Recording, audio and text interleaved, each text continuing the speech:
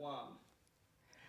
Hello and welcome to this exciting first for the London Sinfonietta, a whole afternoon and evening of live streaming of new music performances, films and conversation, all presented here from the Southbank Centre where the ensemble is resident. Now, ReAssemble Online is the London Sinfonietta's way of welcoming you back to what has been an extraordinary summer for us all.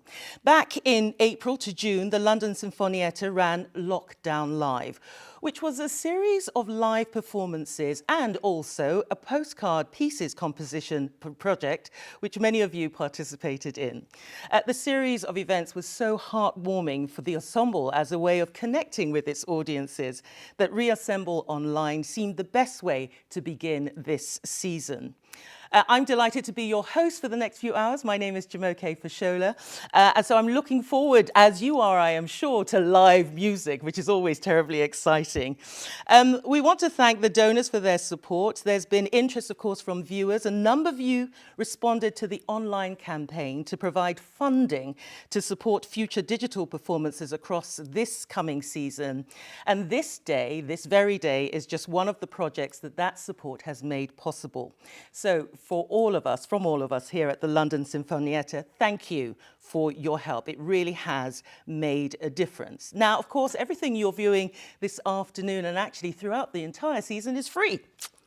Come on, people, we need your money. I'm not even going to lie. So do consider donating to support the ensemble right now to help it and our musicians throughout the coming year, so that as many of you as possible can experience the wonderful music we are going to hear today.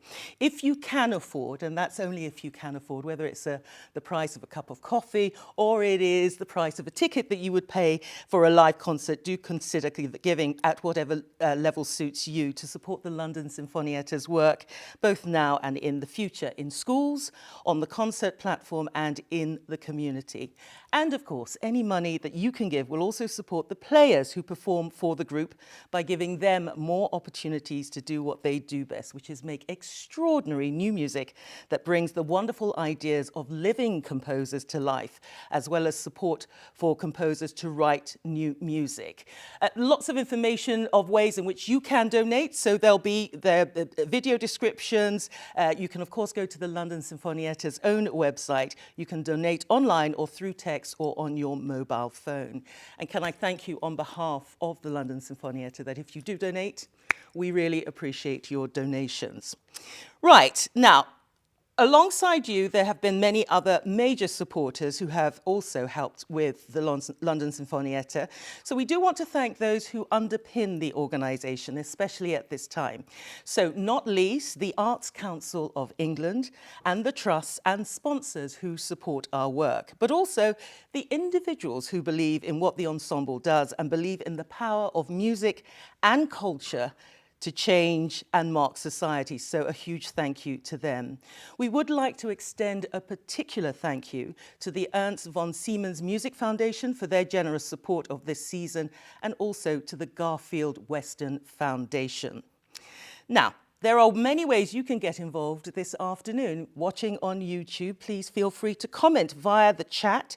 You have to be logged in to participate, but you can then ask questions, which we will do our best to answer here as we go throughout the day. Also, please do subscribe to the London Sinfonietta's YouTube channel to follow more of their videos, or better still, subscribe to the mailing list by submitting your email address. You'll be warmly welcomed by the community, and it's a chance to listen, learn about composers, perform, and if you want to be part of the life and year-round work of this exciting ensemble.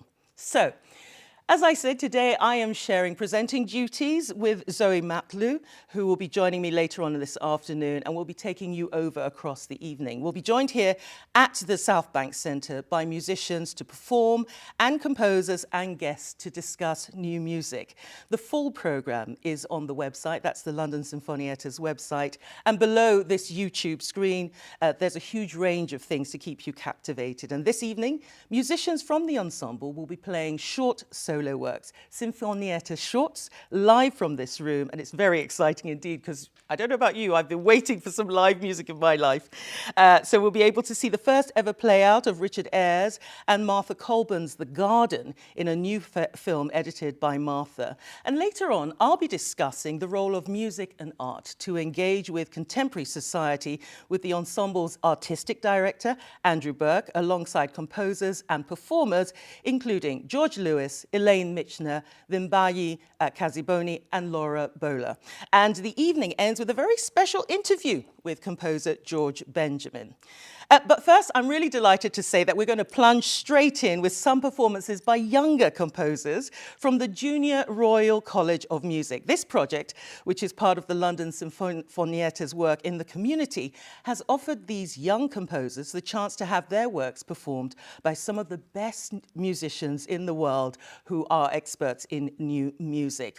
So I'm delighted to welcome now two of them. It will be a world premiere of 12 new works written by young composers studying at the Royal College of Music Junior Department, and they took part in a project earlier this year through a collaboration between the London Sinfonietta and the Royal College of Music Junior Department. They're all under 18.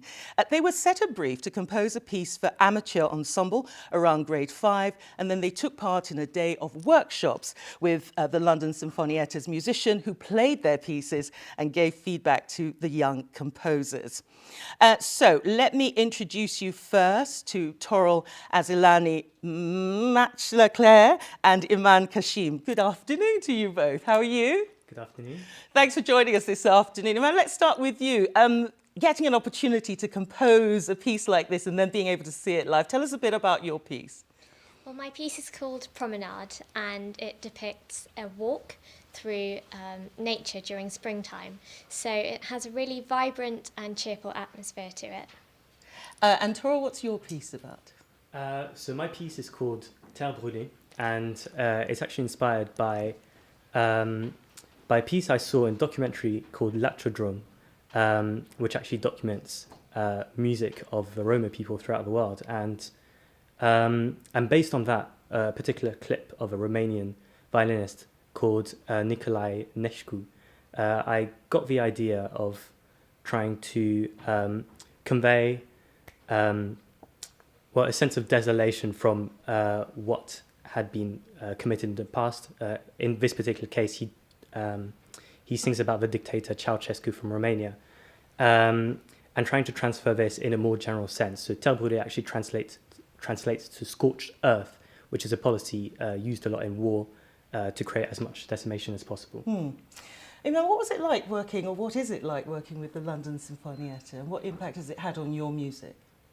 I think it's a really great opportunity to be able to work with live musicians and have your work performed by professional musicians, and it's been a real eye-opener.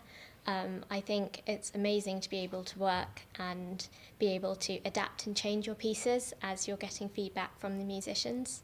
How much was a challenge was it for you, Toril? Well, first of all, of course, I think the main challenges of contemporary music is trying to make it accessible to people. And of course, that's the whole point of COMA, contemporary music for all. Mm-hmm. And so it was, had to really get in a different state of mind to write and to really limit yourself to things which should be possible for, players, of course, not the London Sinfonietta, who are capable of playing literally anything you put in front of them. But I just really love this concept because I'm a champion of contemporary music myself, and I think that one thing it should really work towards is getting it accessible to everyone. And accessibility is a really big thing, isn't it? Because the idea that some people would think, oh, this is not my kind of thing. It's really lovely to see the kind of engagement that we're going to have this afternoon. Is accessibility a concern for you as well? Yes, I think it's really important that everyone sees a value in all types of music. And I think projects that the people like the London Sinfonietta and COMA are doing are really important to try and really get this type of music out to as many people as possible. Do you think this is the beginning of a very long career as a composer? Yes, well, I would hope so. But I'm also studying percussion. That's my principal study. But of course, again, as a percussionist, most of the things I come across will be contemporary. So it very much goes hand in hand, in my opinion. And already the repertoire in percussion is quite limited, so there's still a lot to be. It's very unexplored at the moment. I think that it's really fertile ground for composers to work towards. Well, thank you both. We're really looking forward to hearing your pieces this afternoon. Thanks very much for joining us. Also, we want to say thank you to their composition teacher, Simon Spear, and all at the RCM Junior Department. The London Sinfonietta have really enjoyed working with everybody. So we are going to have live music, and it's my delight to introduce the 1, 2, 3, 4, 5, 6 people in the room. Katie Ailing on clarinet, Catherine Knight on trumpet, Jonathan Morton on violin, Kate Gould on cello, and Andrew Zielinski on piano. And Andrew, tell us about the pieces you are about to play. Well, thank you very much, Jumoké, for your introduction, and welcome to our concert today. Hope you enjoy it. The first piece we're going to play is a very dark, bleak, quite intense piece called Tundra, and it's written by Kevin Sheng.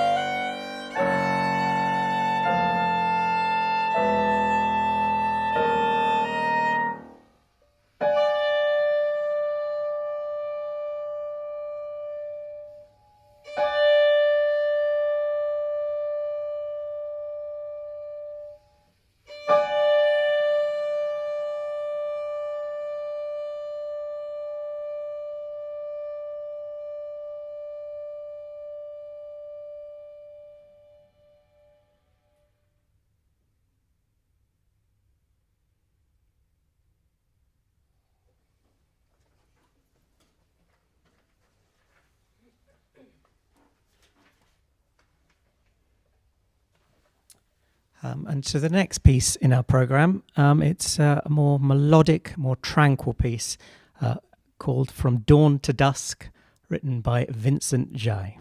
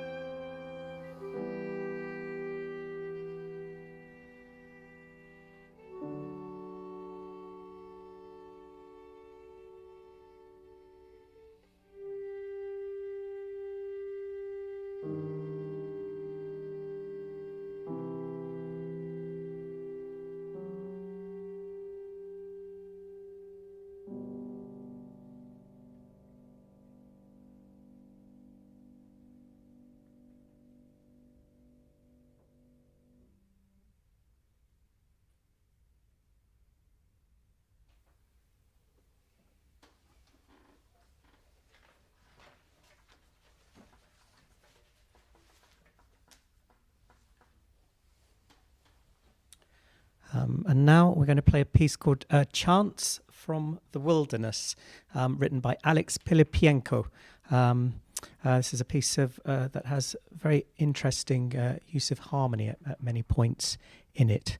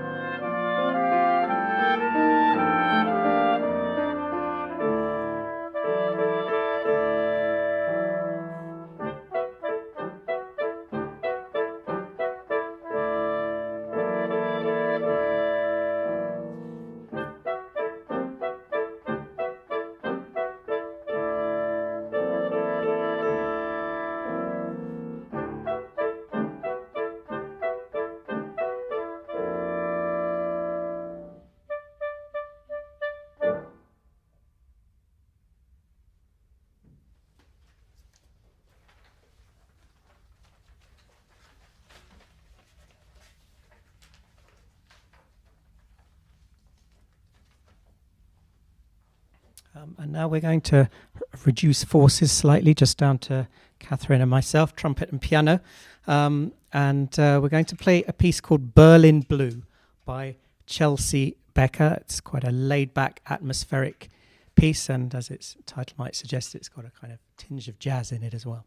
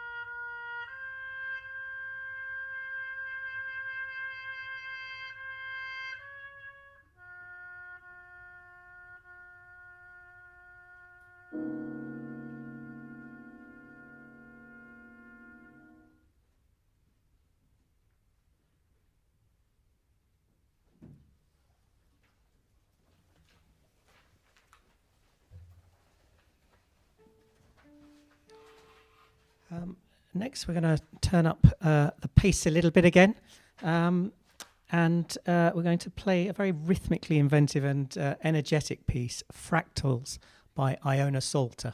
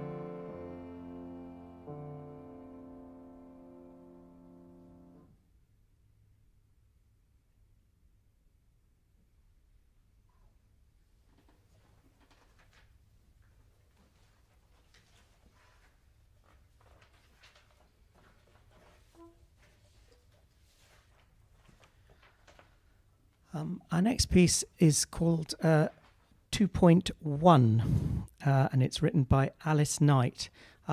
Before we hear it, I've been asked to read the poem that influenced this piece. It's not very long. The poem is called 2.0. And the dedication at the beginning of the poem is for my grandmother. The poem, I should say, is by Lena Norms.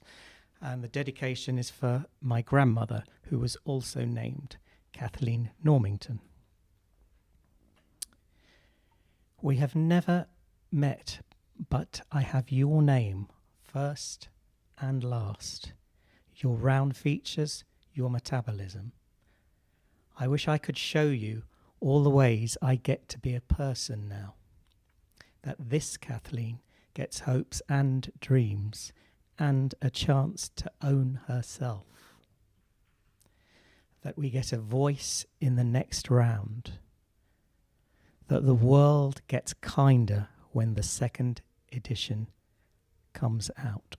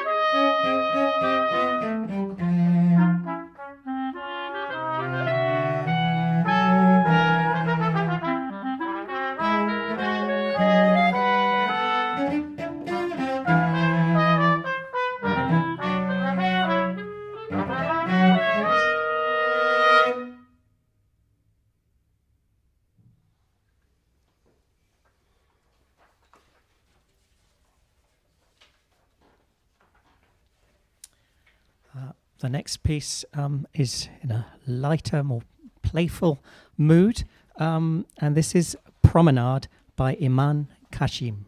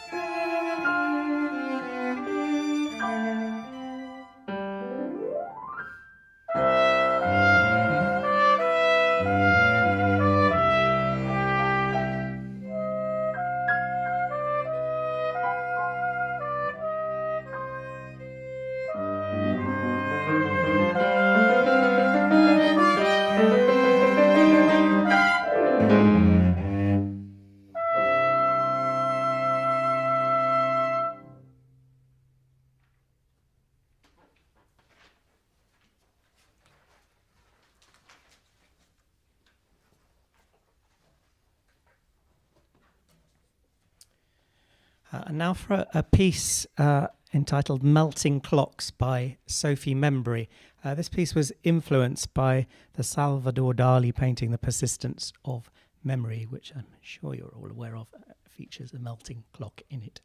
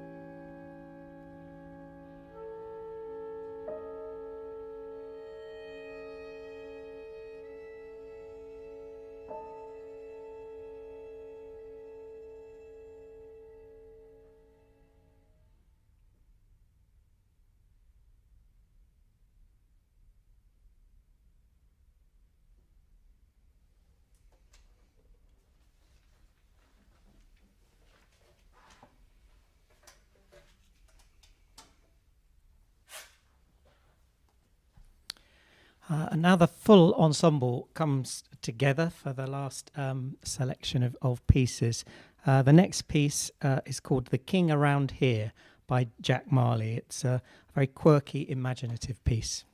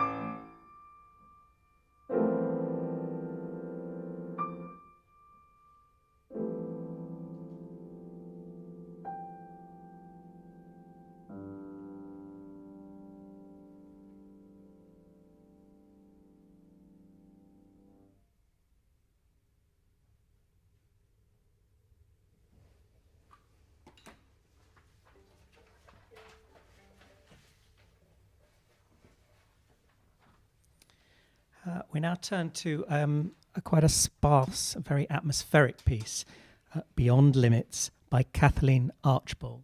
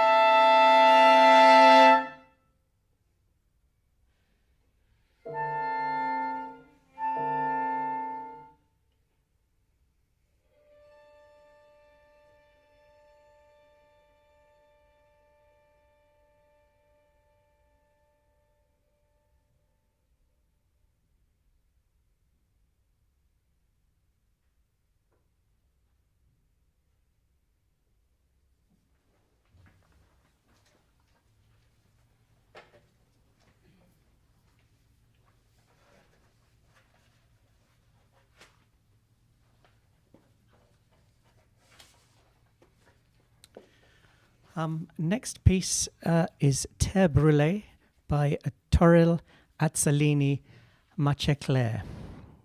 It's a very varied and texturally imaginative piece.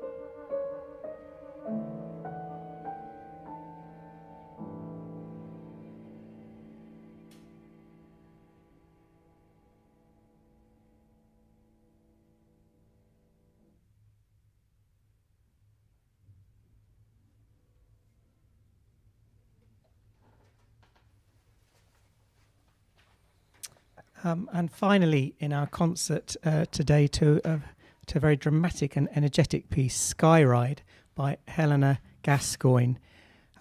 As most of the composers are obviously not here with us physically, just as a way of kind of reaching out to you, we just would like to thank you for your pieces and give you a little round of applause.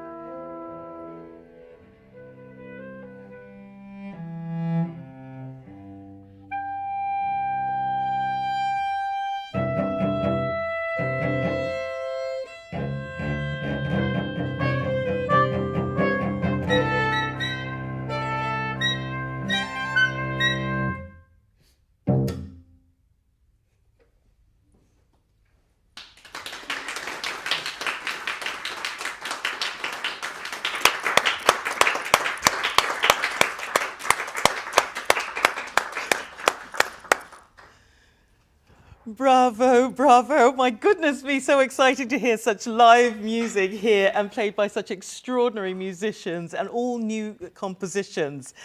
And we're going to continue with live music now here on ReAssemble Live. From April till June 2020, the members of the London Sinfonietta invited members of the public to submit short compositions on the back of a postcard, which were inspired by the pieces of composer James Tenney. Now, submissions combined conventional music notation with shapes and lines and colours and instructions to inspire a performance from a London Sinfonietta musician. There were so many submissions, and there was a premiere of 18 pieces back in the spring.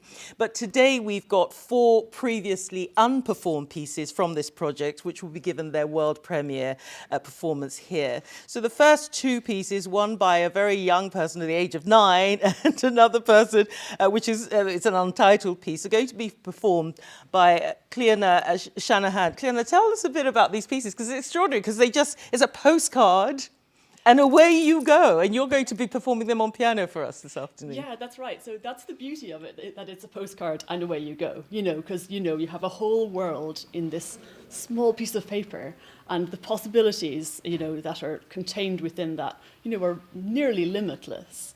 And I'm playing two pieces. They're completely different. The first one's called Climbing the Ladder. And I really love that. It's such a strong image. It's just in, I think it's pencil on paper or else it's pen. It's in black and white and nothing else. And it's a very strong shape made mostly of arrows. And the young composer gives one note. I think it's a note. He writes C. So I'm assuming I'm going to play a C, just, and it's fantastic. It's a real process to be worked out in it. And then the other one, I loved this one because it has a direction in it that says, before playing, breathe, smile, think of Schubert. And, that's what I spend a lot of my time doing, thinking of Schubert. And I thought, oh, yes, my little heart is singing, so I... well, I can't wait to hear them. And I'm going to let you go to the piano. Whilst Cleona is settling down, just to say you will be able to see these pieces that are inspiring this piece of work on your screens. And then we'd also like to hear from you potentially if you are inspired by that piece and you think to yourself, well, I could play that in a different way. We would love to hear your submissions as well. So you're going to hear two pieces first, and then I'll be speaking to another interpreter of the postcards in a few minutes. But first, if you're ready, we will take it away.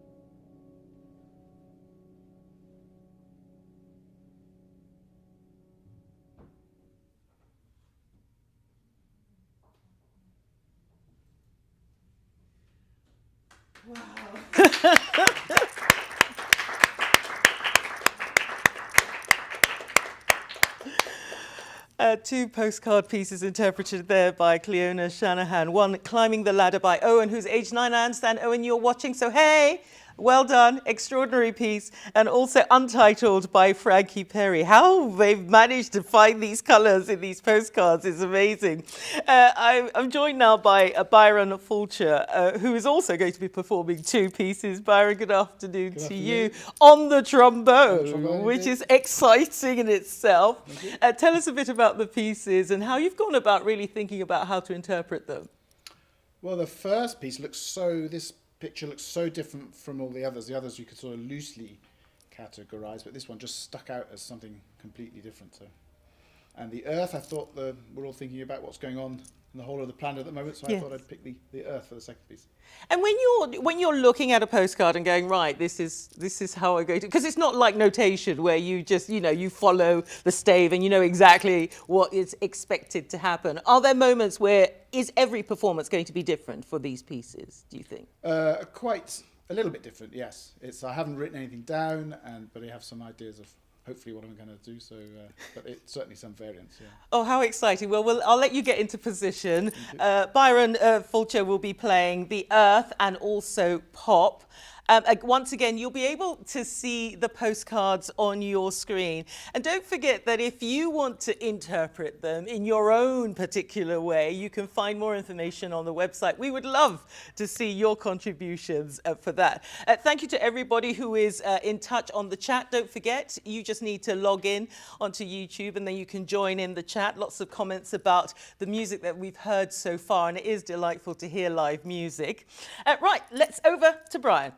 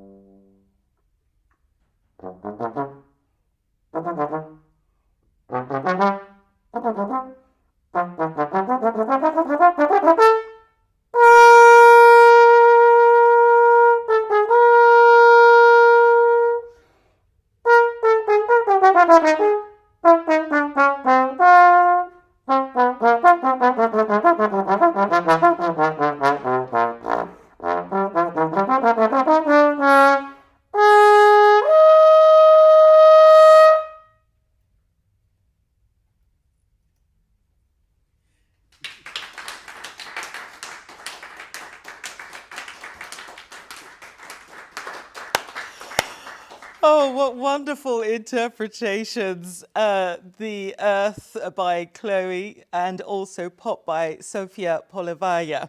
And my thanks to Byron Fulcher for playing those two tunes, interpretations of those postcards. And of course, as I mentioned, if you want to have give it a go yourself, you can find all the postcards online. Now we're going to take a look at our community commissions, which launched earlier this year to offer people the opportunity to nominate someone to be the subject of a new portrait piece commission and to celebrate the amazing members of the public, organisations and communities around us. Let's get some more information now.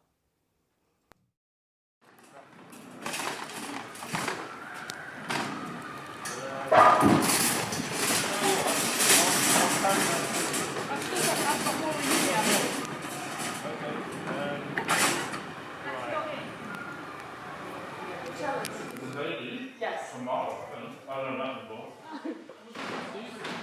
So she's made up and you play? Yes. And a week to practice it. Because I have the flu and I get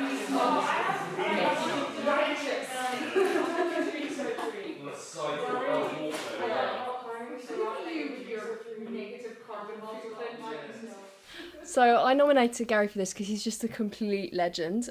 He's basically the brains behind coordinating all the volunteers and making sure we all know what we're doing, which is, I don't know what I'm doing, I just take orders.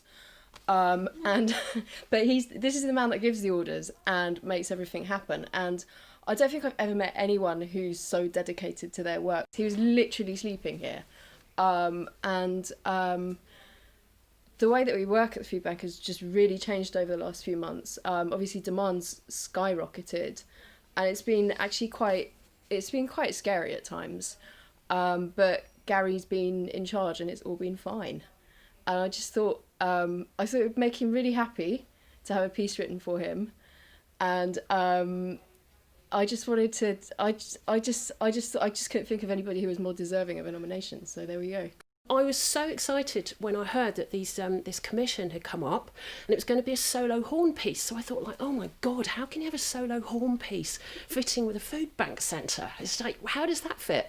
So we got on the phone and I wanted to find out a little bit more about Gary. And it turns out that Gary was a choir boy. At some point, I know, people didn't realise that. But also likes lots of different kind of music and shares with me a love of funk music. So what I thought is, like, how can you make the horn funky?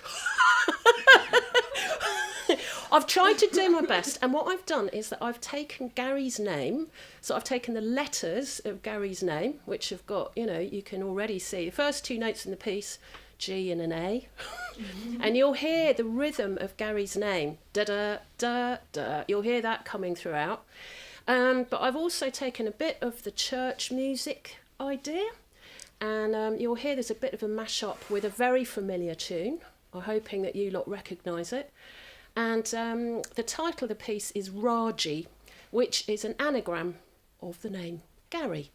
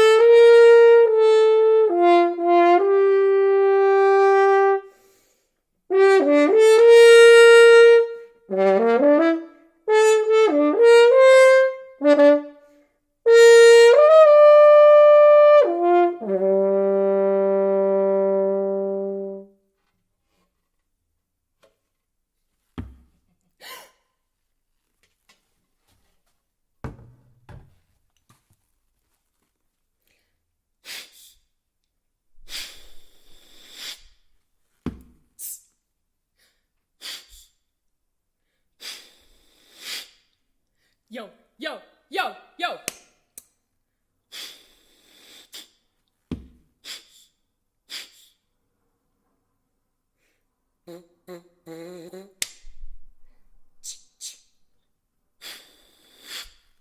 Hey!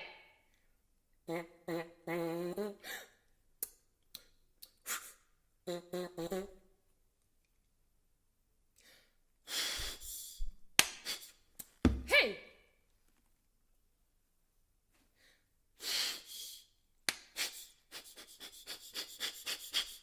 Ho!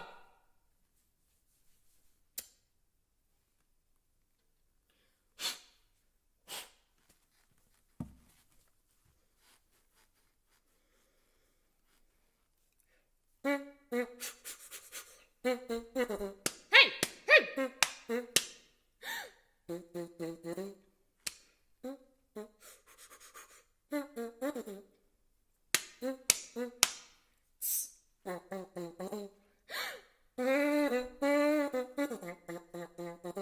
Hey!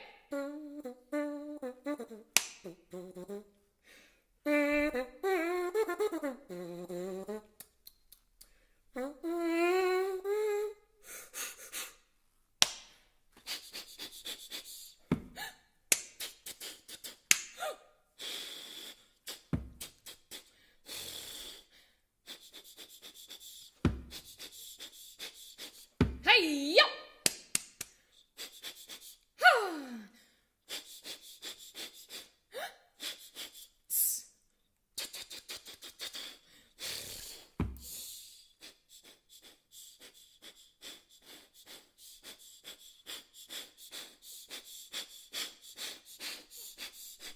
Hey, yo! Yeah! You! Yo! Hey, yo! Yeah! Foo! Yo!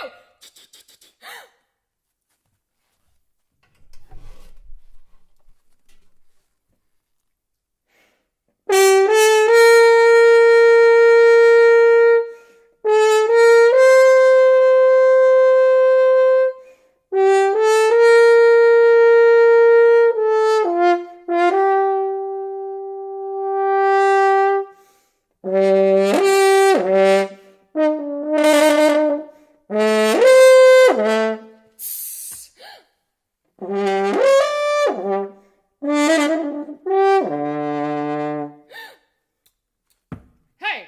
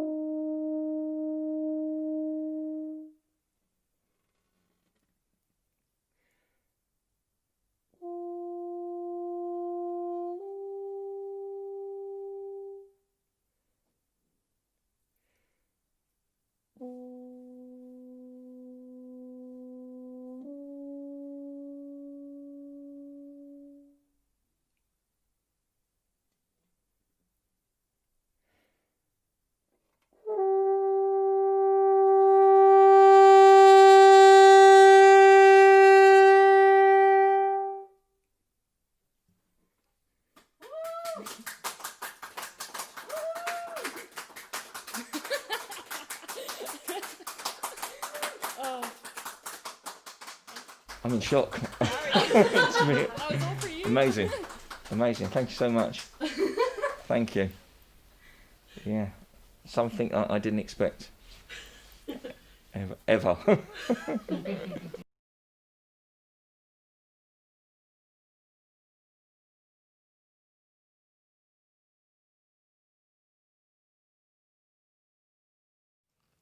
I love the fact that music can be taken to all different places, all different venues. That's the beauty of contemporary music, and that's the beauty of the kind of work that the London Sinfonietta does. And of course, go to the Community Commissions page on the website.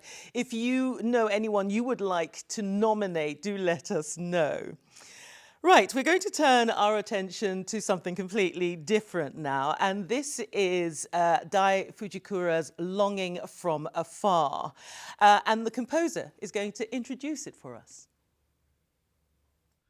So, Longing from Afar, this piece I wrote around mid to end of April, and those time I remember we were middle of lockdown and well, everywhere. I think people were stuck at home. All these great musicians had to stay at home, and my friend conductor Kazuki Yamada, he called me to ask if I can write music which can be performed through Zoom, and I thought that was interesting. And but I mean, there's several things I have to think about because there will be internet latency, and I wanted to make sure that the wanting to be together, wanting to play together, but not together in results, but also it makes sense musically. And I never wrote such piece before, so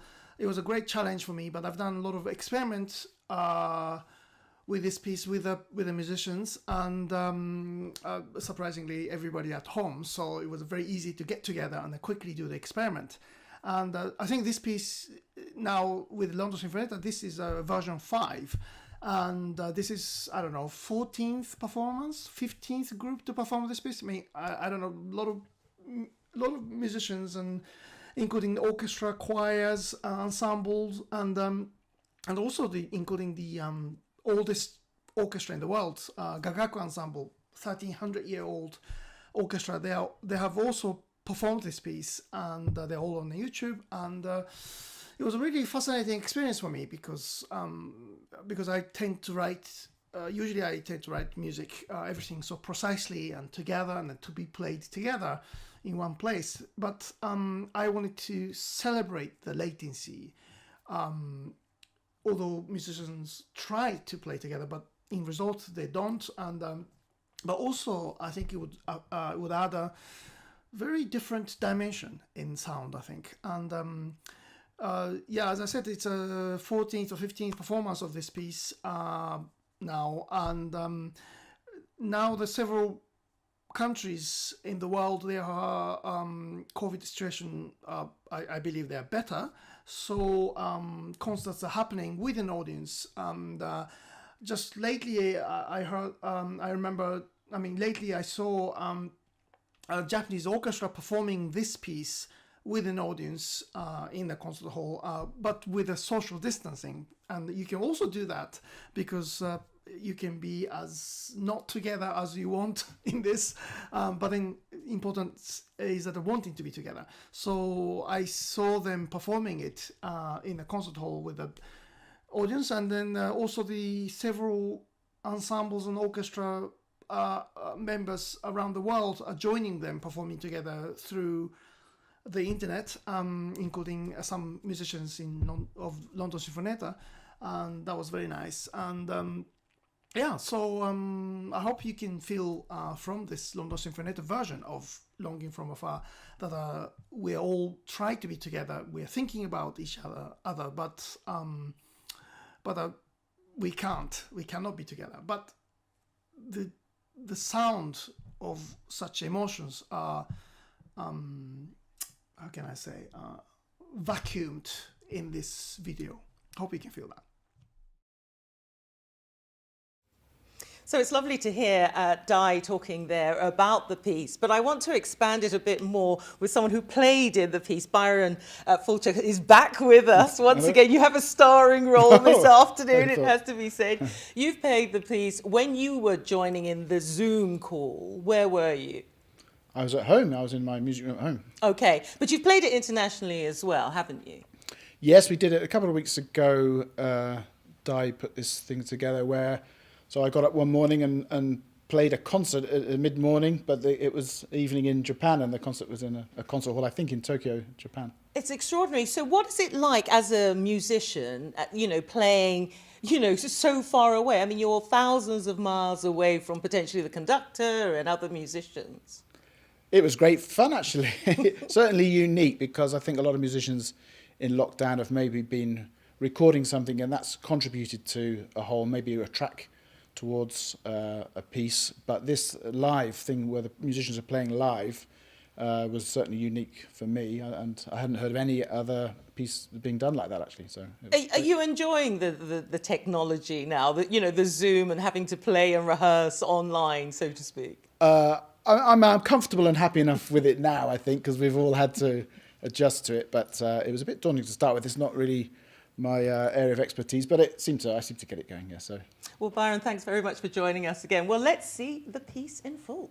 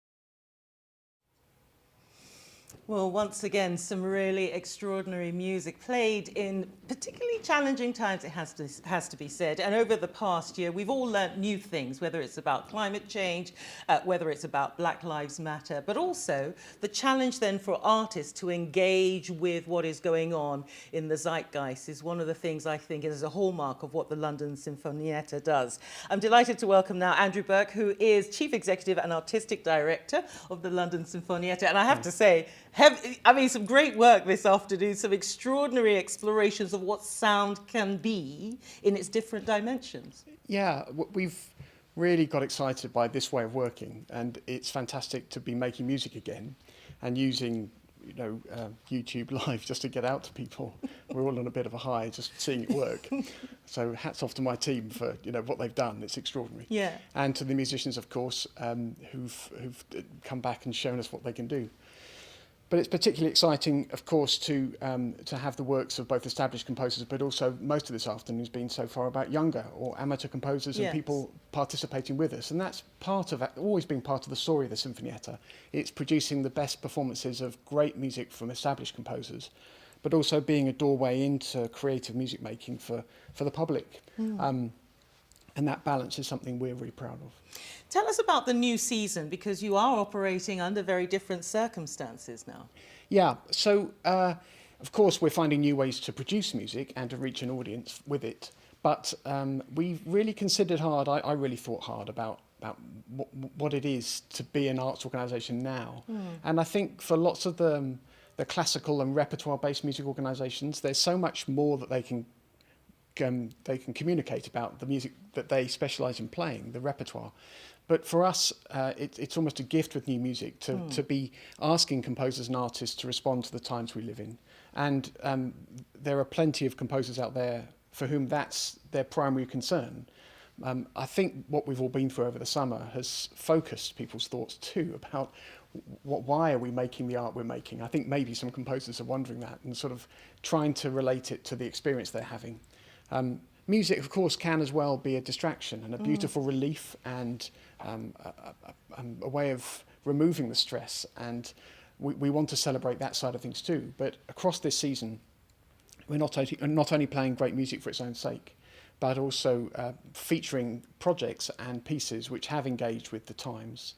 The concert on Wednesday, called Yet Unheard, features music by only black composers, which is kind of not before time, given the number of years the Sinfonietta has been going and the number of concerts we've played music by only white composers and only men as well. I mean, we're trying to rebalance that aspect of our programming.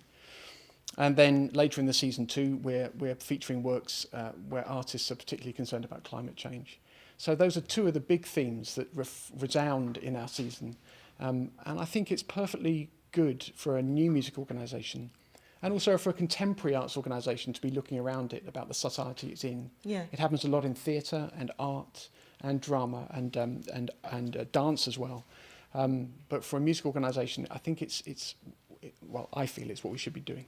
And also, I suppose it's really important not only to see or hear these new pieces of work and the canon, but also to find a way of engaging audiences that won't necessarily know about this music, so new audiences in a way. That must also be part of your desire to expand what you do. Yeah, it is. We've just launched, in January this year, we launched our channel, which is, we've rather ambitiously called our Netflix for new music, which, of course, if it can grow to that, nice would be very proud. Nice tagline, yeah. Completely overly. Do you claim ownership? Exactly. But the good thing about it is that we're now discovering that we have a way of thinking about communicating which we didn't have before. It's not just playing music at people, but engaging in a dialogue about it. So even just the feedback on the chat on the YouTube channel today is exciting in a way.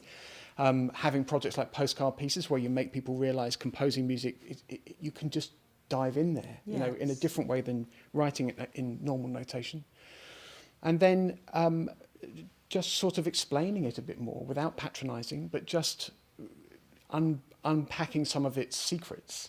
And like any great art, sometimes you don't need to explain anything either. You know, it just grabs people and they're curious and fascinated. But if people want to know more, we'll carry on making programs about the music as well as performing it live. Andrew, thanks ever so Not much. at all. We're going to explore a bit more about the current season now. And one of the aspects, as Andrew mentioned, was about climate change and composers' responses to climate change. I was fortunate enough to catch up with Laura Bowler earlier in the week, and this is how our conversation progressed. I wonder if you can start by telling us about how your interest in climate change began, because I know you've been to the Antarctica. Yes, that's true, I have.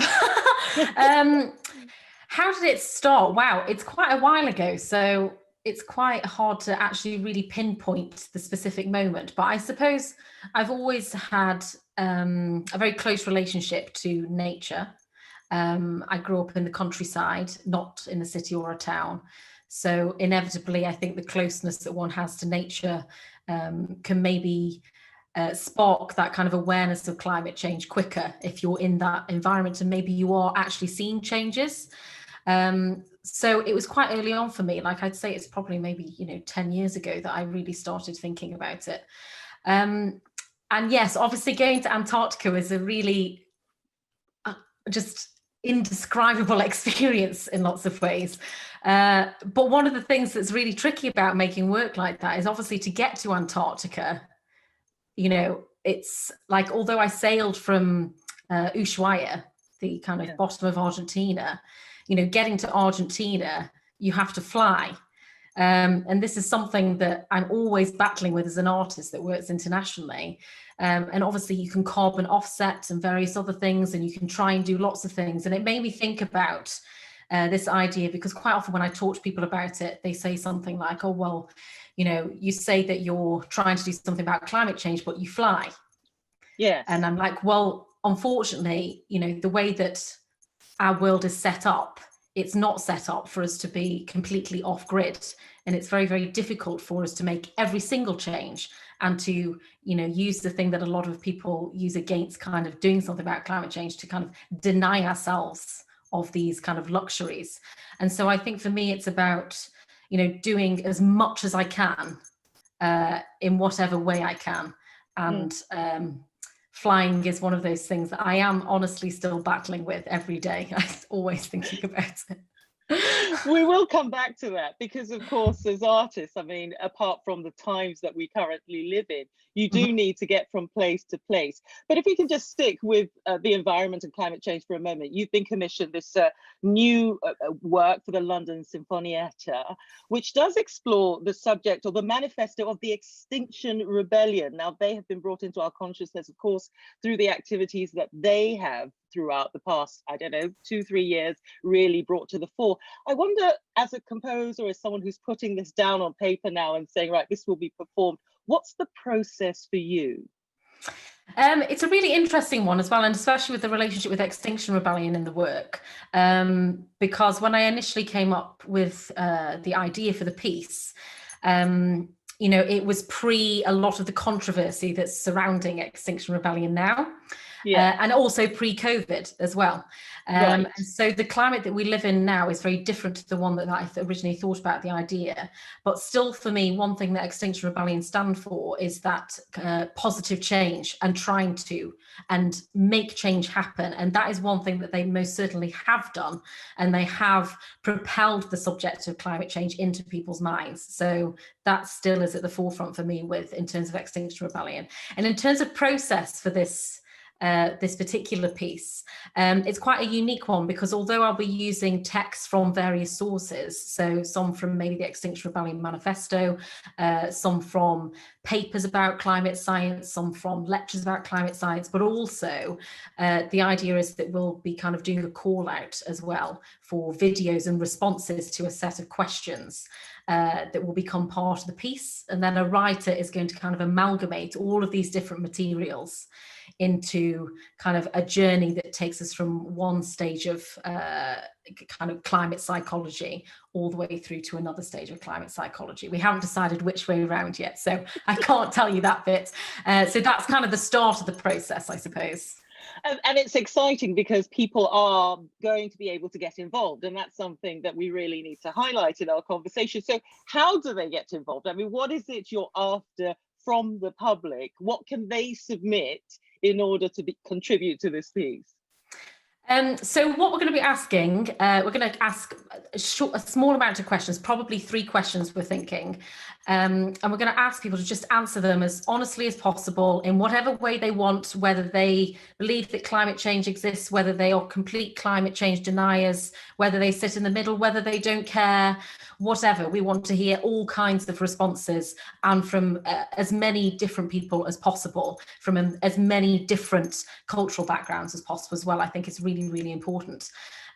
So that we get a really kind of diverse array of responses. That's the hope. And these responses, they can be in the form of a voice note recorded on your phone, or a self-tape almost would be fine. And then they're going to form part of the actual work and feature in the work. So that's that's what you're hoping for. Well, I'm sure Yes. that people will be like, oh, let me get my point of view across. Exactly. Everybody will be saying that. I wonder what you think about the now and the role of the artist now, being able to communicate what's going on around us, because it's not just about the exterior anymore, is it? The artist is also, and I use the artist very loosely, you also having to confront what makes them the artist, particularly in often at the moment, for many artists, they don't even get the opportunity to perform. Yes, well, I think for me, if I'm totally honest, I have this wonderful thing called like artist guilt. That's what I like to call it, where I feel unbelievably privileged to lead the life that I lead as an artist. And I feel a real sense of responsibility to use what I do to try and communicate change, or to try and provoke change, or to try and create a situation where conversation is possible, a dialogue is possible. I kind of see that as my role. And so I actually find it very difficult not to think about those things. And I think that doesn't mean that I absolutely love lots of artists' work that is more abstracted, I say, and is less kind of connected to, less directly connected to the human experience, or sociopolitics and things like that. But for me personally, it's the driving force behind all of my work. So. Well, good on you. So let's come back to the idea of travel. Because I want to explore your guilt a bit more about having to get on a plane. Well, at the moment, you probably, you've got less guilt because you haven't had to travel that much, one presumes. Yes. But it will start up again. And the London Sinfonietta, big orchestras, big bands, all of them have to travel. And the idea, I think it was it was Aretha Franklin who wouldn't go by air. She would only go by sea, but that's only because she didn't like flying. It's a very different thing. What do you think the solutions are potentially for this? Well, I think the solutions are inevitably in one technology. I think that has to be a solution. And I think one of the wonderful things that might come out of this period is that people will hopefully fly less for meetings. Like people won't fly for meetings, people will do them on Zoom, for instance. And that doesn't say that obviously in person is always a more wonderful and rich experience, but I think that it's one of the sacrifices that hopefully will be made a bit more. For myself, it's definitely the flying thing is the kind of crux of the problem for me as an artist. And obviously you'll understand that because, I don't think I'm in a position to turn down work that might be abroad. So, but I am taking quite a radical action on this. Oh, go on, tell us about it. Which I suppose is a little bit like Aretha in some ways, which is I'm training to do my yacht master, which means hopefully in years, it will take me years, hopefully, in the next kind of 5 years or so, my plan is to try and sail as much as possible if I'm traveling to Europe. For instance, a lot of my work is in Norway and it's really, really difficult to get to Norway and to certain parts of Norway without flying. It's really hard. And so I think it's, and like even when I traveled to Dublin earlier this year, I caught the ferry. And I still worked out kind of the carbon footprint of me traveling by ferry really wasn't that great, and it's not good for the ocean either. So it is really tricky trying to manage all of these kind of problems. But I think the important thing is that it's not going to kind of, we don't have to do everything. Each individual person doesn't have to do everything. If you can do, even if you're just recycling, it's something. And I think that's what I'm kind of holding on to, and that I'm hoping that this piece encourages people to do, because it can be very, disheartening, and there's a lot of distress and anxiety surrounding climate change. And I think people can feel helpless. And so I think what I'm trying to get across is that actually, doing even the smallest thing is incredibly important. And as many of those small things as you can do, the better. Well, I think what's lovely about hearing you speak about this is that the piece is not just going to be about, pie in the sky. It is actually something you're trying to authentically live through. And I'm sure that will come through the piece as well, which is really, really exciting. And I mean, that leads me to my final question, which is about the artist's role in all of this, the challenge of trying to live authentically, of trying to be the best artist you can be, and then at the same time trying to make a living, I suppose, and trying to balance all of those things. Give us some final thoughts on that. I am always thinking about this, because I'm always constantly, like, a lot of the works that I make are very socio-political, and you kind of have to, you're almost living it, you're living your work. And so, like, if you do anything that kind of goes outside of it, like, you become this awful hypocrite. And so, it is something that I'm very aware of. But at the same time, I only make work about things that I feel incredibly strongly about. And so the truth that's in the work is a truth that I'm trying to live. So I quite often, they're always aligned. Like, it's never that I'm trying to present something that I'm not attempting at least to do myself. And of course I will make mistakes, and of course I'll fail in lots of ways, but I think it's the attempt that is important, and just trying to do the best that you can in these multiple areas that I'm trying to communicate, I think. Laura, thanks ever so much. Thank you.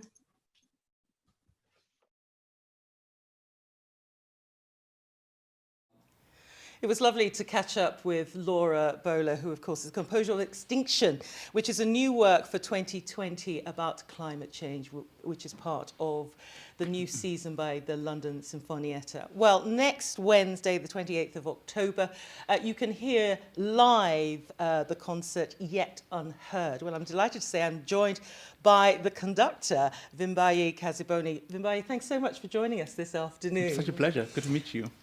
Yet Unheard really focuses on Black composers. Where do they sit in the canon, in your opinion, of contemporary music right now? Well, in art form, we do have quite a long way to go in giving voice to everyone. So I think part of the objectives, part of the mission of such projects is to make sure that we're giving representation to groups that have not had a voice in our art form. So I'm very proud with this program. What Elaine and George have done is get composers, Black composers who represent different parts of the Afro diaspora, and beyond that, who represent a wide range of aesthetics and a wide range of political engagement, from the implicit to the explicit. And so this is quite exciting, because it's an opportunity, it's a platform to get Black composers who have historically been underrepresented, and from a wide range of backgrounds. So it's quite exciting. And what is it like? I mean, we are living through this era now where Black Lives Matter is not something in the background. It is something that seems to be at the forefront of most people's minds, and certainly most organizations' minds. That idea of representation. As someone who has worked in contemporary music for a long time, and you've worked for so many different orchestras and symphonias and all of that kind of stuff, what is it like for you seeing that change? Well, at long last, there is a response. It's hard not to respond. It'll be difficult for any institution to try to ignore what's happening in society. This is quite the role of art, at least in my view, is to represent society, to mirror what's happening in society. And beyond that, in a more aspirational way, the role of art is to express an idealized version of the world. And I think this is what such programs do, is they're trying to represent what we can only try to aspire for.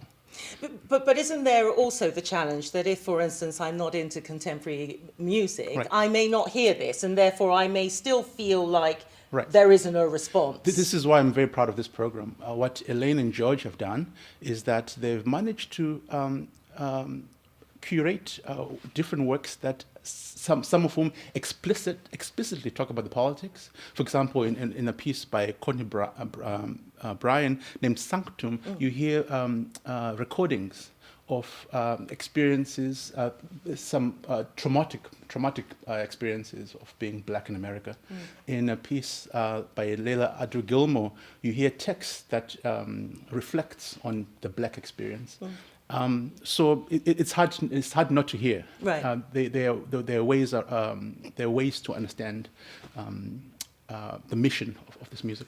And we will hear from George E. Lewis in just a moment, because I caught up with him earlier in the week. But I wonder, just take us through your own journey as a conductor. I mean, was this your, what did you go, right, I want to be a conductor, or was it a sort of happenstance? Yes. Well, I was always very passionate about music growing up. I was born in Zimbabwe, and grew up there. And very early on, I was always singing, playing music. I had a very natural passion for it. And when I moved to the United States when I was around 13 or so, and I discovered the orchestra, I realized at a certain point, at a very traumatic time in my life, actually, I realized that what the power of music is. And when I was watching an orchestra performance, I realized that the center of the music is somewhere around the conductor. So I figured I want to be there. And the rest is history, I suppose. And I recall seeing Gustavo Dudamel conduct, Yes. A really young orchestra. Right. And I'm struck by the need for people to engage at that age. I mean, you talked about the age of 13. Right. This is it's a really key moment, isn't it? Right. That's crucial. And George speaks very eloquently about this subject, about the need for an early exposure. The need to address the myth of absence, the myth that we don't exist. Yes. But we're right here and we do this work. So that was one of the issues growing up, not seeing myself within the orchestra, not seeing people who look like me or who might have similar experiences for me. But that's something that I think we have to address, and you're starting to see more and more of an effort from different institutions and different educational platforms. Have you ever had to then, because let's be realistic, a lot of orchestras, certainly contemporary music orchestras, will be predominantly white, or etc. So what is the challenge for you then as a conductor coming to the podium and saying, right, I'm in charge here? Right. Is there have you ever had to have that kind of dialogue? Of course. Oh, you have? Oh, it's tough being a young conductor to begin Yes, with, of course. trying to find your voice and trying to get a certain artistic power.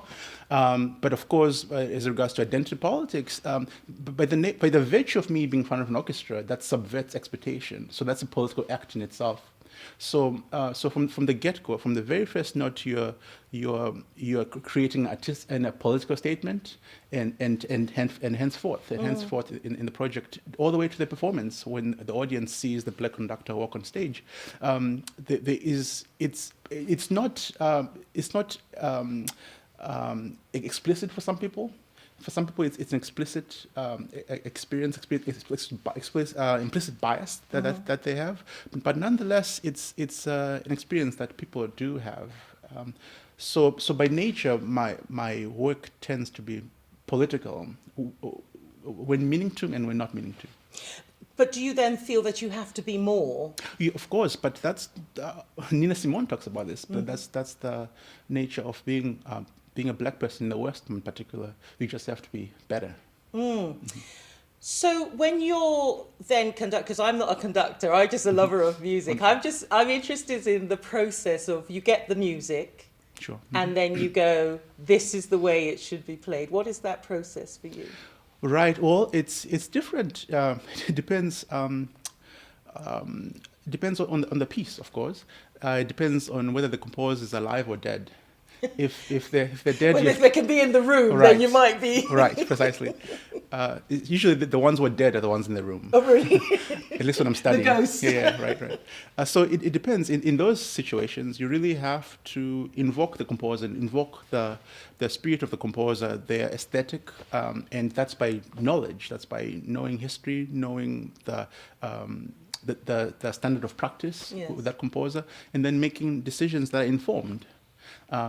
Informed from intellectual perspective and also from an emotional perspective. But I specialize in music by composers who are alive, whom I can give a phone call to. And do you actually call up and go? Absolutely, yeah. Do you really? And that's more fun. When I'm in a bind, it's fun, and we end up talking for hours about one passage, and that's so by nature that becomes a collaborative experience, which is for me is a very welcome aspect to my work. And what the London Sinfonietta is doing in this new season is really important. But it also strikes me that one of the things that needs to be also embraced is the notion that music has no colour, so that you're listening actually not because it's a black composer or a white composer, you're listening because it's a really great piece of music. And that's really important, isn't it? Absolutely. But if you listen to activists, black activists who talk about these issues in particular, they say that color is a thing until it's not a thing. So as long as we are unrepresented in these institutions, then color is an issue. It's the point in which all voices are being heard. Is that the point in which we can ignore that color? So the idea of color not existing, I think, is a farce, because it does exist, and we see that in how people experience life, how people who are generally underrepresented, how they experience their lives. So it's very apparent. It's something that we must address to get to a point, to this idealized, to this utopic world in which it doesn't matter anymore. Well, I'm really excited to see what happens at the concert next Wednesday. Thank you ever so much for joining us. Such a pleasure. So I'm talking there to Vimbayi Kaziboni, who's the conductor of Yet Unheard, which happens next Wednesday. Well, I did catch up with the co-curator of that concert, also composer, George E. Lewis, and this is how our conversation went. So, George, it's lovely to have you with us. Let's start off, really, with music by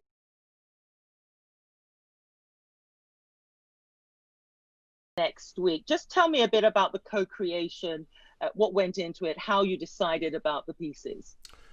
Well, the first thing to think about really is, why do the theme at all? And for the past couple of years, I've been writing about Afro-diasporic contemporary classical music as being kind of a problem area within contemporary classical music. In other words, we're not hearing any of that. And even though the music of Afro-diasporic composers since 1950, I mean, there's a multi-generational practice. North America, South America, Europe, the UK, Africa, Scandinavia. But in a New York Times article I wrote in July, I said that there was a cone of silence that's hanging over this work. And so this concert, I think, is part of our way of lifting that cone of silence. And of course, we have to think about that in the context of the Black Lives Matter movement. But long before that, maybe as far back as the 1980s, my musical mentor, Muhal Richard Abrams, co-founder of the Association for the Advancement of Creative Musicians, he made this incredible statement. He said, well, we know that there are different types of black life. And we know, therefore, that there are different kinds of black music, because black music comes forth from black life. So I take that to mean it's not just black lives, but also black liveness. And I take some of that from Bell Hooks' ideas on live art and black music. So for me, a failure to hear these black voices and experiences, it's a form of sensory deprivation. And it's also an addiction to exclusion. And like a lot of addictions, it ends up killing you or impoverishing you. So I felt that this is the basis on which I took part in this and the basis on which I, along with Elaine Michener, curated the event. And one of the pieces in it is your piece, Assemblage. Tell us a bit about what we can expect. Well, you know, I did that under protest. I mean, they were very nice to do that. You know, you don't curate yourself. That's kind of...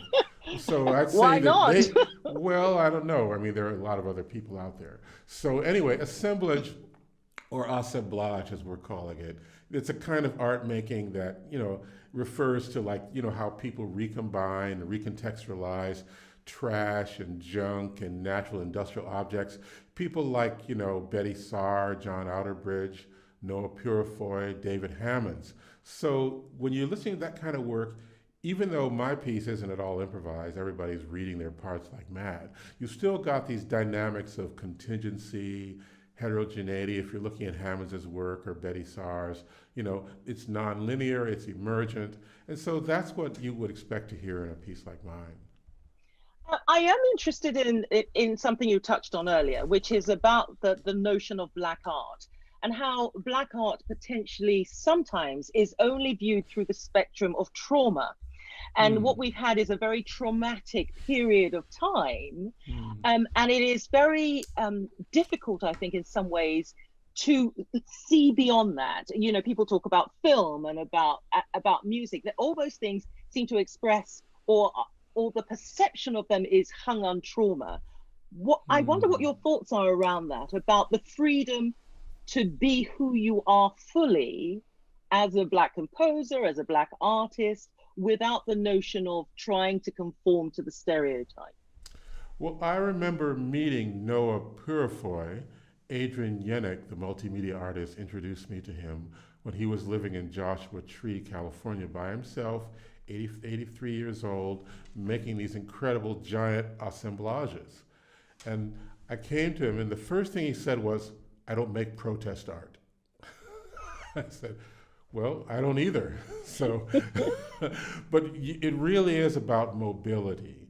Although one shouldn't shy away from trauma. For example, I think Hannah Kendall's work for Dala deals with a very difficult period in the British West Indian Regiment, where basically they were sent out on this voyage from the Caribbean to England without the proper outfitting of the ship, and some of them died, and many of them were disabled. So we don't want to shy away from these things, but we don't want to be overdetermined by them either. I mean, there's a lot of, joy in Black life, right? We can expect a complete panoply of emotions and standpoints and points of view from Black music as from any music. And so what we want to do is we want to just, instead of prejudging or overdetermining or generalizing, you can't do that. There's just too much out there. So what you want to do is you just want to just listen to a lot of it. And then after a while, you start to see that it's just like any other music, that people are expressing their dreams and hopes and aspirations, and they want to be mobile, and people don't want to get stuck in one place.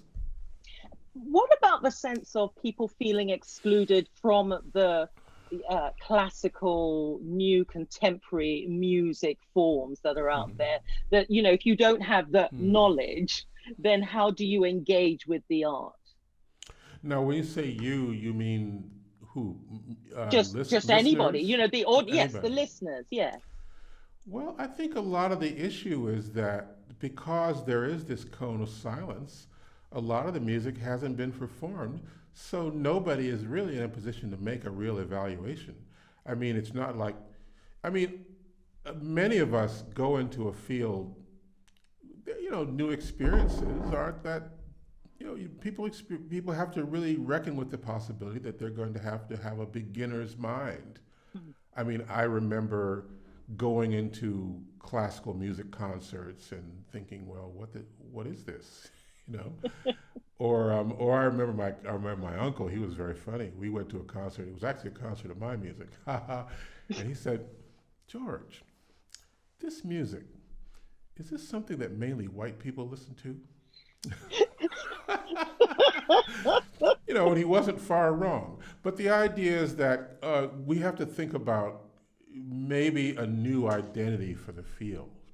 And when you have that kind of new identity, then that draws in people who are normally thought of as excluded. But of course, the field has to make the effort. You know, we need new curators, maybe we need new, not just listeners, it's not their fault.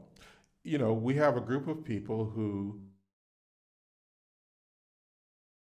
have been, and maybe they didn't include these Afro-diasporic composers, but yet the presumption was that this was the best that's been listened to and heard and composed over the years, and all of a sudden there are all these other people knocking at the door and their music is good too.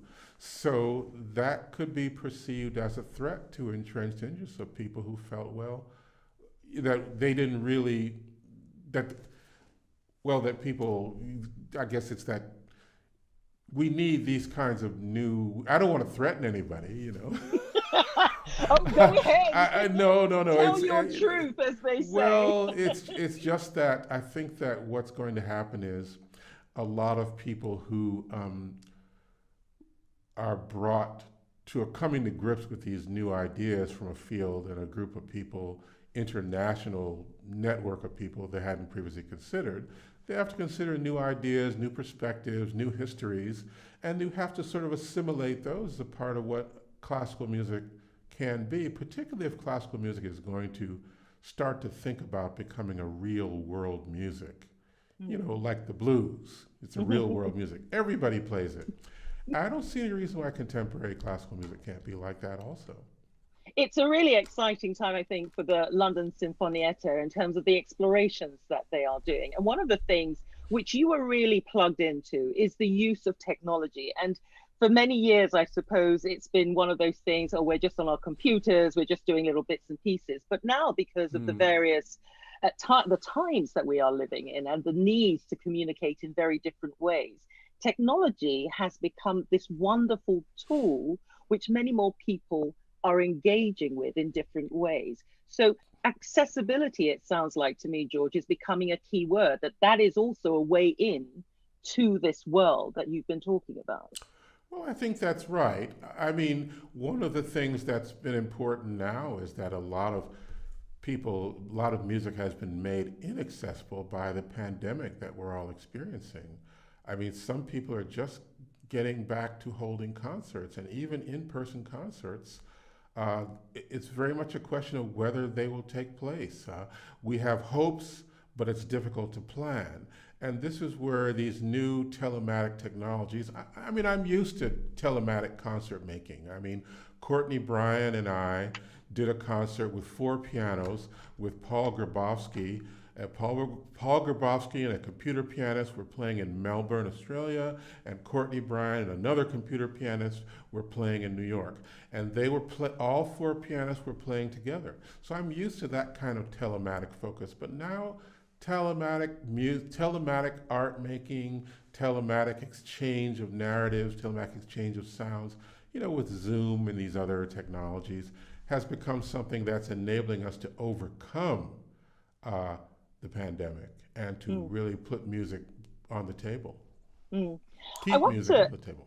Keep music on the table, absolutely. I also, just in the concert that's coming up next week at the London Sinfoniettas, this concert, Yet Unheard, one of the things I'm really interested in hearing is about this holiness preaching tradition. And it's Courtney Bryan's. Tell us a bit about this piece, because I'm fascinated to know a bit more about it. Well, I wish Courtney were here to tell us about it. I mean, Courtney's work, like, let's say, Layla Aldu-Gilmore's, is very much connected with Black Lives Matter, but also with police brutality.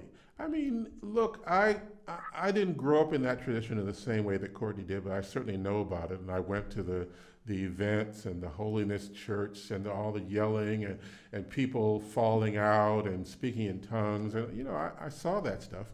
And so, but she relates that to modern protest chants, which I think is very important. In other words, it's not so far away.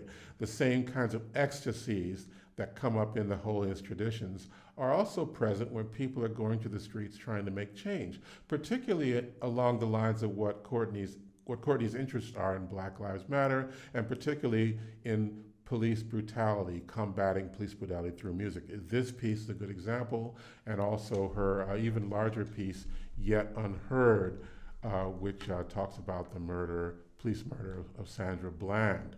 So I think that in a sense, faith, as it was for Martin Luther King and Fred Shuttlesworth and C.T. Vivian and all those preachers, faith can become a way of combating these issues, a way of making change. And so I think Courtney sees that. And this is what the piece, at least part of what the piece means to me. What do you think is the role of the artists now, in this age, in this era, given everything we're currently going through?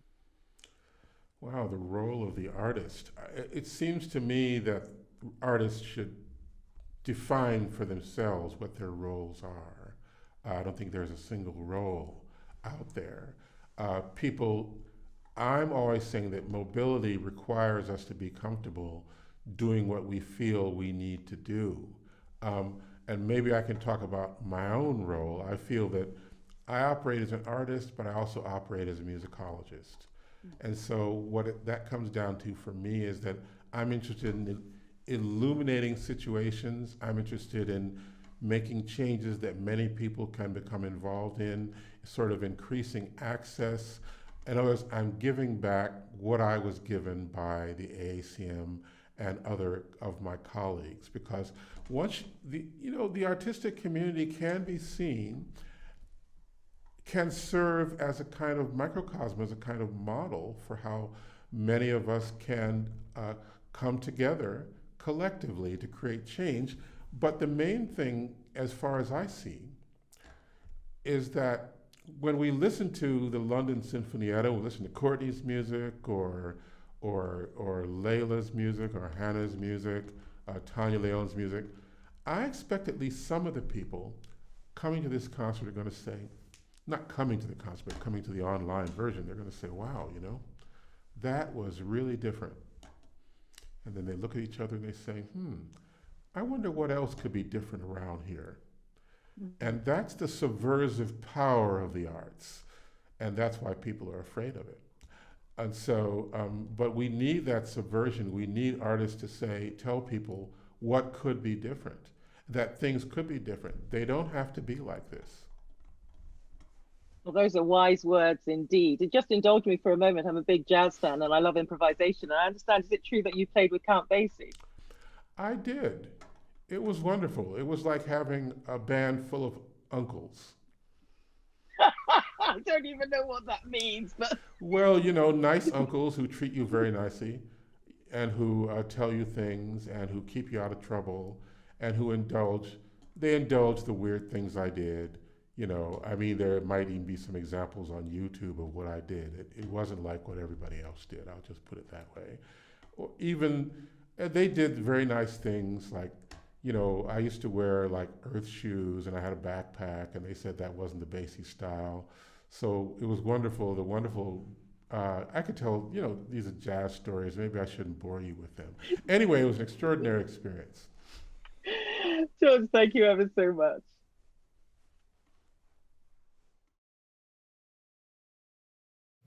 It was so lovely to catch up with George Lewis, who is a composer, obviously, and co-curator of Yet Unheard concert, which happens next Wednesday.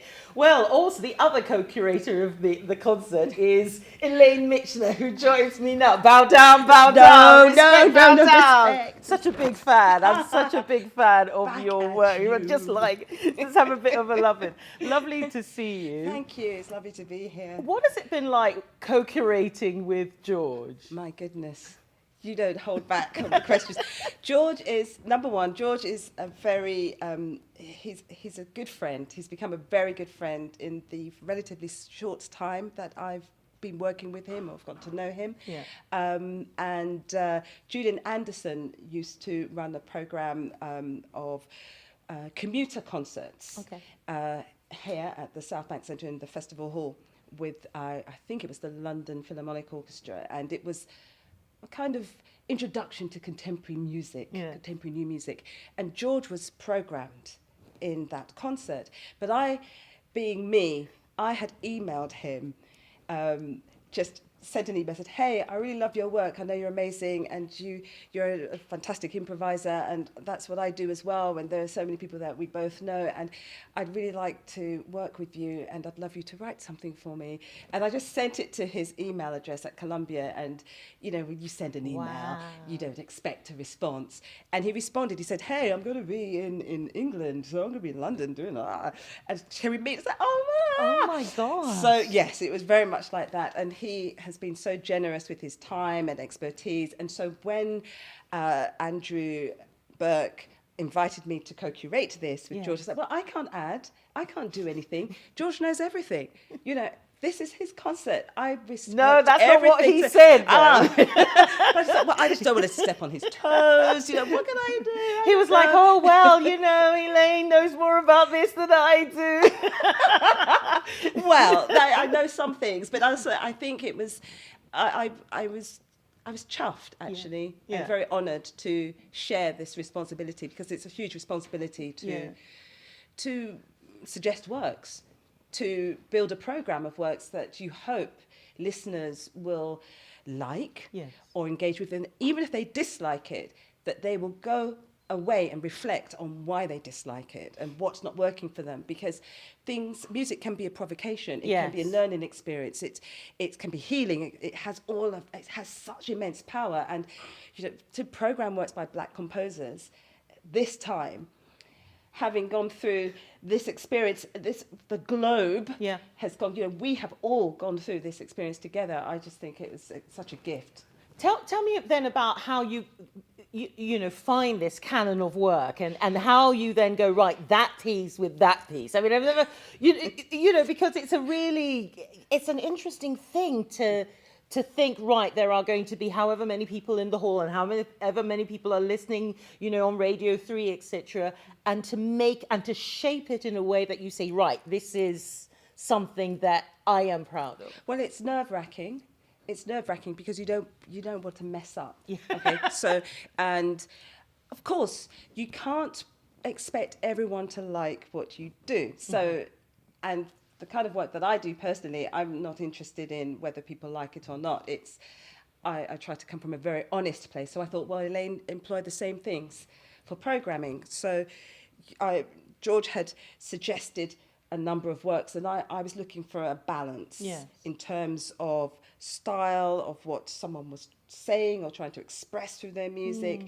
There was also a balance in gender, which was very important as well, so that women's voices could be heard through these works. And there are some amazing, Courtney Bryan and Tanya Leon and Hannah Kendall and Leila Adu-Gilmore. They're very different women, very different experiences as Black women, and that is evident in the music. So I was looking for that, searching for it. I did a lot of hours listening to lots of amazing music. There are things that couldn't work in this particular program, which I hope will make a future program, which will provide a variety of a sonic variety for listeners. Because that's the thing as well. I mean, this concert is focused on Black composers, and you've created it, curated it, co-curated it with George in that way. But it's interesting to note that there is that much work out there that potentially hasn't really been listened to or identified or programmed into various seasons. Yes, of course, and you know, I used to work some time ago on the other side of the desk. I used to promote composers, so I know how frustrating it is for composers to not have their work programmed, and you can't second guess an artistic director or a programmer. You just can't. And when you are promoting and pitching work, you have to be mindful and sensitive to what those programs may be and what people might want to cover. But I think in terms of silencing, I don't want to use that word silent. I have said it. You have said it. I've said it twice now. Silencing a third time. In terms of a kind of musical agnosia that has happened in terms of the black presence in classical music and in contemporary new music. The time for that has stopped. Right. And there have been people, allies there that are not black, that have noticed that and have championed that work. And it's really important for artists, in my opinion, who are interested in looking at interesting work. They have the power to push those works forward and to ask for it to be programmed. Say, I want to perform this because I think it's great music. I think it needs to be heard. And for artistic directors and other programmers to not be afraid of having these other voices heard, marginalised voices, until the point where we're not talking about marginalised voices. Vimbayi mentions that as well. Yeah. But until such time, we do need to be more proactive. And so I think it's an exciting time to rediscover works of the past by black composers, but also living black composers, the works that they are pushing forward. And I suppose it's a really, I was almost going to use the word brave, but it isn't actually brave, but it is a very considered thing that the London Sinfonietta is doing, is saying inclusivity is part of the hallmark of who we are. And that's a really important message, because for so long that message hasn't been heard in those kind of contemporary circles. That's right, and it's I know that it's been addressed Europe-wide. There was a conference in Berlin just 2 weeks ago about decolonizing curatorial practices in contemporary new music. Wow! So this is something that people are really engaged with. They're talking about, they're interrogating, they're challenging those who are in those pole positions where they can make a change. Until you understand that, until you realise that these changes need to happen, and it requires a lot of honesty in the terms of those who have the authority to make the change. Gatekeepers. The gatekeepers, yes, exactly. Until they are, it takes someone brave enough to be honest with themselves, say, actually, that is lacking. What can I do to change it? And to change it for the good? Because that way you establish a new positive legacy for the future. I want to ask you, as the artist that you are, what freedom means to you? Whoa. In art. Freedom, for me, is a direct response, to feel that I can directly respond to events and honestly respond to it without compromising my integrity. And that sometimes means upsetting, well, actually, it often means upsetting myself, because I have to work internally first, because I have to really engage with what I'm doing and dissect my reactions to things and why I'm responding in the way that I do. And when I collaborate with others, I make those demands of them. And I think freedom is this opening up of expression, that you can be very direct in your response and say what needs to be said. And also to understand that sometimes the responses to that will not be positive. Yeah. But that doesn't mean that you shouldn't say it. Because, I mean, I've always viewed your work as one that inhabits freedom, that inhabits that sense of, I don't care what you think, I am going to do this. I mean, this is a genuine... Do you know, I think that might come with age as well. Whether you get to a certain age, you think, do you know, I don't care, because I'm going to do this anyway. I have to do it. You know, if I can't release it, I can't live. Right. And that should be the message for young composers, because we've heard a lot of composers this afternoon. You know, we've had postcards that have been played, we've had new compositions, but that is the thing, isn't it? Yes. It's about saying, I am a living, breathing artist, no matter what happens. Yes, absolutely. As I remember quite a long time ago, that my singing teacher at music college said, I hope that you're all here because you couldn't possibly do anything else with your lives. And that kind of, it was like someone had thrown a bucket of water over me. So I thought, okay, yeah. And that's, you know, that's threw the gauntlet down. And it was, okay, if you're not here because for the right reasons, you shouldn't be here. And we are being seriously challenged with that over the last 7 months. Well, Elaine, I could talk to you forever, but we're going to have to leave it there. But I'm very excited about next Wednesday, this co-creation. Thank you so much for joining us this afternoon. It's a real pleasure. Thank you. Well, I've been at the helm, and I'm going to be handing over to the wonderful Zoe Martlew in a few minutes. Thank you for joining us here. Don't forget that all the music and everything that you've heard today you can replay, but also more importantly, you can support. So do support the work of the London Sinfonietta. It would be lovely if you can show them appreciation. My thanks to the team who have been amazing. Stay tuned. We're not going anywhere. We're just going to take a break, and then Zoe will be back with you. Have a good evening.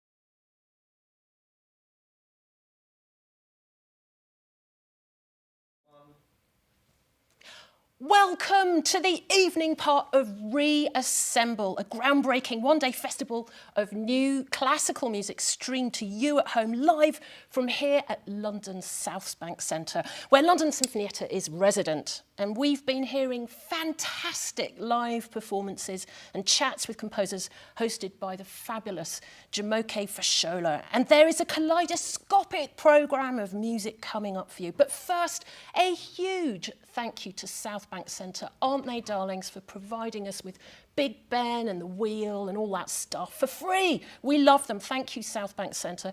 And also a huge thank you to all of you who've responded to the online funding campaign to support the ensemble's digital performances across this coming season.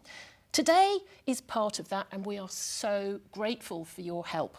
London Sinfonietta also want to thank all of those who underpin the organisation, especially right now. Not least the Arts Council of England and the trusts and sponsors who support their work, and a particular thank you to the Ernst von Siemens Music Foundation for their generous support of this season, and the Garfield Weston Foundation, but also to those wonderful individuals who've supported Sinfonietta, who believe in what they do, believe in the power of music and culture to society. A huge thank you to them. Thank yous are out of the way. Folks, this evening's fabulous lineup of events open with an unmissable online world premiere of a multimedia piece, the collaborative love child of one of the most extraordinary, distinctive and refreshingly uncategorisable musicians around.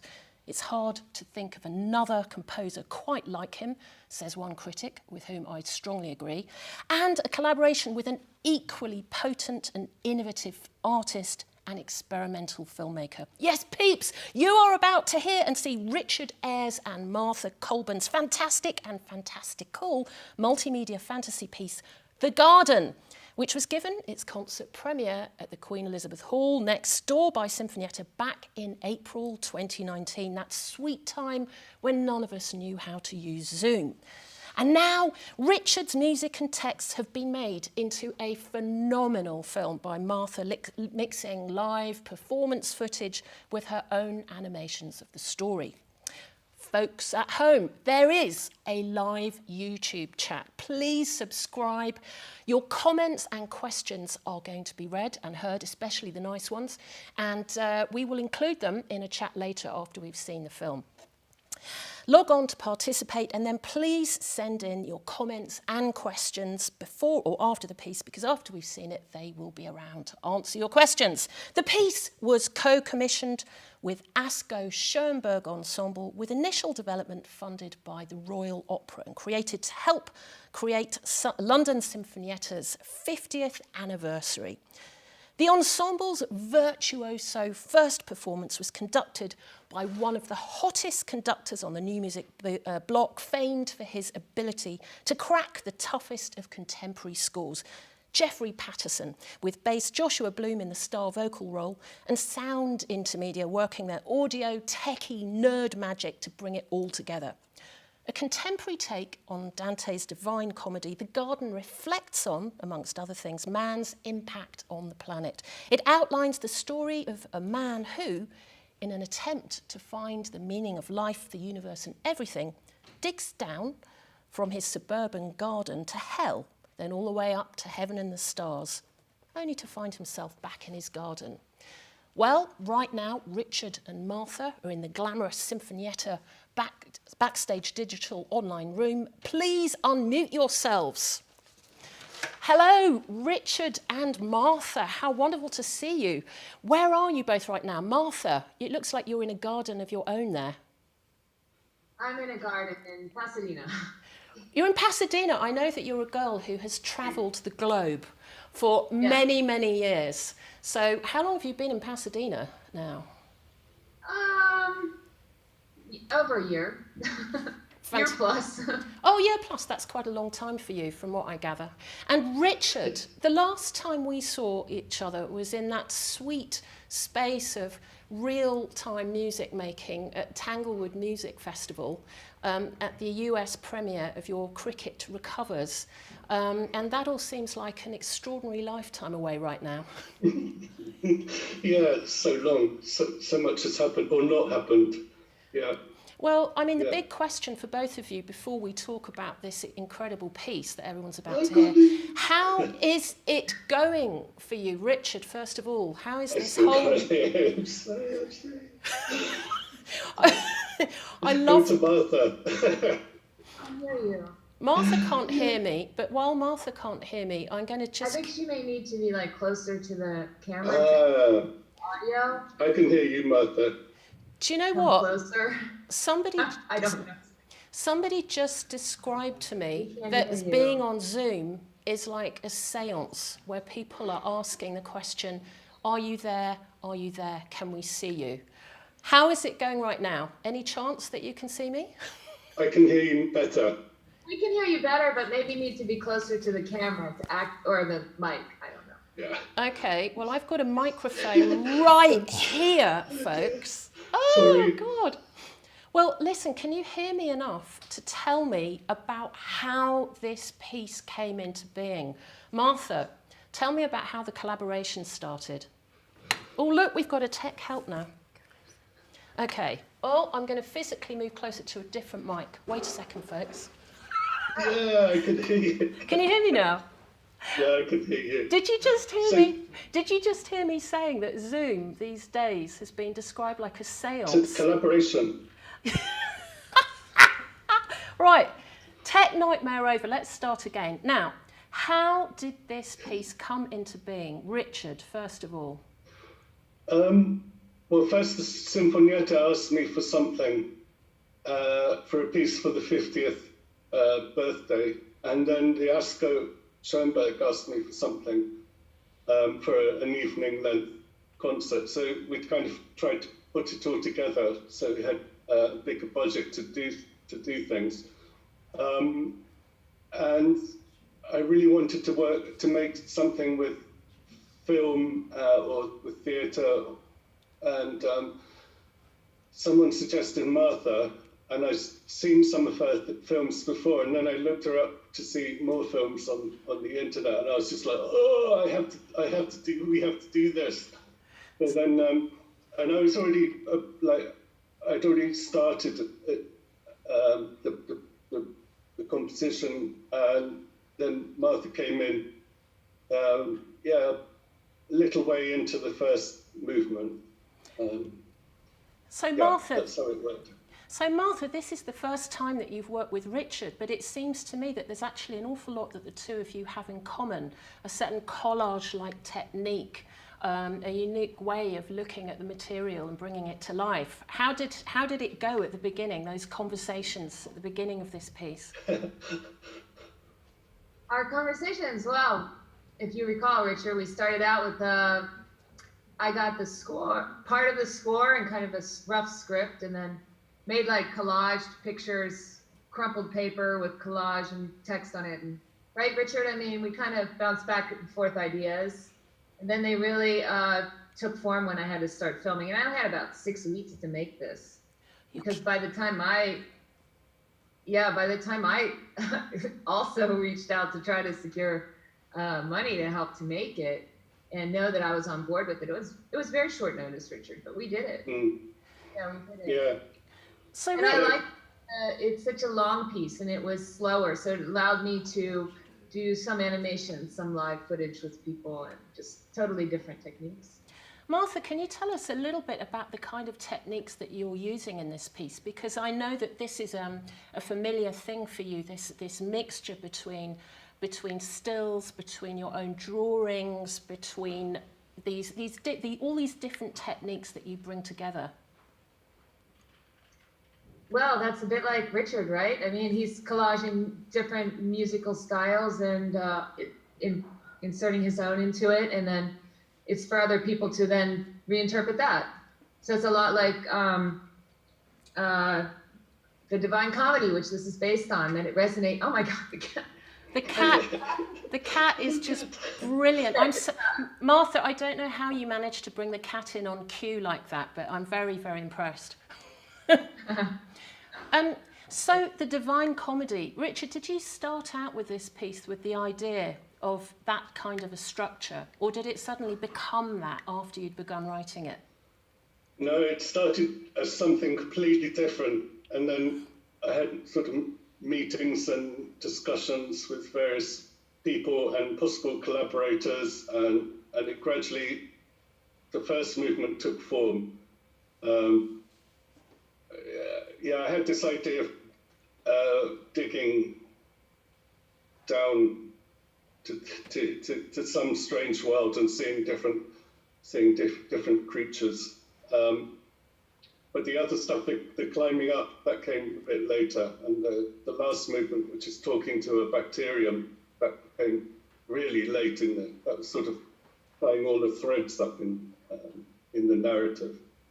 Well, we're going to be watching the film very, very soon, because I think it makes more sense to talk about it once everyone's had a chance to see it. But just before we do, this is a piece which has this beautiful childlike innocence in the way that it's told as a story, both visually and with your wonderful texts. But there's a deeper and darker message underpinning it, isn't there? Yeah, there's a sort of the first move's quite psychological about people trying to escape things and finding, monsters, and finding that actually the more you escape, the more chaotic things are. And the second one's really about the destruction of the planet.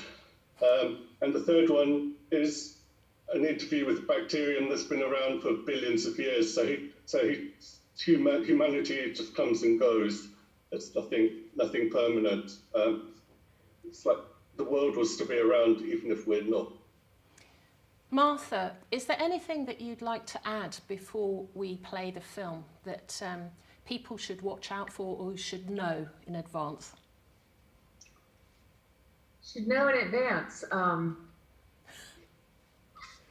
Well, I collaborated with a lot of different people for this too. I included work from my friends ESPTV. I worked with an digital animation assistant to help me compile things to make all the creatures go through tunnels and things like this, with Daphne Rosenthal in the Netherlands, and Arturo Bestian in Spain helped to animate some basilisks. So for instance, I would give him a kind of drawing like this, or a puppet like this as part of the end, and have people kind of like, because it was such a short deadline, help assemble things. And it was a great collaborative experience, because it is so long. I mean, it was a lot of material, and I loved working with Richard. And you've worked a lot with music in the past as well, haven't you? All kinds of performance artists, all kinds of music. It's something which obviously comes naturally to you, working with music. Yes, it does. But this one in particular was a lot of working alone and then trusting my instincts that Richard would approve. Yeah, well, I just gave her some guidelines and then stood out the way.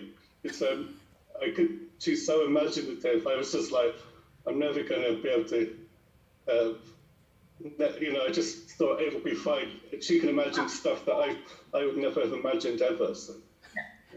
Well, this sounds like a very, very happy collaboration. Anyway, that's good. Last question, Richard, before we see this incredible piece of work that the two of you have cooked up. Where are you exactly right now? You're in Holland. Which city? I'm in Renkum, which is a small village in the far east of Holland.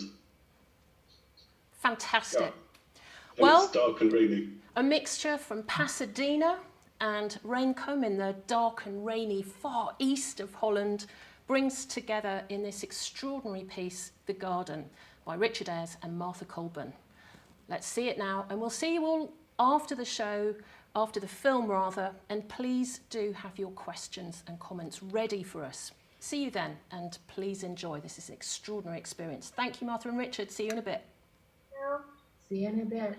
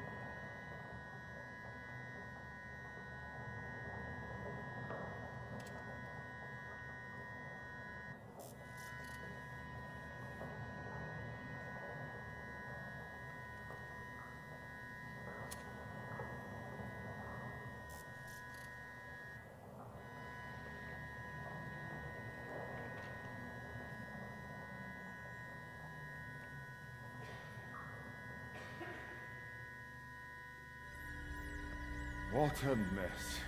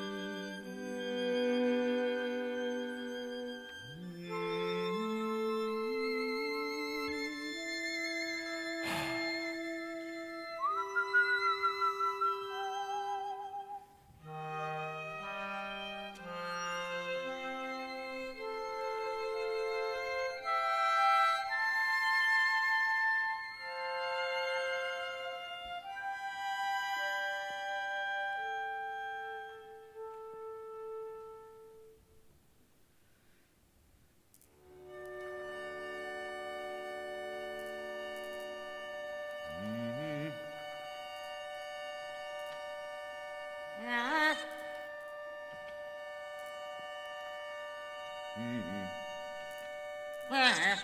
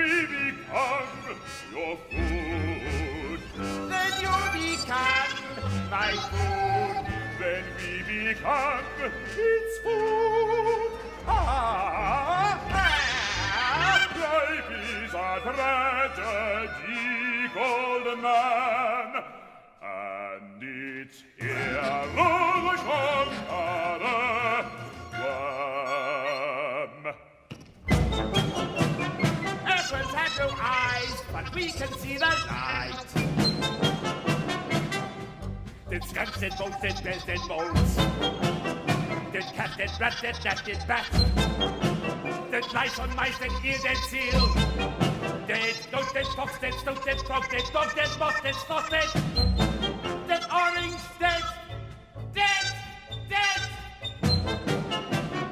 Our friends have no eyes, but we can see the night. Dead lice, dead lambs, dead men, all end up in our sight.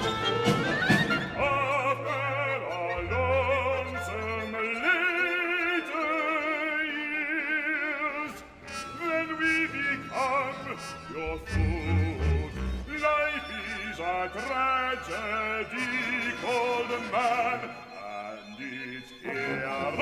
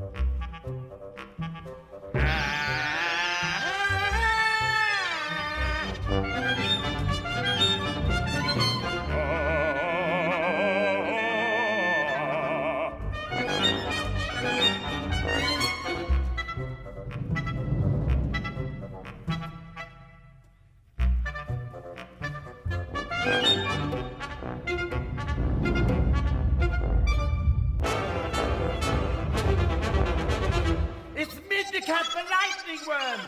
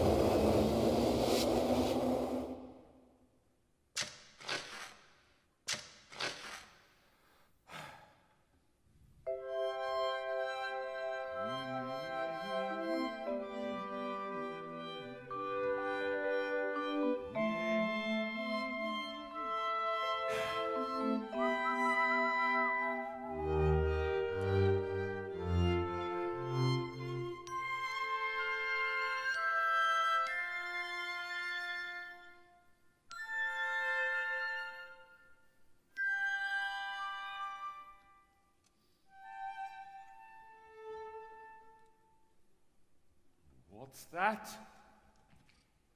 It's a soldier! It's a ghost.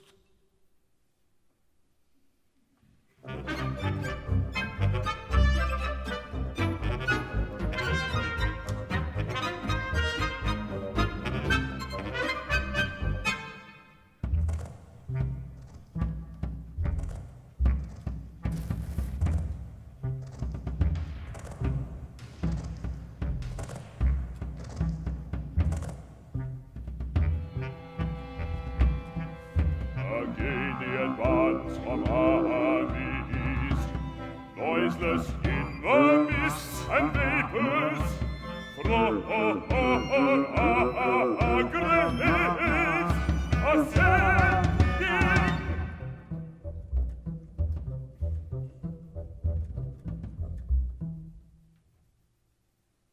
I am dead, my dearest, sing no sad songs for me. Plant thou no roses at my head, nor shady cypress tree.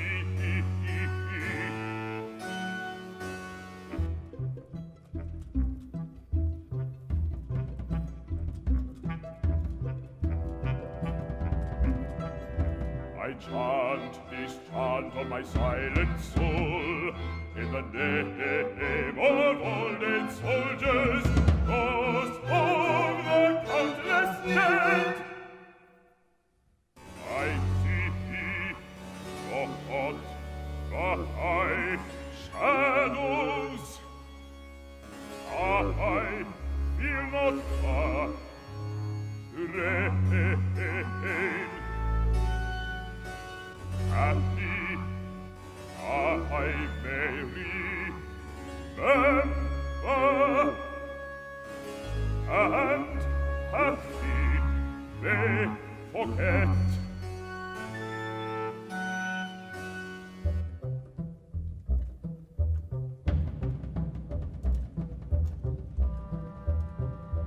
And dreaming through the twilight that doth not rise or set, happy I may remember, happy may forget.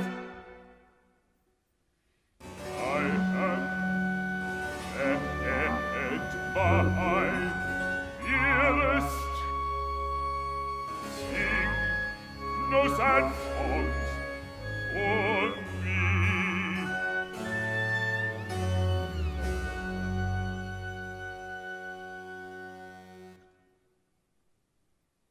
What's that noise? Voles. Dig! Quickly, dig!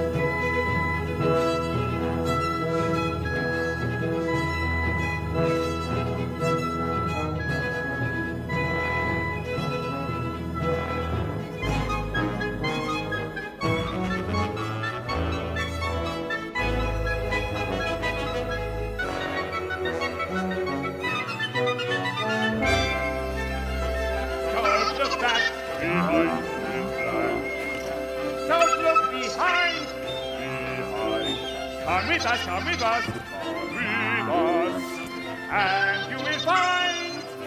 Don't look back and come with us.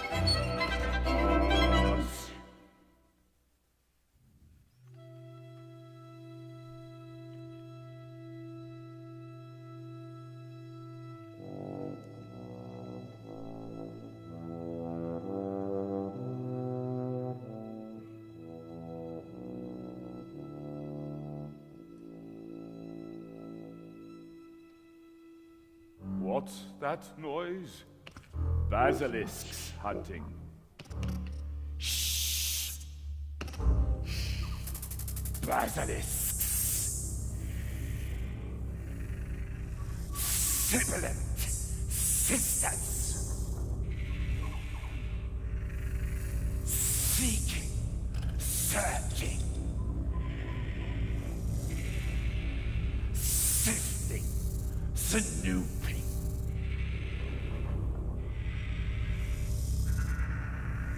Surreptitiously stalking.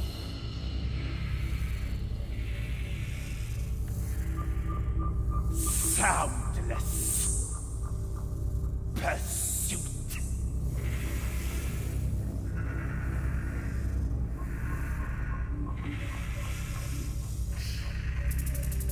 Basilisks. Sibilant sisters.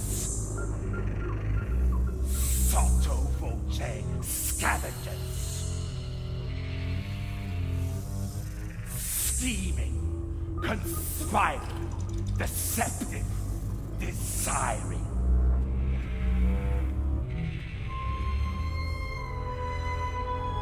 Serial oppressors. Embracing, devour.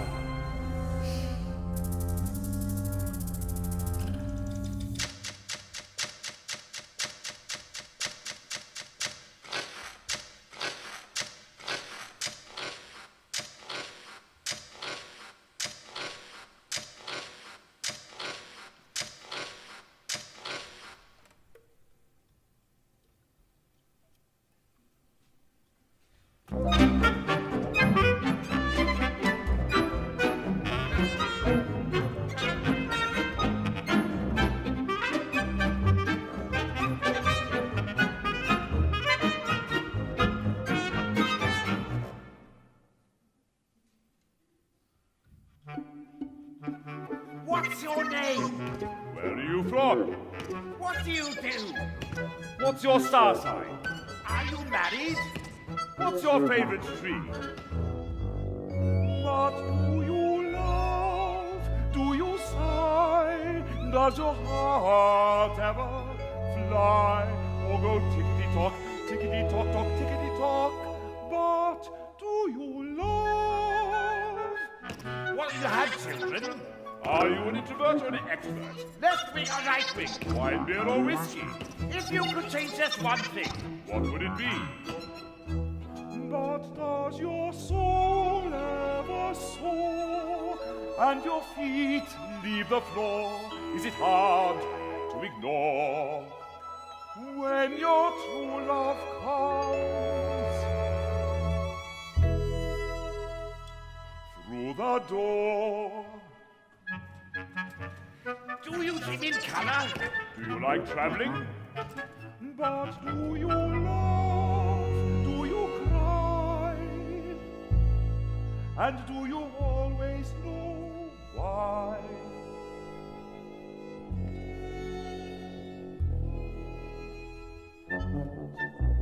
Are you spiritual? Summer, winter or spring? Left or right brain? Real life or fiction? What most frightens you? Where will you be in 20 years' time? And do you love? Do you sigh? Does your heart ever fly?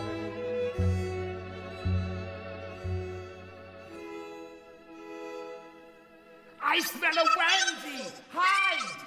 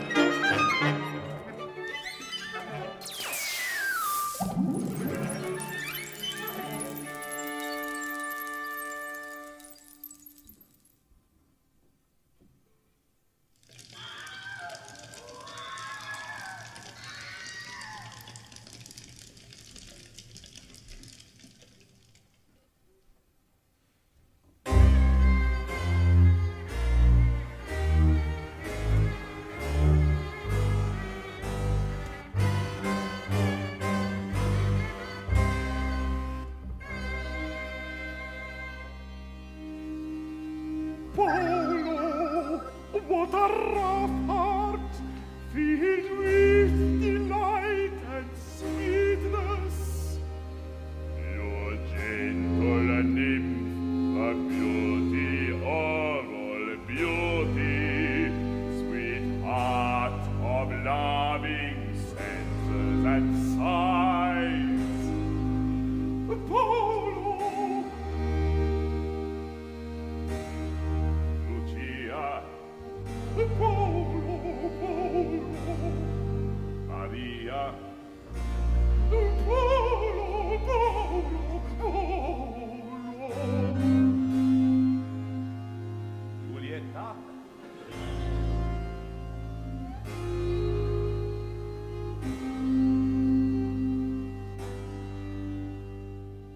Beautiful mother from the choir above, come down to us on wings of gold. Let our eyes glitter with the silver of stars, and no longer with the light of infinite flames. Beautiful mother from the choir above, come down to us on wings of gold. Let our eyes glitter with the silver of stars, and no longer with the light of infinite flames.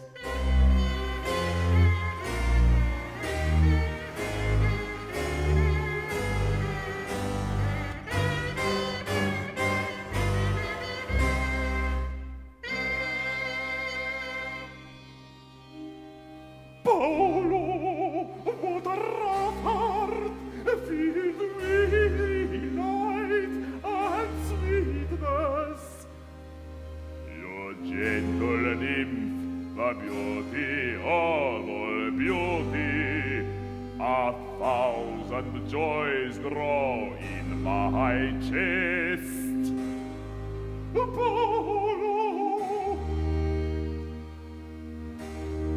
Beatrice, Polo, Polo, Luigi, Polo, Polo, Polo,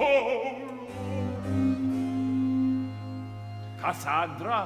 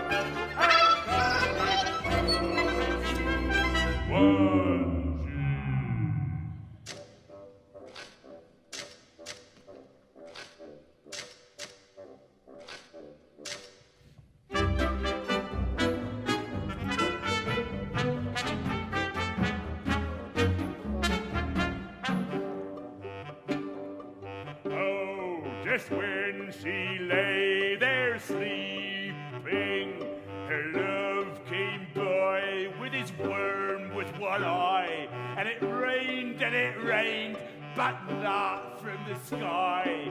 Oh dilly dong,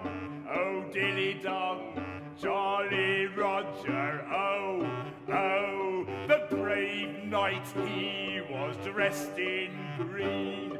His breath smelled of fish, and his tongue wasn't clean, and his nuts were brown, but they wouldn't fall down. Was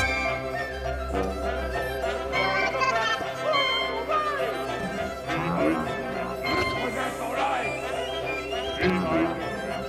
Above you as well! Don't look behind! Don't look behind!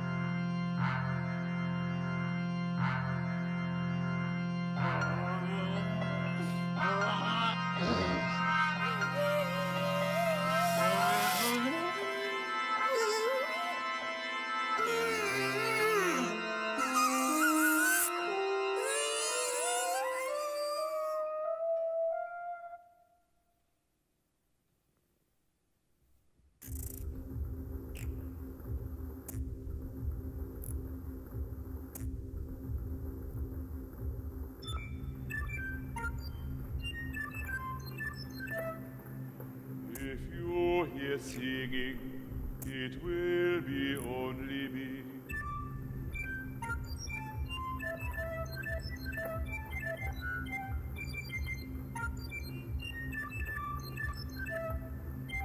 It will be only me, it will be only me. In this garden I'm alone, in this garden I'm alone.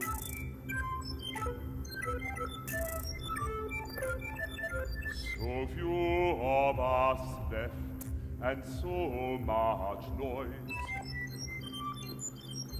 So few of us left, so few of us left, and so much noise, and so much noise.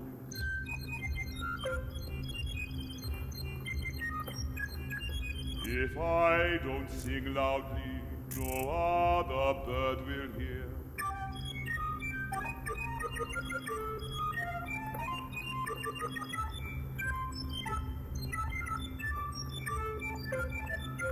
So few of us left, and so much noise.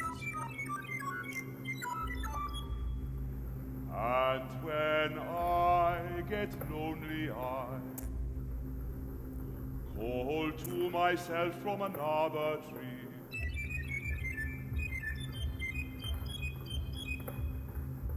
If you hear singing, it will be only me.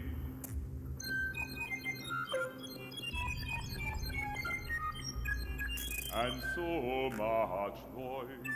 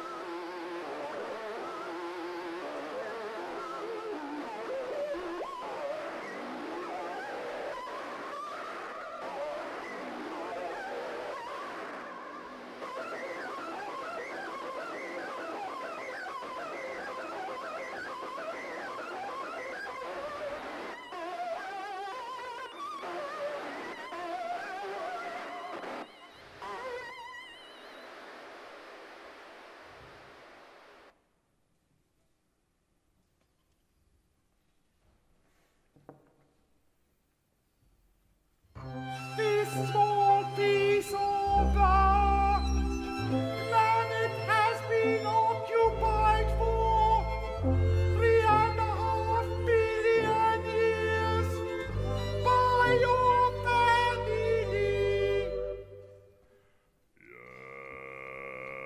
Yes. What do you think of recent events? Oh, it has happened many times before. Are you glad that they have all gone? Yes, yes. I always preferred the quiet times. La la la la la la.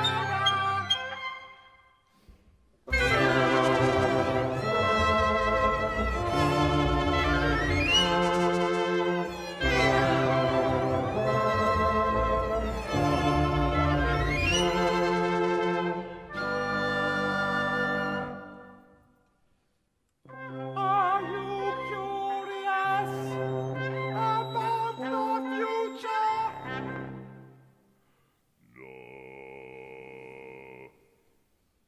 It comes along and goes again. You have a family song that you sing to help you remember who you are. Yes, with 2 new lines at the end.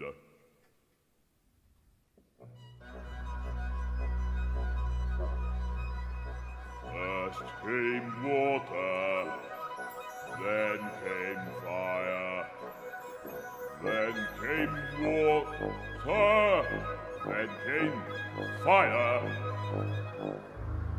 We just carried on. Then came water, then we made air. Then came ice, then came fire. We just carried on. Then came water, then came crawling, then came 4 legs, then they were gone. Then came 2 legs, now they are gone. Then came 2 legs, now they are gone.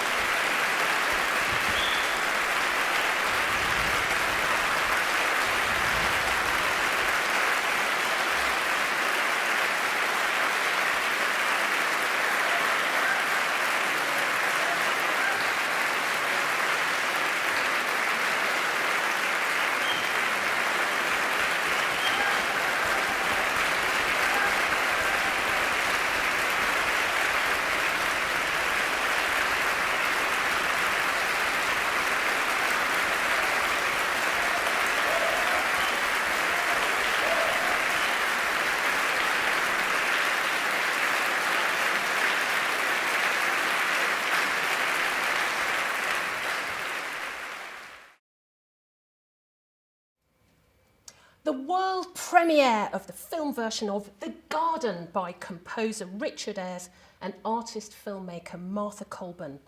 an extraordinary, kaleidoscopic, devastating, hilarious and profoundly moving work, mixing live footage of London Sinfonietta's premiere performance of the piece back in 2019 with Martha's extraordinary animations and artwork. The ensemble was conducted by Jeffrey Patterson with sound tech wizardry of Sound Intermedia and bass Joshua Bloom carrying the roles of all the characters, a virtuoso performance from everybody. Well, Richard and Martha are here with me now on Zoom, fresh from London Sinfonietta's luxury jacuzzi steam room, artist champagne bar, recreation area backstage on Zoom. And they're going to talk a little bit more about this extraordinary work and talk about, answer some of your questions from the YouTube live chat. Please do send in your comments now. Unmute yourselves, team. Hello, Richard and Martha. Hello. Firstly, huge congratulations. What an astonishing thing that you've made. How does it feel to have a world premiere after all this time, after you've made it, on like this, on Zoom? It's really strange. Yeah. I mean, in a way, it sort of almost ties in with the world that you've been talking about in the show. Yeah.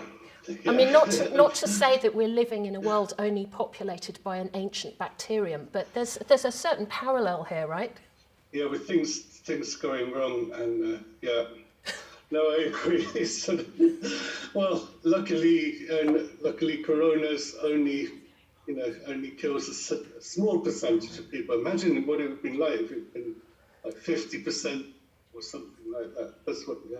Yeah, well, you'd have to write a whole new opera again, going somewhere deeper. Martha, what's it like for you watching this work that you have put so much intense energy into in the 6 short weeks it took to write, and seeing it now in this format, online, on Zoom, on YouTube?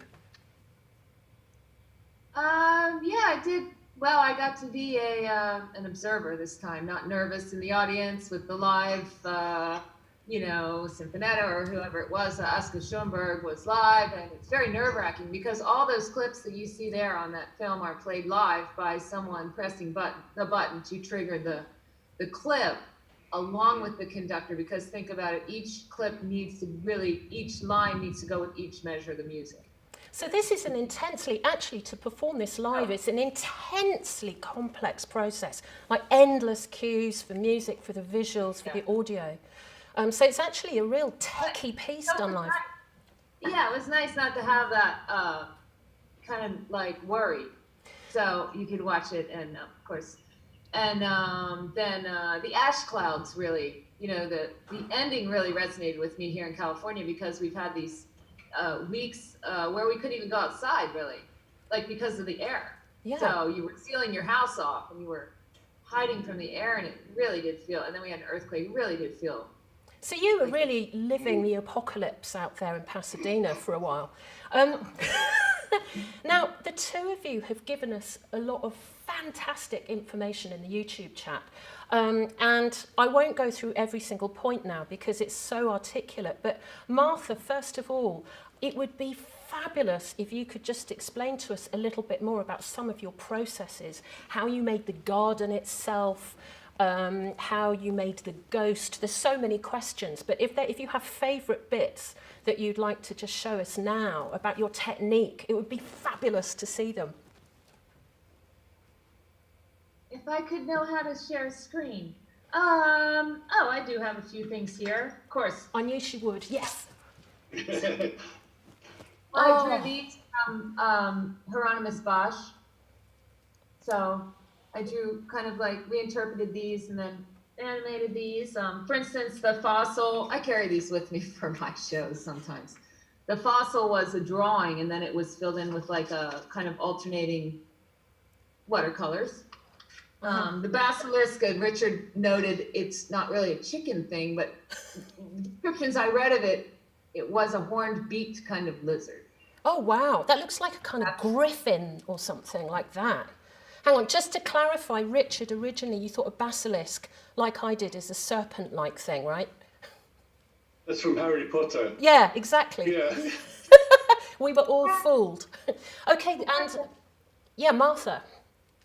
Beaks and horns, it had to be done very quickly, so it came chicken-like. Yeah. And Martha, you've used film footage here, some 16mm films. Tell us a little bit about that technique in this piece. That's normally what I normally did or do. So then I just really missed the lushness of that, but I didn't have time to actually film in that format. So I liked inserting that found footage, and also just to traverse different times and different epochs of time, which is what we're doing. We're reinterpreting a piece by Dante that's reinterpreted for 600 years now or something. Richard, what do you think it is about Dante, about this particular story, that just captures all artists' imagination? And what drew you to that in the first place? I like the imagination. I mean, there's so much in the books. You meet like strange animals and strange creatures, and also humans with tragic things that have happened to them. It's just so imaginative. It's like a bit like Bosch or Martha, I think. So it's just this kind of imagination which you just can't grasp how it comes into being. So how did you hit on these particular characters that your man meets while he's digging down from his suburban garden? There's such a wonderful collection. I just made them up one by one. So I sort of worked on one idea, and then, I have lots of ideas.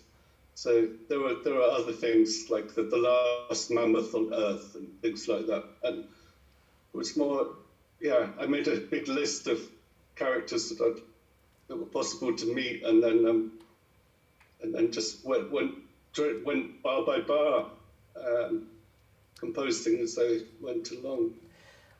So tell us a bit about this collaborative process. Did you just say, here it is, give the score to Martha and say, get on with it? How did it work? And did you get emails from Martha going like, how about this? How much of it did you decide in advance? Did you leave it up to her, Richard, first? Well, I was working a lot, so, and she had very short time, so I sent sort of a model of a mock-up of it, which I made in this computer, and sent things to her, and we met up. I tried to describe things, but then really I just was totally confident in leaving it to her. So. Martha, do you have a sense of a kind of sonic visual rhythm when you start working? The process of just matching Richard's kaleidoscopic score with your own images, how does that work for you? I mean, I've seen your work where there's this sort of incredible correlation between this visual aspect, but also the actual physical rhythm of the music itself. Well, that when you were talking about the making of it, what was interesting was that Richard gave me the score and said, and here's the music, here's like a rough electronic. But we had no singing tracks, so I have lots of tracks of Richard singing the whole piece to me, with the electronic version of the music in the back, and Richard singing, which is precious. And I said, I need the feeling of it. I can't just be words. I'm working on feeling, also. So Richard gave it his best. Remember oh my God! I want to hear that track. I want to hear Richard doing the vols. The vols. I love the vols so much. Okay, so yeah. We needed to get the feeling like conveyed to each other, and that was an important part. And but it took a lot of pressure off me, because usually I'm working with a piano piece or a piece of really complicated music that it's my work, and there's a lot of weight to it, and I'm making this very Baroque work, very full. Whereas I needed to make the imagery less full because it was being filled in by story and by music. So you had to leave room for things, which for a person with horror vacui like myself, visually was a feat. But that is the biggest feat, because the biggest problem, as we all know with opera, is this marriage between visual and music, there's often so much tension that's happened. I mean, you know, Richard, you'll know about this from having your own operas done, and this problem that usually happens, this discussion between whoever is directing and trying to make this relationship, but it seems that here is the perfect balance. It's quite rare, I think. Martha. I enjoyed it. Me and Richard we had a connection, so. Yeah, too much talk because we didn't have much time. So. Well, I'm not looking at my texts right now, but I'm just having a quick. Well, I might be looking at my text, but just a quick rundown of the YouTube chat. Carolyn Farrell, she's a huge fan of yours, Martha, and she says about you that you're an amazing, insightful, and innovative artist. Yes, and then somebody called M. No photo. M, whoever you are, I just love that you're called M. It's a James Bond moment in the YouTube chat. I've followed Richard Ayres' work since an NMC album. There's the hint. M, whoever you are, about 10 years ago. A lot of fun. We love you, M. Ken Hess. Hello, Ken. And he says that the superimposed video of the conductor is very cool. Martha, I'm guessing it's the other way round. The video of the conductor isn't superimposed, but actually your work is always on top, layering on top of the live footage. Is that right? Technically. Oh, look. No, on stage, you know, the players are down below. And yeah, sure. But yeah, so it was an interesting mix. I mean, yeah, you kind of include it, make a work out of it. Yeah. Sure, so that you're including the energy of live performance absolutely as an integral part of the piece itself. Looking further down my texts, Jim Doran says, I want to meet a fossil. Yes. And what I love, Richard, is that your fossil has a heart of stone, your ammonite. It's a top gag. And Carolyn Farrell is back again saying how inspiring it is. Thank you, Carolyn. Evelyn Vanderbrook, what a fantastic video edit of this wonderful performance. And it's deeply moving and evocative. Thank you for letting us know about this, Martha. An incredible work. Now, Slugger3113 has said how wonderful. He wants to know, how was it worked out when to show... Oh, yeah, it's the same question. When you showed the live footage and then just the animations. I mean, this relationship between live film and the art that you've made, Martha. How did you make that decision? Some of it was based on what I had, you know, but what was available. Then there was a lot of consultation with the Sinfonietta, what they would want to see, more of this, less of that, and also just to make it so that you're engaged in the animation, but you also want to see the players. Yeah. Well, it feels a very generous balance. It feels it works perfectly. Madeline Davis says, what an amazing journey the music and film take you on. R. Wybrew, an amazing piece. Now, this is an interesting question. Do you think that this is the future of opera? Richard, I mean, given that this piece is happening now, this piece about man's impact on the planet, what do you feel about this piece that you've created and how it might move forward into the future as a way of presenting this kind of incredible music, theatre, opera? What do you think about that? Yeah, I think it's one way. I mean, opera is so broad nowadays; it could be almost anything. But I think what I've discovered, especially when working with my students, when their exam concerts were postponed, for example, they became incredibly creative with multimedia and computers and electronics, and they had their own festival with, you know, I think, yeah, the more technology enables people, the more creative people can be. So, yeah, this is definitely one of the futures of opera. And absolutely. And just to say that this actually is a very techie piece from your end. Richard, I had no idea that you're such a badass dance music maker. I mean, this has got some kicking kind of drum and bass, and I don't know what the right terms are, but you seem to now be incorporating more and more of technological aspects in your work. Is that fair to say? Well, I think it just no, yeah, I just don't want to hide this side of me at home. And yeah, using samples and synthesizers and electronics, and it just opens up a whole new world. Rather than just classical instruments in a concert hall, I can use almost any sound from anywhere now. It's really fun to do. It's also a really clever idea to bring in a vox coder. I think, is that the right term? Vocoder, yeah. Sorry, folks. Vocoder. But to use it on the voice, because suddenly you have this whole array of characters with a one-man opera. Yeah, so those are live. So his voice goes into the computer and through a few little gadgets, and then comes back out through the mixer. So that's not tape or anything. That's these live settings. Yeah, so there's a bass one and a high one, and yeah, you can do almost anything. And also combined with him using falsetto and all the rest of it, you really got a very broad range of voices there. Going back to this... With him, yeah. Yeah, with him. Andrew Burke, the CEO of London Sinfonietta, nonetheless is here live on the YouTube chat, and he says, Richard, we have really enjoyed being part of this piece and absolutely honoured that you could make it for our 50th birthday. Yes. Francis Bryant, I loved this edit. Hope it will be appreciated by many, many more.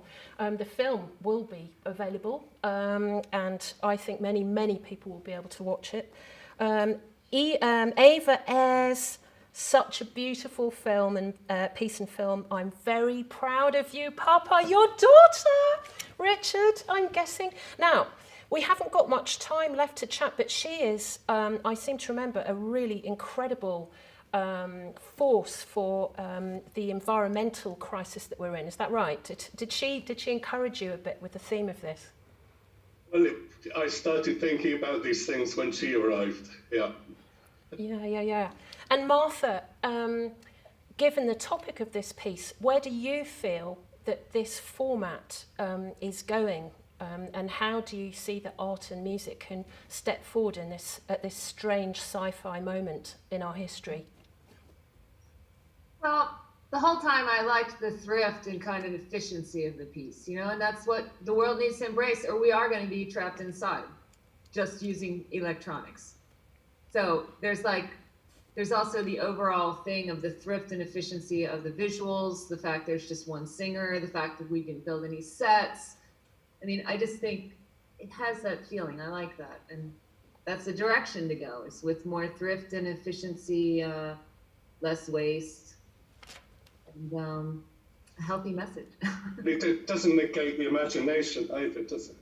No, it doesn't. No. I think this is a piece that just shows that there's the incredible riches that can come from this very real, hands-on approach to making art. Just a couple more comments and then we have to move on. But Madeline Davis, the part written for singer Joshua Bloom seems incredibly virtuosic. Did Richard and Joshua work together at all during the development and rehearsal stages? Richard? Not really. I talked with him, but I've heard him sing a lot. So I kind of knew his voice from other pieces, from operas of Gerald Barry.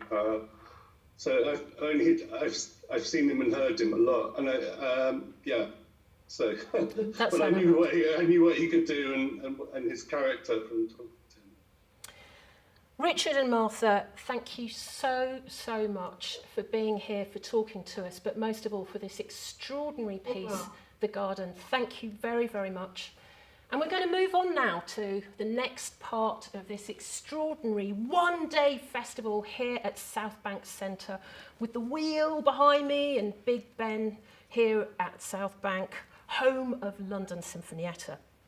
So what's going to come up very soon after a short break, we've got an evening concert of solo short pieces performed live, and we're going to have some conversations with composer Gavin Higgins and Shiva Fesharecki and George Benjamin later this evening. So stay tuned in, folks. And before we have a break, you should know that all of our events this autumn are being presented online for free, so that as many of you as possible can experience the wonderful music that we're hearing here today. So if you can possibly afford it, whether it's the price of a coffee or what you might have paid to attend a live concert, please do consider giving at whatever level suits you to support London Sinfonietta's work, both now and in the future, in schools, on the concert platform and in the community. Any money that you can give will also support our marvellous players who perform for the group by giving them more opportunities to do what they've spent their lives training for, what they do best, which is making extraordinary new music that brings the wonderful ideas of living composers to life, as well as support composers to write new music. You can see how to give in the information on London Sinfonietta's website or in the video description right here on YouTube. And you can donate online or through text on your mobile phone. And in advance of any donation that you can give, huge thanks. Do subscribe to the YouTube Sinfonietta channel. It's got a load of really cool content on it, or even better, subscribe to Sinfonietta's e-list on their website. And that will give you a chance to listen, learn, compose, perform, and if you want to be a part of the life and year-round work of this exciting ensemble. See you all very shortly for a chat and a brand new piece by the wonderful Gavin Higgins. See you there.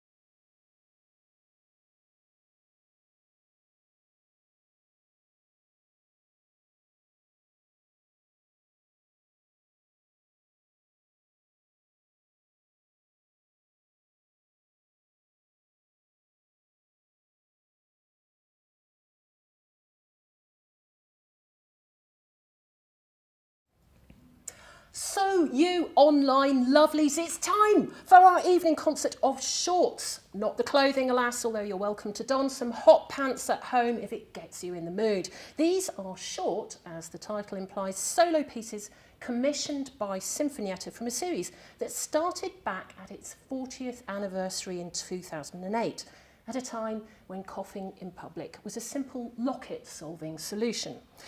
And the exciting news is that you're going to hear these wonderful pieces played live by actual live musicians from the Sinfonietta here at the Southbank.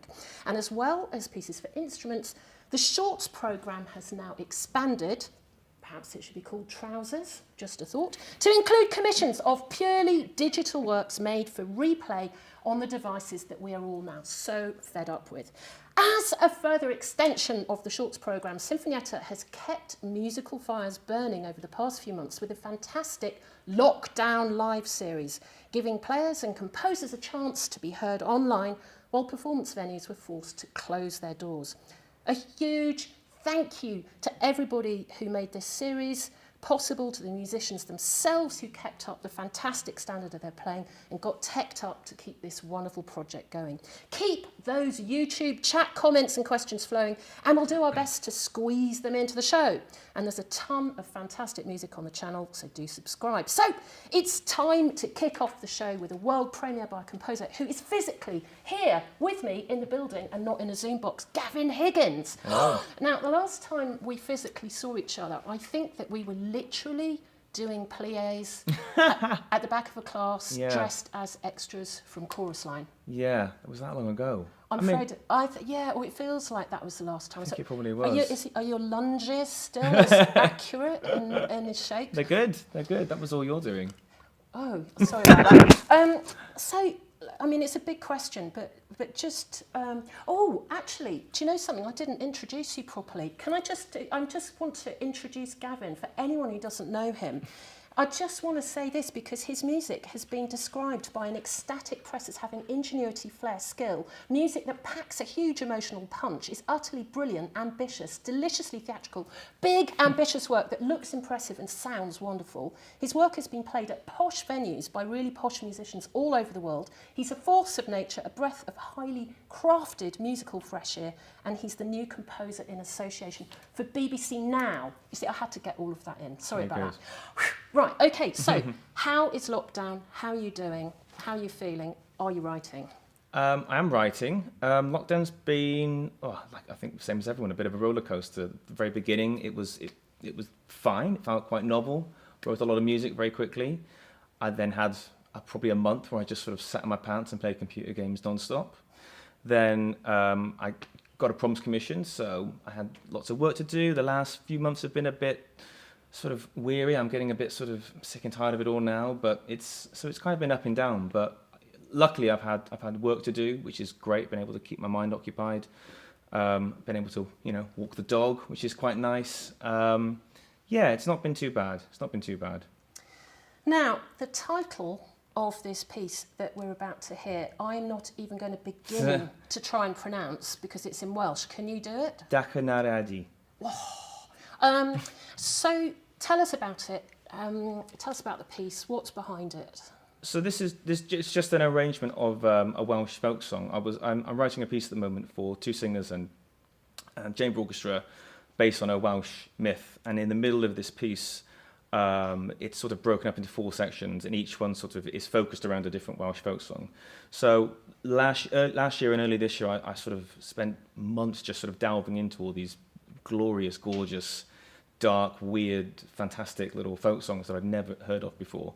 And this was just when I found this was just as lockdown was happening, and this song is all about longing for something we can't have, about someone you love being so distant from you. It felt particularly strangely apt that I would come across this particular song at that time, and so this is just an arrangement of that song. Also, it seems apt that it would be in the darker colours of the viola. It seems it would fit with this folk string Welsh world. Yeah. Shall we hear it? Yeah. And then we'll chat a bit more about it. So to play this piece by Gavin Higgins that I can't pronounce but he can, we have the wonderful Paul Silverthorne.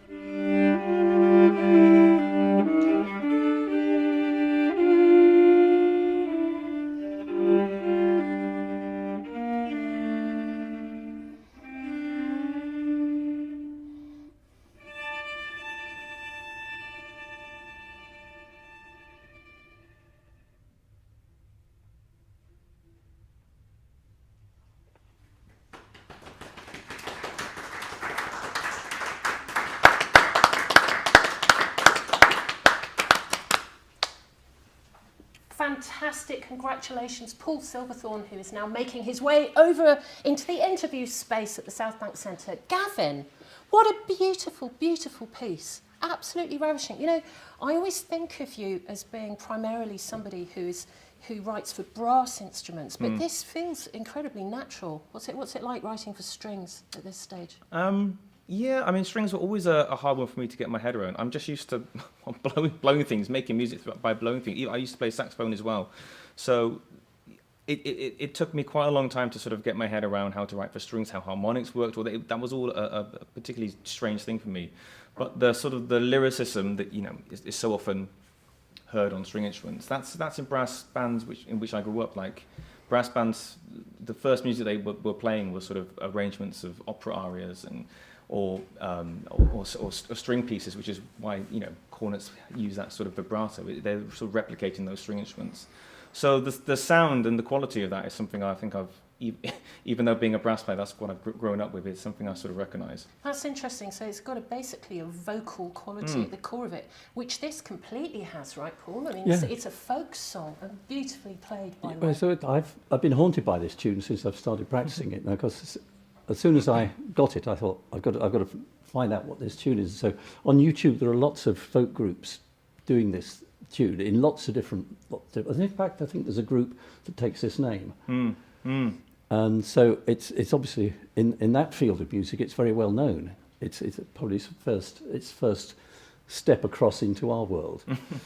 And so, I mean, I needed to do that because I had to unravel the piece again and find where the tune was and what he was adding.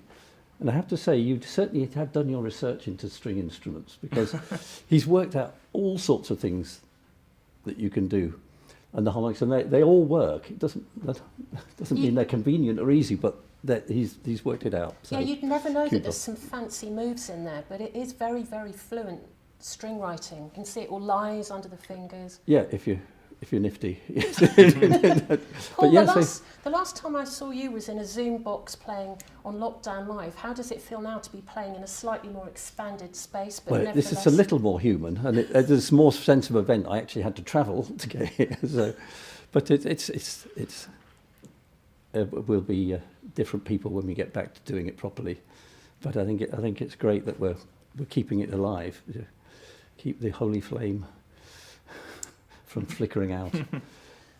So Gavin, have you got any more string pieces up your sleeve? Because I think after this there's going to be a big demand for them. I'm just warning you, speaking as a cellist. String quartet, for instance. Yeah, well, there's a few little chamber pieces, which are a string sextet, which I've just written, which is getting premiered at Aldeburgh. Well, it was meant to be this summer, but because of coronavirus, so it's happening in December, I think, beginning of December.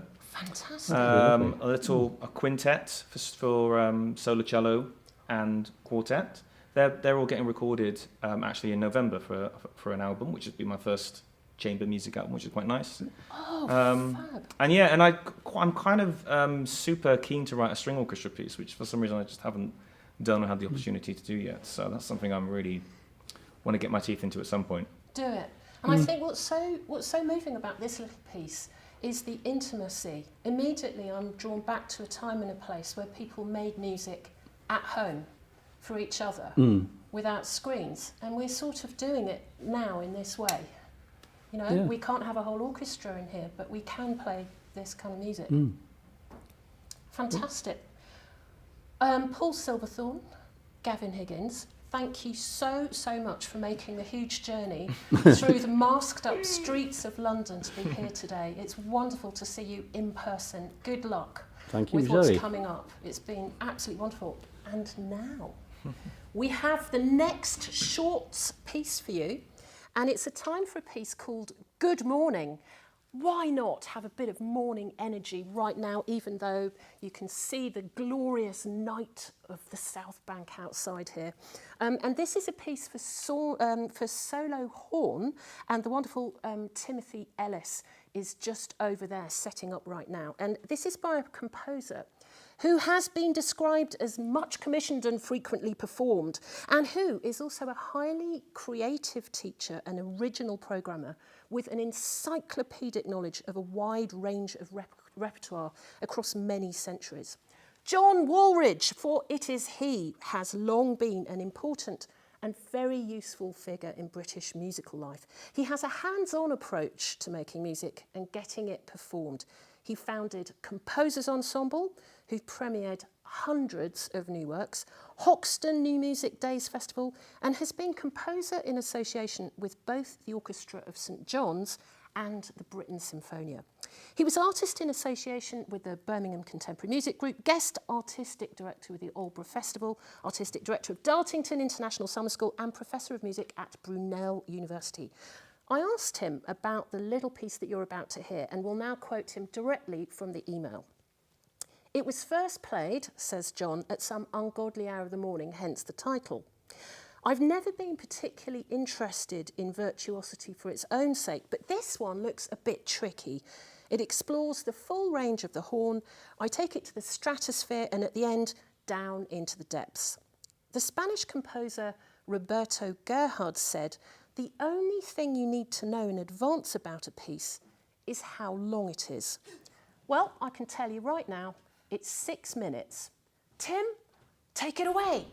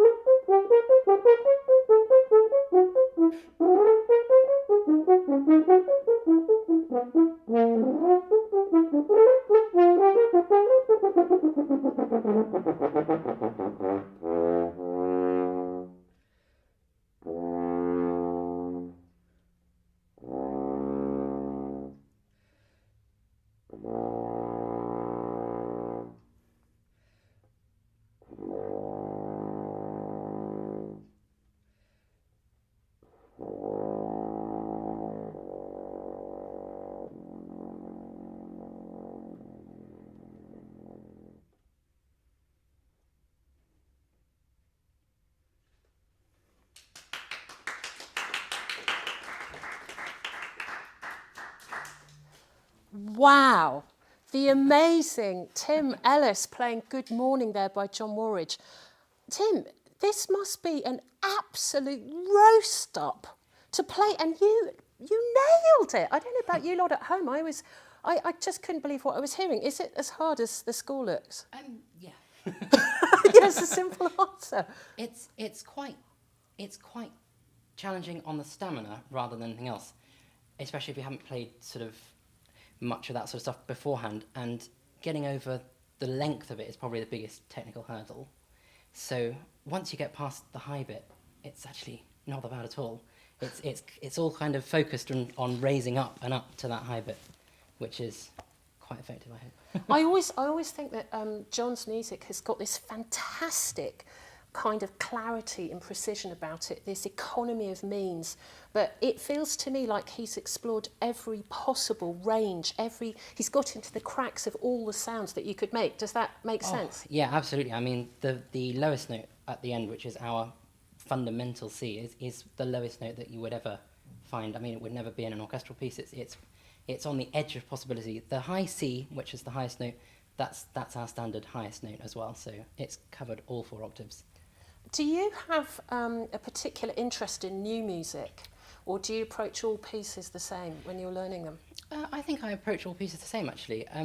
It's quite easy to think that it might be different being a contemporary piece, but actually I think once you take a step back and you look at the sort of structure of the piece as a whole, and you really get into how maybe slightly differently than you were expecting that the melodies come through, I think it's actually becomes almost the same, we'll say almost, to sort of more traditional classical music in finding the melodies and making it sound as good as you can, and sort of. Oh, it's the perfect answer. It's exactly it. So that it's all music is approached with the same integrity. And as a horn player, you're always just faced with the problem of getting the bloody thing to speak anyway, Yes. right? Yes, absolutely. I mean, that's problem number 1. If we didn't have to worry about that, we'd never be stressed. I don't know if any of you at home heard this, but there was this amazing resonance, extra resonance that we were getting from Tim's playing coming from the harp behind me, which added an extra dimension. John, if you're watching this, I think you should include that next time. We loved it. Anyway, many congratulations just on a fantastic performance and a fantastic piece there from John Woolridge. So now, what are we going to hear now? We have, sorry, I have to look at my pieces of paper right here. Aha! Emma Wilde, whose piece of music that you're about to hear is a Manchester-based composer who often draws her inspiration from mythological sources such as Greek tragedy and the Mayan calendar, and that provides a starting point for her musical characterization, resulting in a highly atmospheric sound world. Her compositions have been performed internationally, included at concerts and festivals in Mexico, Lithuania and Poland, as well as over here. And the piece you're about to hear was first performed by Sinfonietta's principal clarinetist Mark Vanderweel back in 2018, a happy pre-COVID imaginary place now at the Queen Elizabeth Hall next door. And it's dedicated to the memory of Robert Clark. Now, Robert was an avid supporter of London Sinfonietta and who, by all accounts, had tremendous energy, passion and generosity of spirit. And those I've spoken to who knew him have told me what a completely lovely man he was, how much he gave to Sinfonietta. And I know that I've seen him at countless new music concerts over the years. Now, given the life force that Robert clearly radiated, Emma says that the idea of energy was at the starting point for the work that you're about to hear. El Blanco Dio, the white day in English. Now, the fast-moving rhythmic material creates a sense of constant motion and is juxtaposed with quieter, high-pitched tremolos. That's a kind of rapid note oscillation technique that you're going to hear. And the title is a line from a poem, Amor constante mad ala della muerte. Please forgive my dreadful non-BBC pronunciation. And that is by the Spanish Baroque nobleman, politician and poet Francisco de Quevedo. The uplifting poem deals with the idea that love and the human connection can continue to grow and transcend the mortal world. Yes! The work's structure reflects the theme of the poem in that the energy gives way to a growth of lyricism and melody. Let's hear it. Here to play El Blanco Dio is Katie Ayling.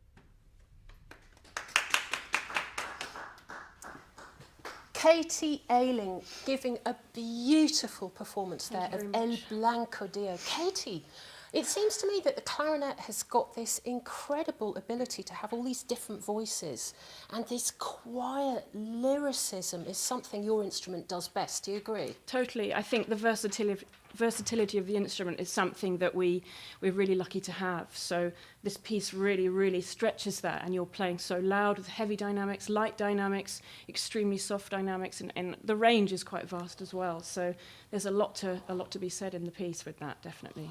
And you've also got this sort of groove going as well. You know, you don't think of the clarinet as being a kind of grooving instrument, but actually it's got this sort of punchy technique. Yes, when I first read the music, when I saw where the accents were placed and the tenuto lines, it was just a groove I really sort of liked and enjoyed playing. So I sort of hammed it up as much as possible. And I actually spoke to the composer herself. Oh, you did? Yeah, I gave her a call just to brilliant. speak to her about what she was wanting, and it seemed we were on the same page. So That's it always was lucky really when nice. that happens. It doesn't always happen, by the way, that score and your interpretation go together, but that's fantastic. So, yeah, so it's really well written for the instrument. Absolutely. Yeah, really great. So, Katie, what's it been like for you as a musician right now? I mean, I know we're all asking this, but, you know, how are you doing in all of this? Did you keep on the practice? It sounds like you've been keeping on the practicing. I would have to say it's been in waves. I think, I don't know if I can speak for everybody, of course not, but I find that when I have a goal and something to work towards, my practice is more frequent. It's definitely been a roller coaster, but then just being able to play with other people as well as today is what really means everything to me. So playing with other people and making music with others has been what keeps you going, I think. And even in this strange scenario where we've only got, it's like one of those kind of, you know, those backroom radio shows where two people in the studio are clapping. I mean, it's literally like that. But how is it without an audience? And what's it like for you playing to an audience you know that's beyond the camera? How's that for you? It's a whole new thing, right? Completely. I mean, I think it's sort of mixed with the fact that you're out of practice of performing. So I find that with the nerves, they are still very much there because you're not in that kind of flow of performing. But there is something slightly less magic about it, but I still think it's equally as important to be doing it. But yes, it is very different, very different. Well, you played absolutely beautifully. Thank you so much, Katie. It's fantastic. Give me a moment, team. I'm going to get my phone, not to check my texts, but I know that you've been talking on YouTube, and it is just here, my lovely glitter phone. Let's just go back a little bit. I was supposed to have checked this a bit earlier. But yeah, Martha Colburn. Oh my goodness, Martha, you're still watching. She is the collaborator with Richard Ayres, amazing film artist responsible for The Garden, which we heard earlier, and she's just said she loves this piece that we've just heard. And then we've also El Reina Cuajo Pasiedo. Sorry, I can't read that small on my phone. Lovely music and great performer. Oh yeah, she's speaking in Spanish, that's why. I totally agree. Mario Duarte, great performance, congratulations. And Emma Wilde, thank you so much, Katie, for such a great and sensitive performance. Congrats, I really like the groove. Yes, we like the groove. And thank you, Sinfonietta, for continuing to support composers in these difficult times. Yes, yes, yes. And I have to say, just going back a little bit, Madeline Davis, thank you for writing in about Gavin's amazing viola piece, beautiful and so melancholy. Yes, we loved it. And also John Woolridge's piece, Good Morning, given such a cracking performance by Tim Ellis on the horn. Francis Bryant, thank you for writing in, says stunning playing, Tim, and amazed at the range, the pitch range of the piece.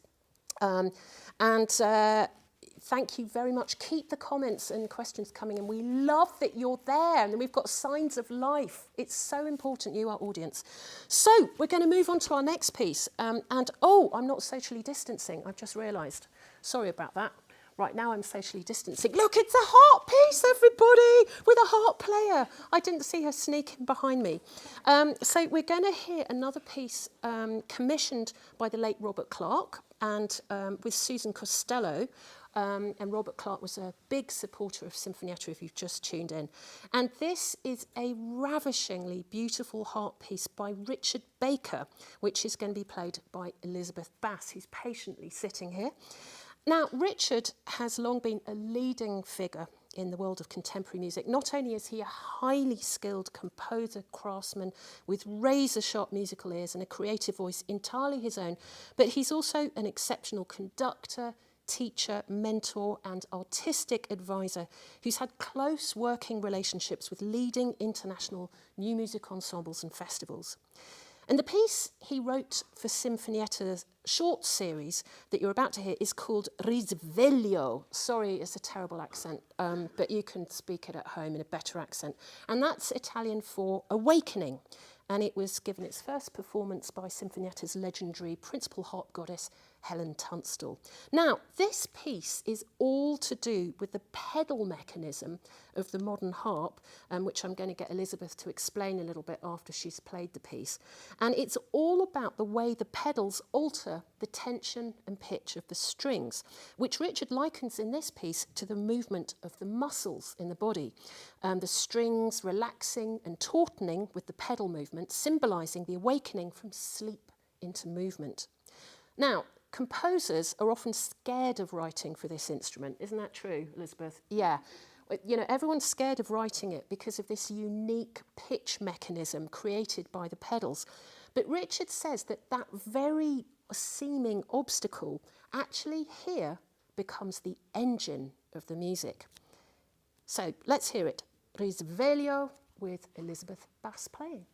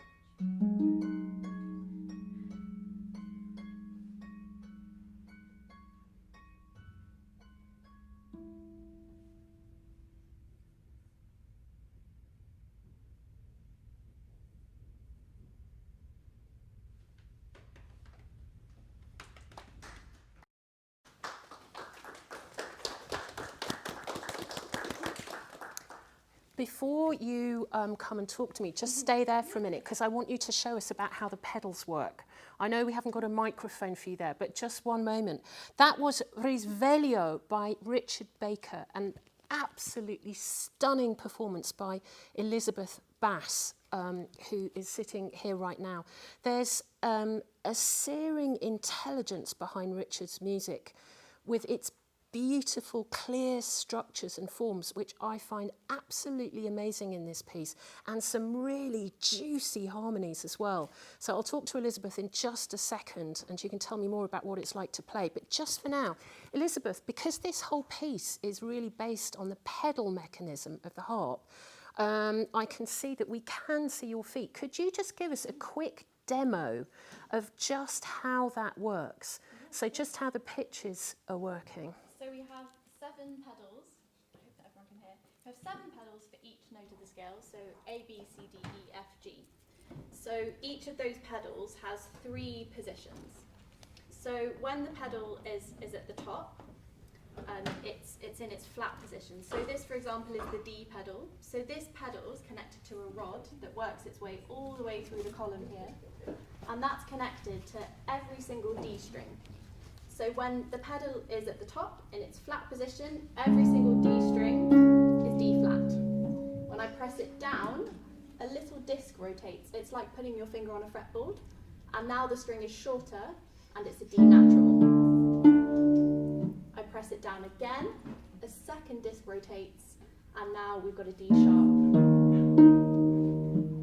So this is an incredible mechanism, obviously, and means that I can play in any key, and it also means that I can make 2 strings sound as the same note. So I can have a D sharp and an E flat. So all my D strings are D sharps, and all my E strings are E flats.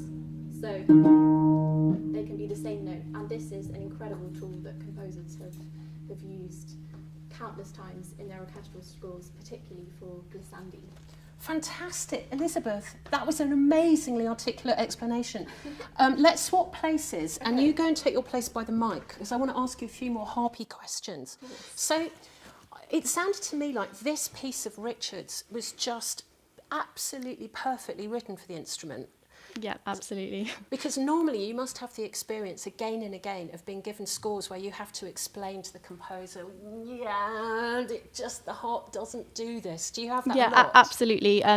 As you mentioned earlier, I think a lot of composers are really terrified of the pedal mechanism, and sometimes I think it means that they're scared to be adventurous, and they're scared to give us a hard time, and it means that they're not really exploring the possibilities of the instrument.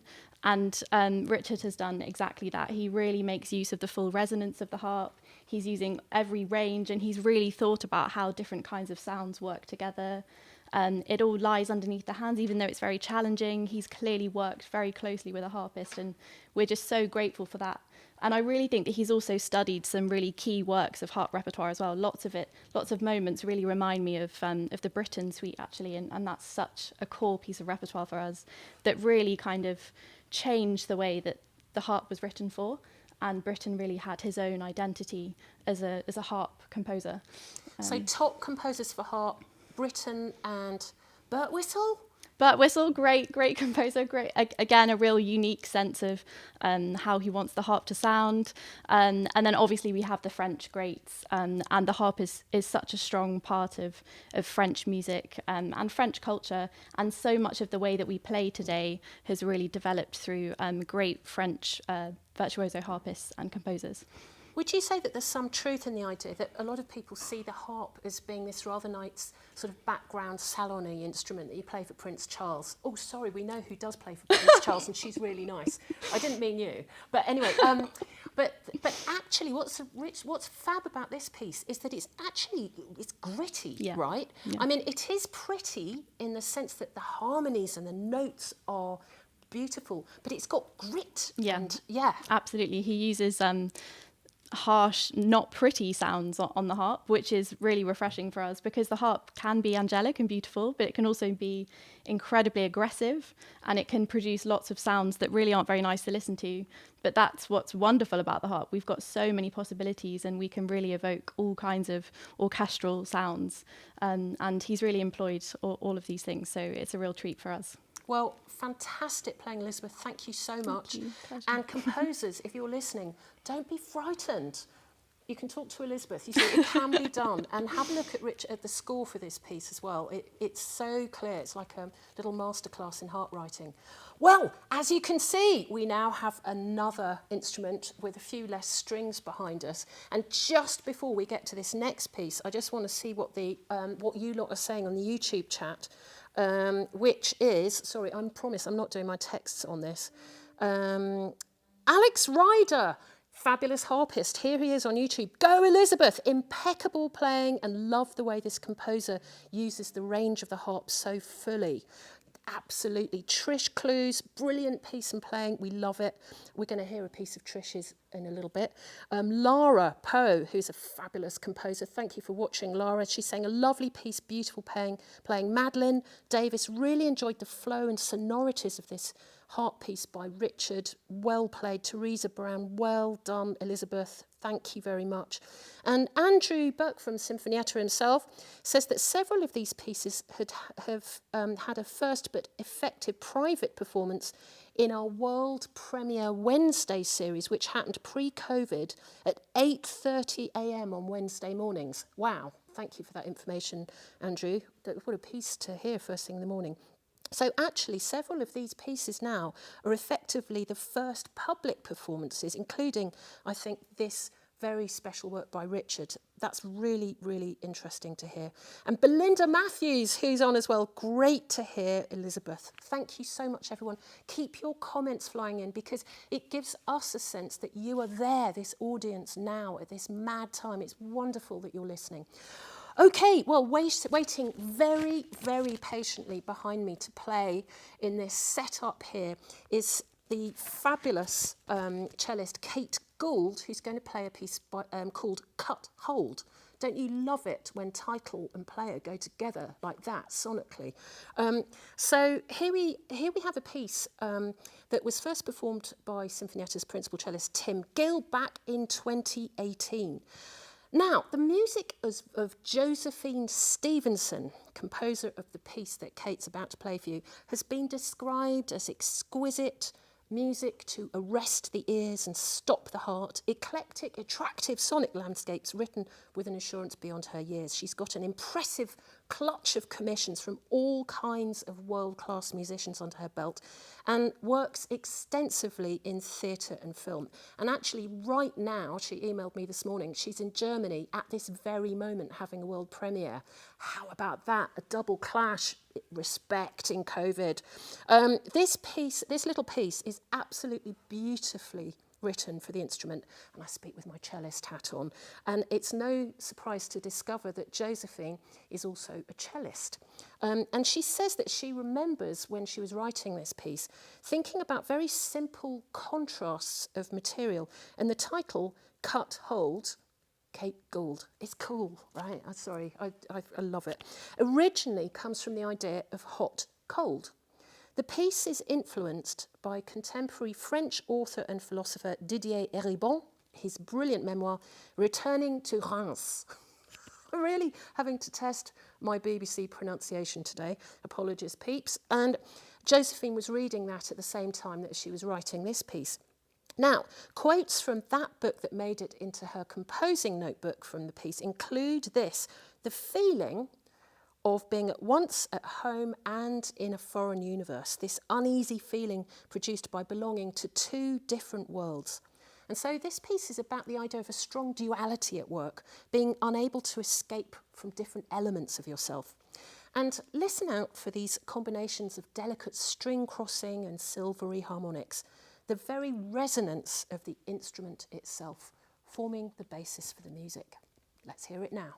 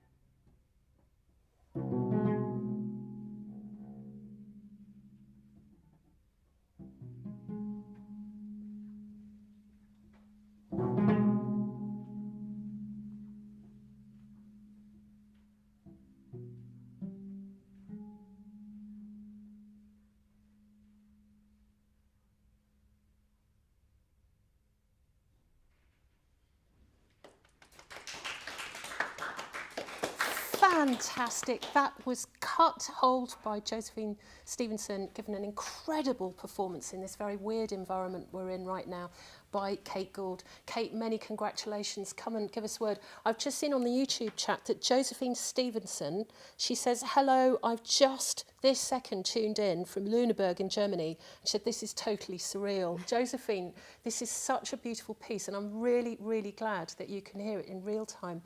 Kate, that was so beautiful, that performance. Is it clear that this is written by a cellist, would you say? It really is, although I didn't know for sure, so I was very glad to hear that because it feels like it, absolutely. Yeah, it's very natural for the cello. I mean, she's using a lot of different colours. It reminds me a little bit of the Italian composer Sciorino or the Finnish composer Kaija Saariaho, those kind of different colours. Can you just show us a little bit how you were producing some of those colours, some of those kind of luminous, sul-ponty, sort of crushy tones? In the faster notes, she's asked for a lot of flautando, which means you're very, very light with the bow and light and fast with the bow. So you're sort of skating a little bit on the edge of the sound. So that produces sort of almost like overtones on the Yes, cello. yes, just show us absolutely. what that is. Sorry to make you play standing up. That kind of thing. So it's combined with the harmonics that she's used a lot of harmonics as well. And then she'll have you dipping in and out of moving closer to the bridge as well, the sul-pont, and onto the fingerboard. So yeah, colour is really the thing. Can you just give us a tiny little demo? So what Kate's talking about is this journey the bow makes from close to the bridge, and it changes the nature of the sound.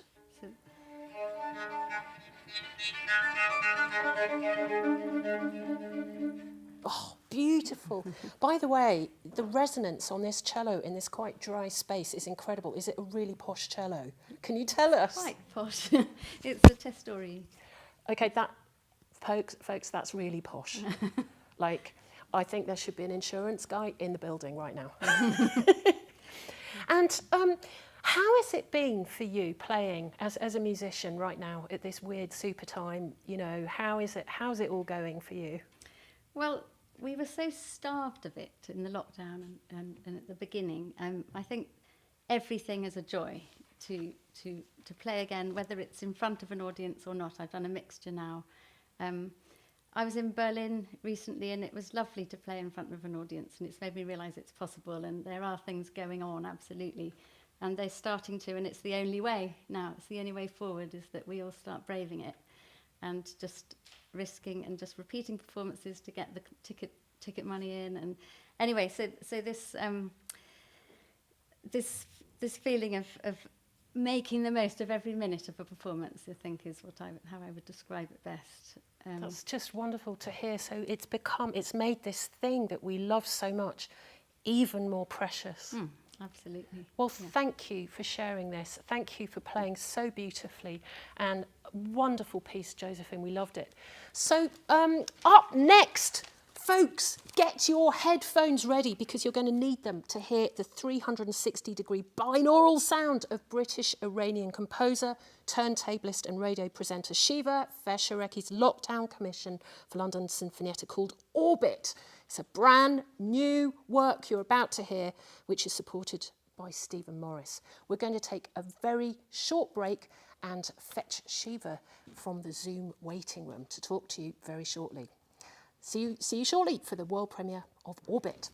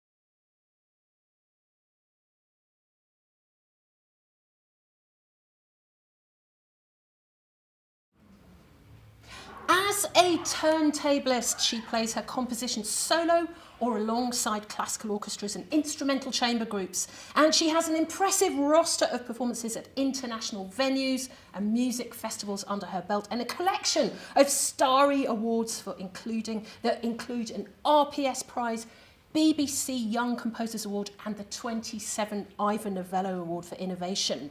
Shiva Feshorecki, we are about to hear the world premiere of her piece Orbit, and you're going to need your headphones to hear the 360-degree binaural sound. And Googling around this morning, I came across a huge list of press raves about Shiva's music, but I'm just going to read you an extract from this one before we talk to Shiva on Zoom, because it feels really appropriate for this weird time that we're all living through.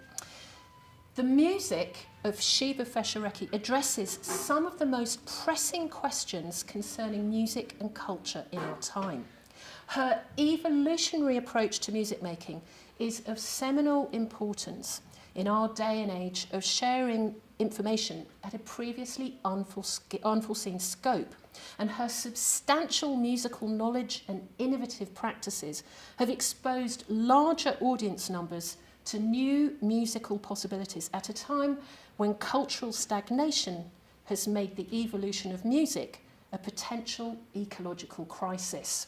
Shiva, hello, you can unmute now. I find those words incredibly spooky right now. We can't. Yeah, I know. I mean, you know, the idea of cultural stagnation is simply not an option right now, right? Yeah, I know what you mean, exactly. Yeah, it's crazy times, isn't it? But it's sort of like thinking about these things. I've been thinking about these things a lot, even before the pandemic. You know, I mean, the piece that you're about to hear, even before I wrote this piece, the piece that it evolved from was basically a composition about how we are reaching, you know, a crisis point in humanity, but also whether or not we can rise through this, and what it means. It's just a crazy time, you know. And it seems that you have been actually thinking about exactly this problem, about how we communicate music, about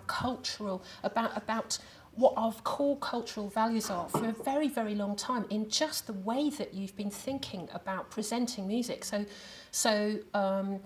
So many aspects of what you do. There's the technological side, but also the way that you have your audiences listening and interacting with the sonic spaces that you're creating, either physically or digitally. Yeah.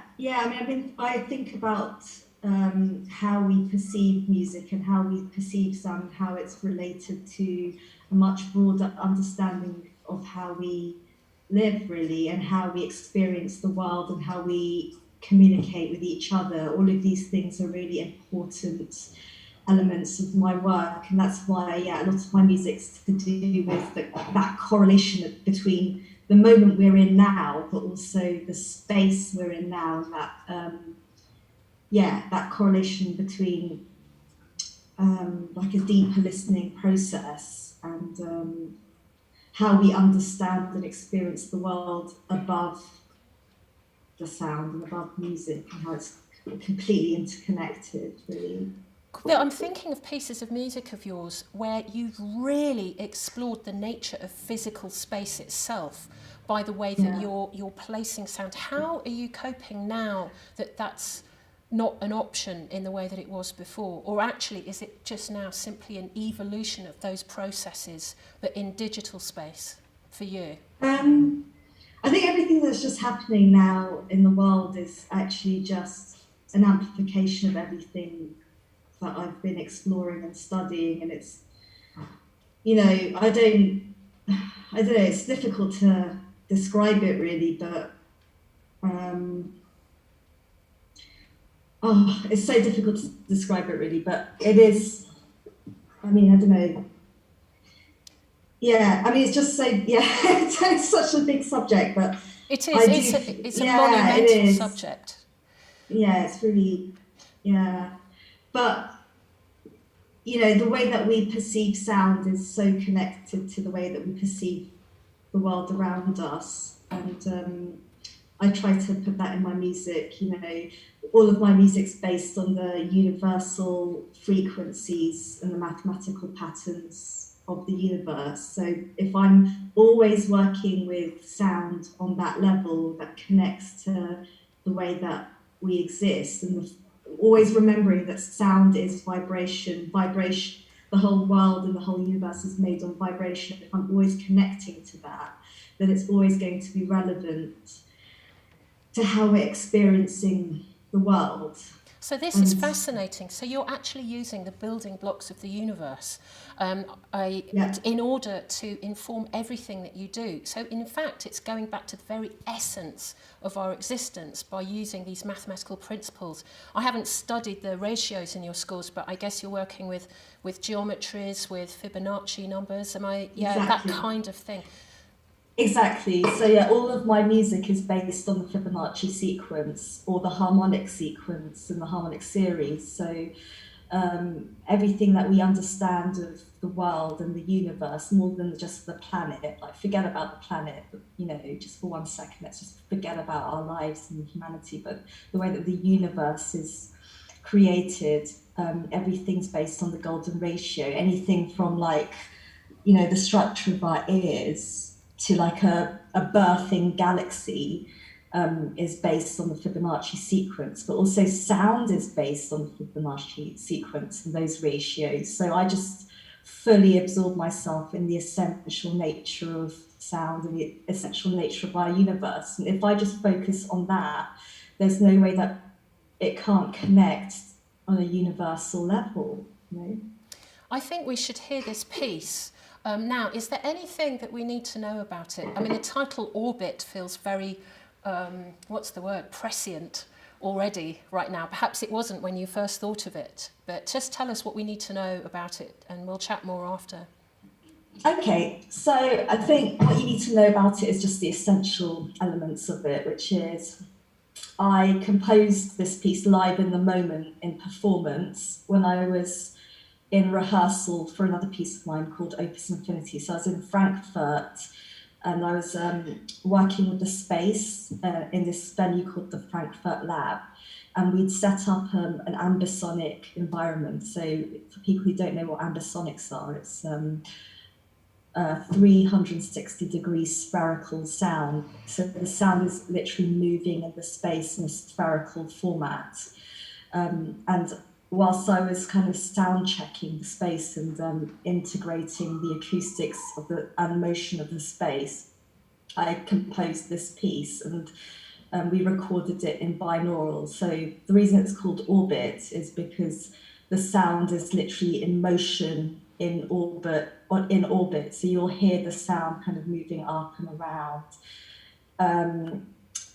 And the material within the motion is based on kind of like an infinite exploration of previous compositions I've written. So my whole life's work is constantly being progressing and evolving and transforming. So the material in itself is Opus Infinity, which is the previous piece I wrote, and within that is my previous piece O, which is also a circle, hence the O. And then within that is my piece New Forms, which was new forms on other compositions that I'd written. So with this in mind, the last thing I'm going to say is that this idea of evolution and transformation works on two levels. One is this linear progression through time, so the music's always evolving between every composition through time and place. So that's a linear progression, but then there's a spatial progression, which is that the sound is constantly transforming within the space. So you've got the spherical sound. So then I'm constantly creating a connection and a correlation between space and time. So I guess everyone should just put their headphones now and maybe close their eyes and just immerse themselves in the piece. Let's do it. Here is Orbit by Shiva Feshareki.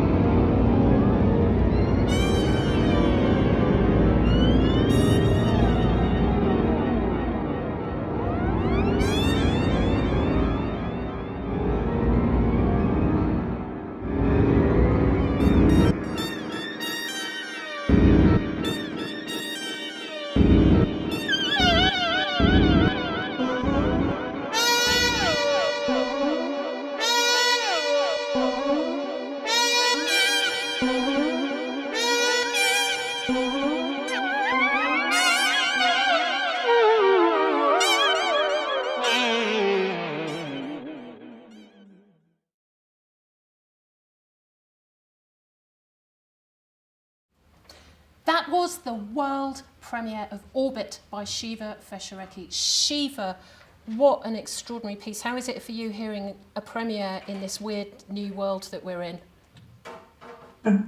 Yeah, I mean, I'm glad that the piece was a binaural experience, so you could just immerse yourself in the headphone experience. It's a very insular experience, isn't it?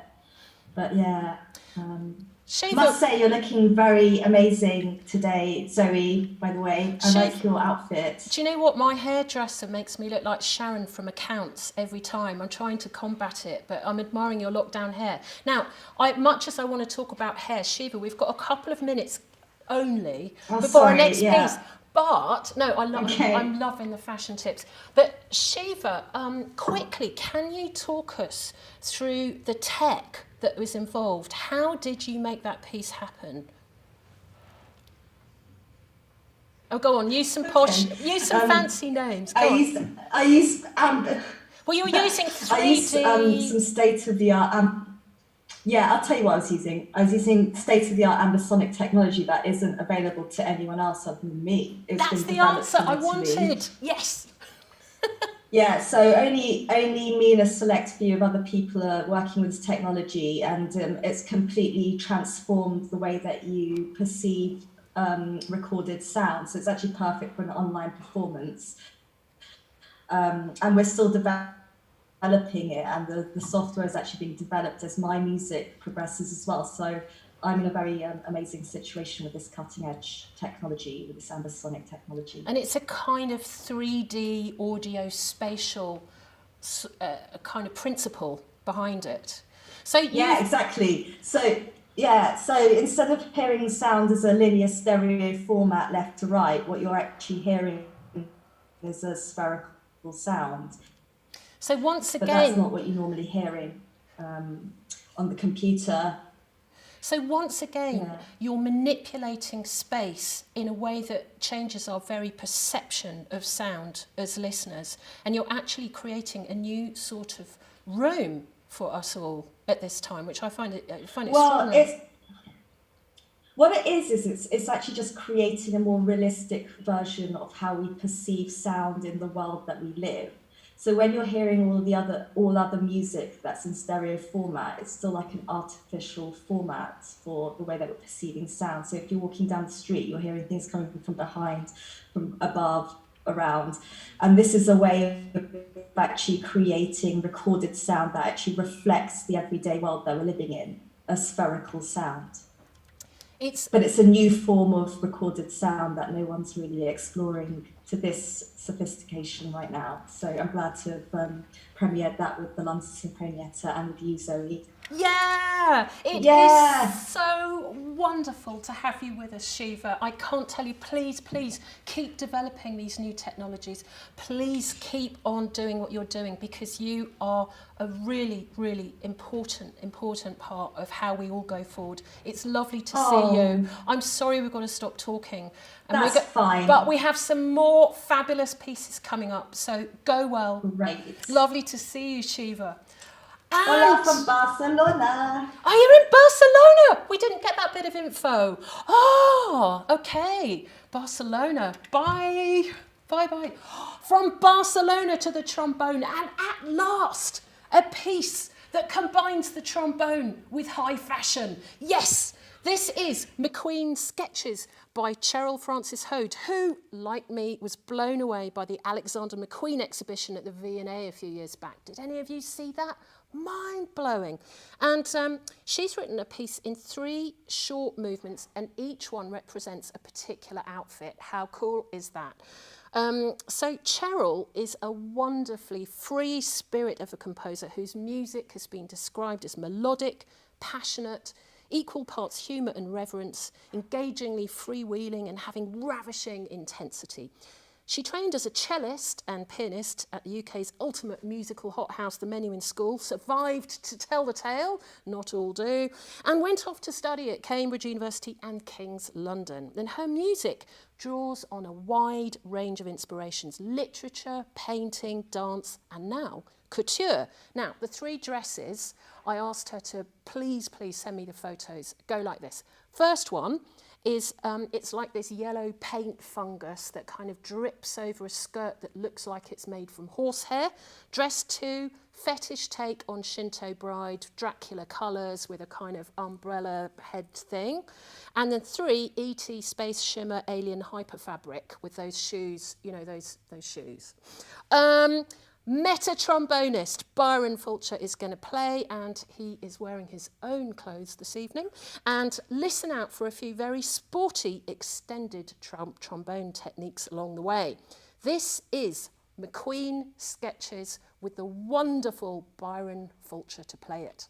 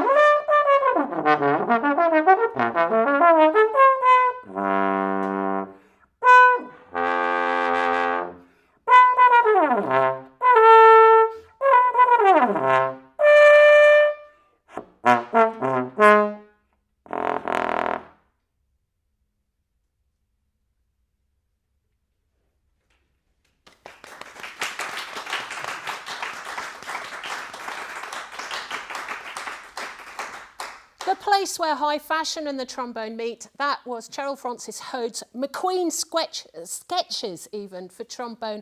Byron, what a fantastic performance.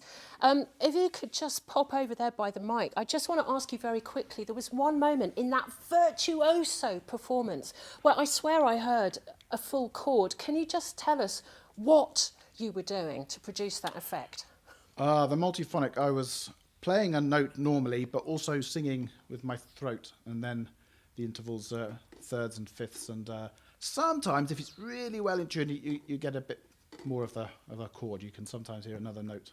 I know it's awful to pluck it out of the sky. Could you maybe just show? It's such an extraordinary sound. Sorry to make you do this.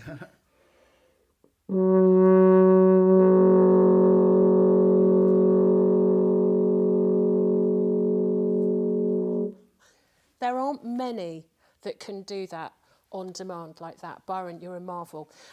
This piece uses the whole kind of repertoire of the trombone, doesn't it? There's a lot of little different techniques in there, yeah. Tongue slaps, and some mutes, and some flutter tongue, and some the multiphonics, and quite a few stuff. Quite a bit of stuff. It's a fantastic performance. And this piece, by the way, is supported by Paul Zisman. Paul, thank you so much.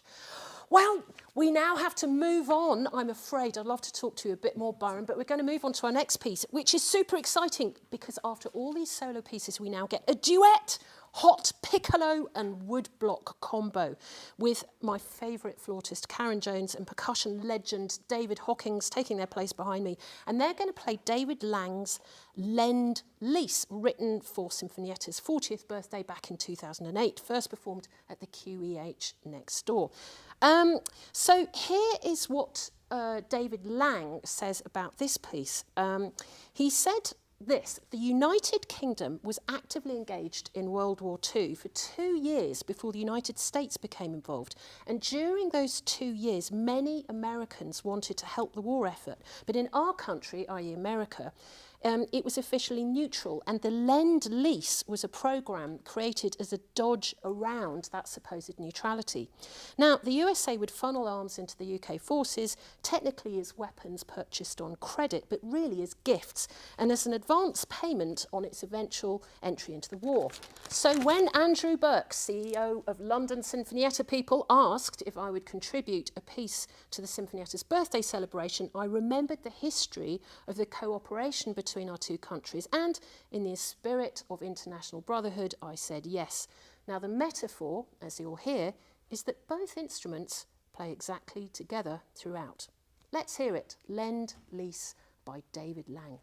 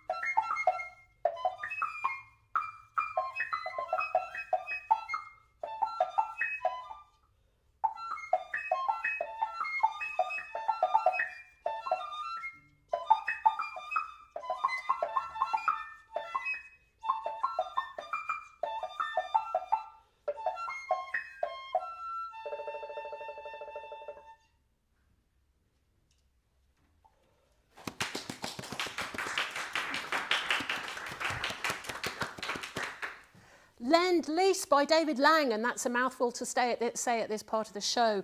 Many, many congratulations to Karen Jones and to David here for... come and get David Hawkins, sorry, my brain just went with the Lang Lend-Lease. Fantastic performance. This is tricky to do, right? The collaboration between the two countries. You make it look very easy. The two countries, yeah. It was so nice to play music with someone, quite frankly. I would have lent myself to anything at this stage. It's very well written. I mean, it flows very nicely. To be fair, the tempo marking is a little up on this, but when we did it with him, he actually said he wanted it slightly more relaxed. So that's a slightly more relaxed version, as we did with him. Yeah, it seems to work very nicely. And so what else did he say? You've worked with David Lang a few times, haven't you? You yes. both have over the years. The instruction on it is oddly flowing, which I found could mean anything. It was rather marvellous because it was every beat was 3, 4, 5 or 6 divisions. Yes. And oddly flowing just about gave us elbow room to just go with our flow. So irregular meter, but within a bigger kind of flowing context. Absolutely. Yeah, he just keeps missing out, you know, the odd, maybe he plays 1, 3 and 5 of a group of 5. So you've got the semiquavers 2 and 4 missing out. Next time maybe you play 1, 2, 3 and 5. He keeps dropping notes out, putting notes in. So it sounds like it's uneven, but actually what's on the page is fairly strict. He's clever, isn't he? Yeah. This is so perfectly constructed. And what about the combination? Woodblock and piccolo. Unusual. Have you? I mean, I haven't come across that combo I think before. it's the only one. So far. So where's the next one? Yes. On which note, by the way, people at home, you know, if you've been enjoying this show, anyone can commission. Like, you know, seriously think about it. If you feel like keeping this going, commissions, there's a new idea, as well as writing and playing music. David and Karen, thank you so much for that fantastic performance. Wonderful to hear you both. And have a duo in this space. People, we're moving on because it's double bass time, yes. And setting up now is Sinfonietta's virtuoso bass player, Enno Semt. There he is. And he's going to play you a badass and extremely tricky, from looking at the score, piece by Trish Clues. And at this point in the show, I'm just going to cheat and read off the first bit of her bio on her website, because it does a better job than I can. And she says... it says, saxophonist and composer Trish Clues has been described as an improviser to be reckoned with and one of the most agile and original jugglers of improv and adventurous composition to have appeared in the UK in recent times. She's a Basker, British composer, award winner and former BBC Radio 3 New Generation artist. And she works in a variety of settings and has received critical acclaim for all of her album releases. So, Enno premiered this piece, which we're going to hear again tonight, and it's called Hero.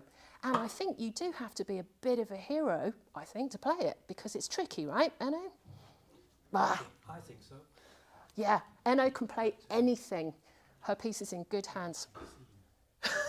Good luck. Take it away, Enno.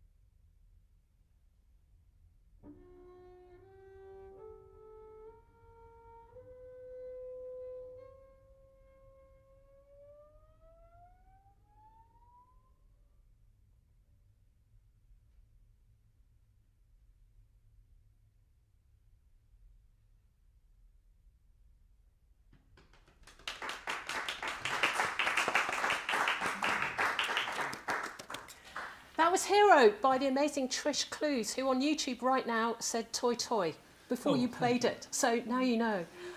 What a fantastic performance. I wish there was a vast, vast audience here to just cheer you on. You know, Enno, hearing this piece, I can sense that I can feel why Trish is such a star improviser. It's like she's got this toy box experimenting, right, with all these different ways of producing sound. Yeah, but it's not just trying to work out what's possible on the bass or finding all the tricks. I think it's more about the different characters that she gets on such a minute scale.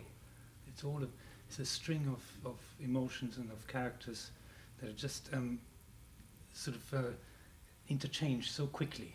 And I hope this is a nucleus for a much bigger piece later on. I hope. It's funny you should say that. There's something almost operatic in it. There's this multitude of characters talking to each other, all these different voices. Yeah, exactly. That's how I feel, and on such a condensed way.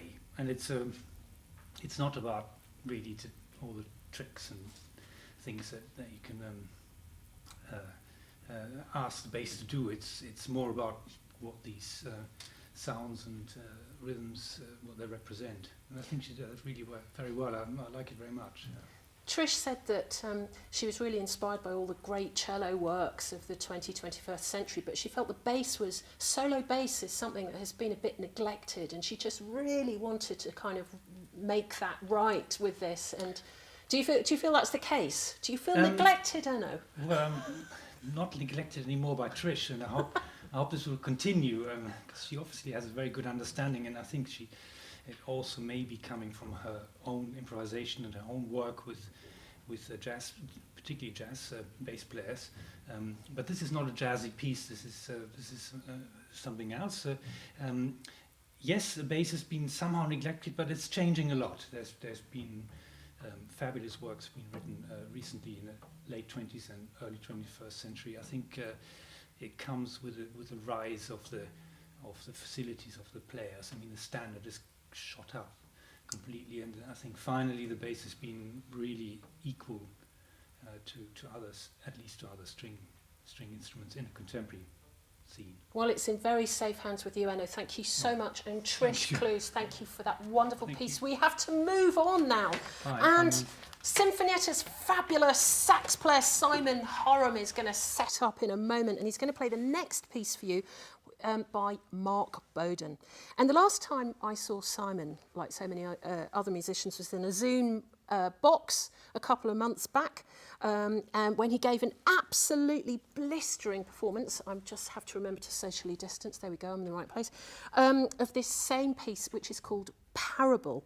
And it was for Sinfonietta's Lockdown Live YouTube series. And Simon had set all sorts of fancy microphones up and audio gear, which now is taken care of. I'm guessing it's a relief to play in a slightly bigger space. And during that lockdown live show, Mark was deep into composing his latest opera while also juggling 24/7 childminding of his then 3-year-old daughter during lockdown. Not the easiest combo. And weirdly, his opera, which I guess he's still writing, conceived pre-COVID back in 2015, is all about a society in the future where everybody lives on their own because of an environmental disaster and has to communicate via screens. Like, don't you love it when art prefigures reality? Anyway, Mark's music has been played all over the world by leading international musicians at top venues, and in spite of all the success, he still remains one of the most centred and lovely people I know, which is not always easy for composers who by nature tend to be a somewhat self-absorbed lot.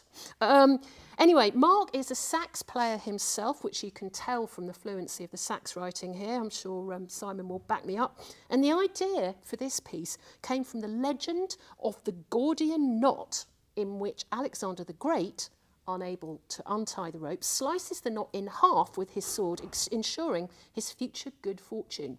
Good ploy. The piece doesn't depict the story in a literal sense, but it explores the cyclical pattern of notes that is periodically cut by interjecting material. So here it is, a parable for alto sax by Mark Bowden, played by the wonderful Simon Harham.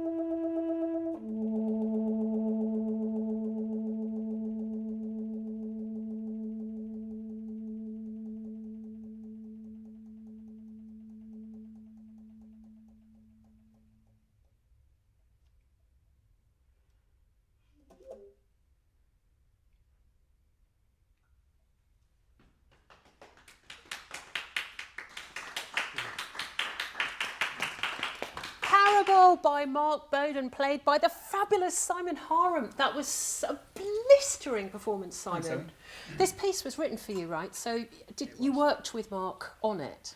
Yes, and I didn't realise straight away that he was a sax player, but he sort of let that slip after a few sessions together, and I thought, oh, this is all making sense now, because he was really just nailing it exactly what was required to make the instrument sing, I think. Now, this piece is tricky in the sense that you're dealing sometimes with almost 3 different tempos going on at once. Is that right? Yeah, it's confusing in some ways, because although the music moves quite slowly, the tempo underneath is quite fast. But also you're dealing with these, you may have heard the sort of tonal trills that are going on that are changing speed as well. So you've got one tempo that's staying still, which is quite fast. Then you've got one that's changing in your hands, but overall the melody is moving quite slowly. So it's a little bit of a fight in between. That might be part of the knot, which you can't see. So you just have to somehow keep the pulse of those 3 strands going independently. That takes some skill, folks. It really does. Good practice, yeah. Yeah, Simon, I'd love to talk to you more about this piece. We've got still more pieces lined up, but a fabulous performance. Thank you so much. And thank you for just keeping this fantastic standard of playing up at this weird time. Yeah, wonderful. So, people, get your headphones ready for the next piece that's going to come up after a very short break. And just before then, thank you, those of you who are still with us on YouTube. We love you. Going backwards a little bit, Trish Clue says about her piece, amazing, Enno, bravo. Madeline Duba from Dub Animation says it's amazing. Francis Bryant, heroic playing, well done, Enno. Casper Semt, you're my hero, Enno. Lara Poe, an amazing exploration of sound. And then this piece, we've just heard Parable by Mark Bowden. Great piece and performance, bravo, Simon. And it's fantastic to hear this work again, Mark. So we will see you again very, very shortly for a brand new piece, a co-commission between Music Theatre Wales and London Sinfonietta called Amazon. Headphones to the ready. See you shortly.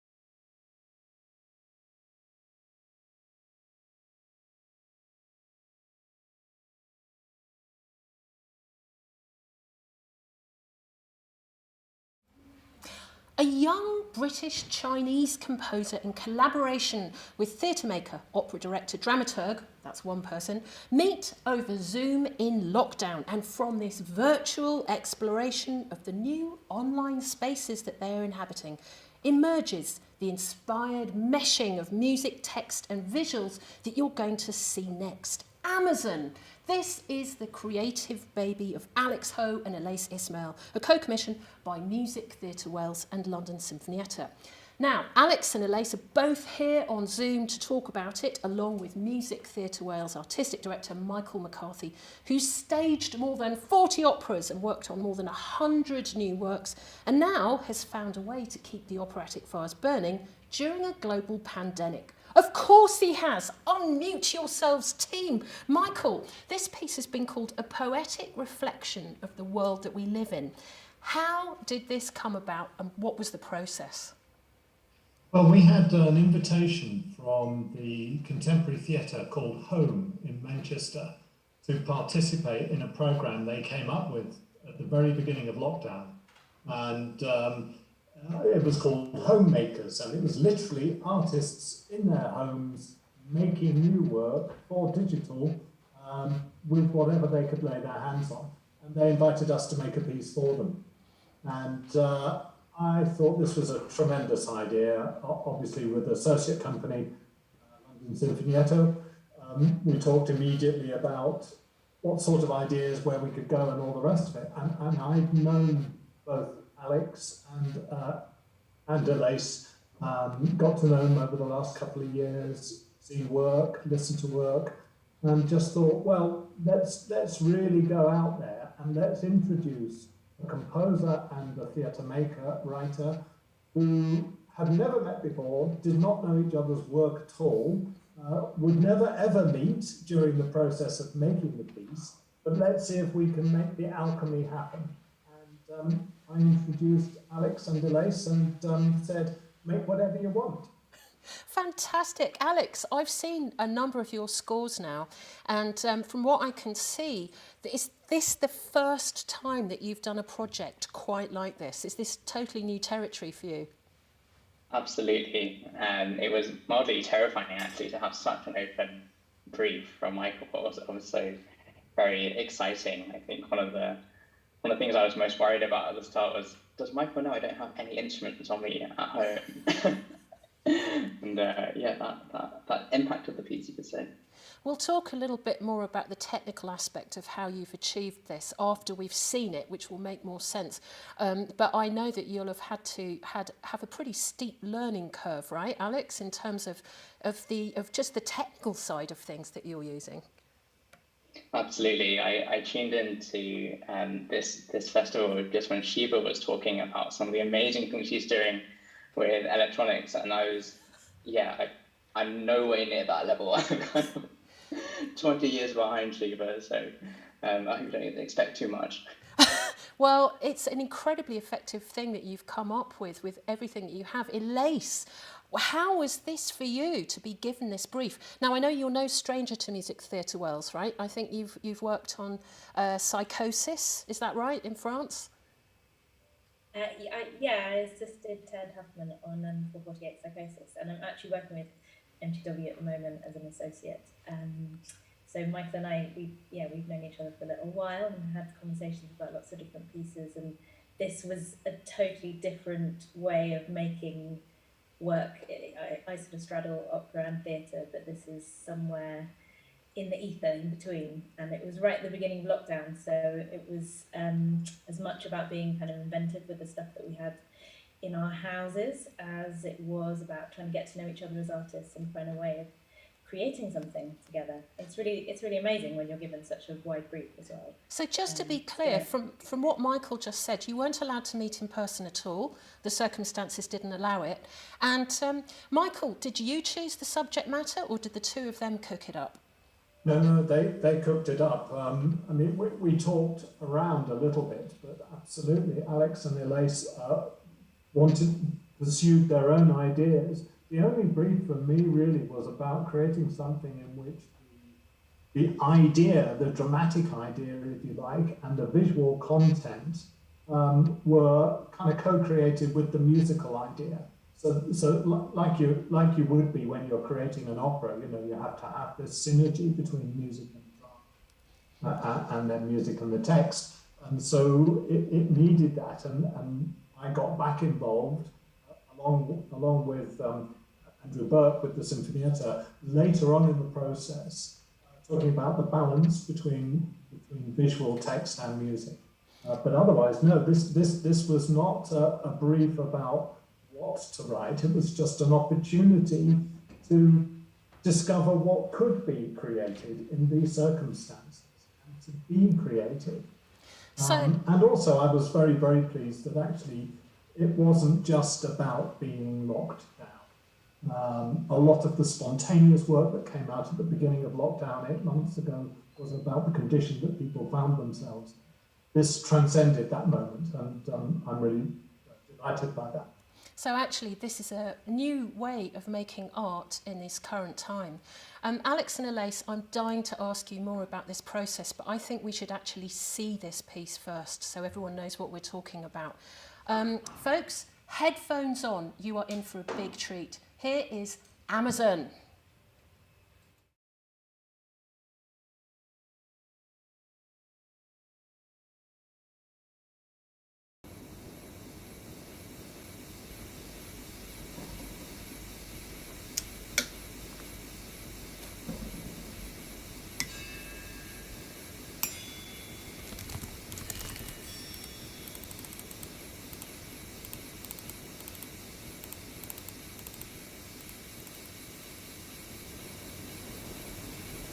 I went to the Amazon once, Iguazu Falls, on the border between Brazil and Argentina. If you stand on one side of the waterfalls, you can see the flag of the other country across the water. We were on the Argentinian side, looking at the Brazilian flag, winking in the wind.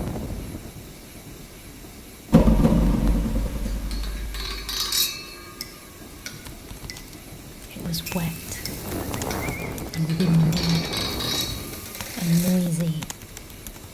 There was light and water and greenery and power. Power in the speed of the water, the weight of the water, the rush of the water. We were protected by man-made paths and barriers and waterproofs, but if you fell in, you knew that would be it.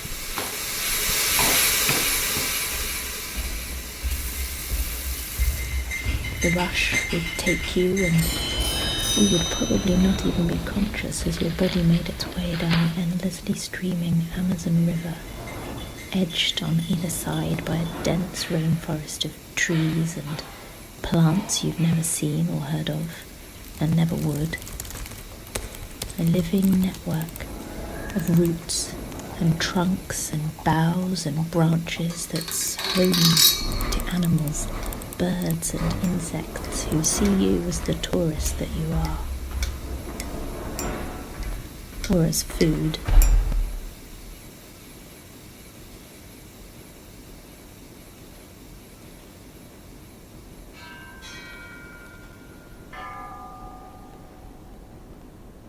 You're so small in that vast place, that powerful place, and you know you shouldn't really be there. You got there by plane, and by boat, and by train, and by car, across distances you'd never make on foot. You left your home half a world away and stood on a bridge and felt on your skin waters you should never have felt. Breathed in air your lungs should never have breathed, and saw an expanse of greenery you should never have seen.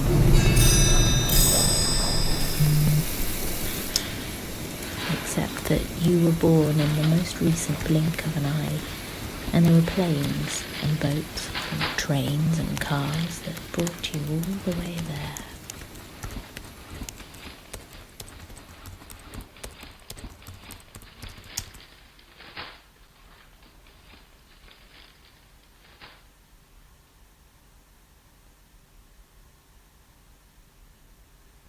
Amazon means something very different back in London. It's powerful too. From behind a screen, armed with a set of keys to tap and a trackpad to trace, I can command almost anything to my door. Things that shouldn't really be here. Things that come from half a world away and that wouldn't be here but for the planes and boats and trains and cars that carry them. When commanded, these things arrive in little packages, perfect cubes of cardboard and paper that once lived and breathed, rooted in the earth and reaching to the sky. They're still brown, but their shape has been tamed. Root and trunk and bough and branch have been transformed to serve a different network, no longer transporting water and storing nutrients. Instead, they store goods and transport tablets and toasters and trampolines.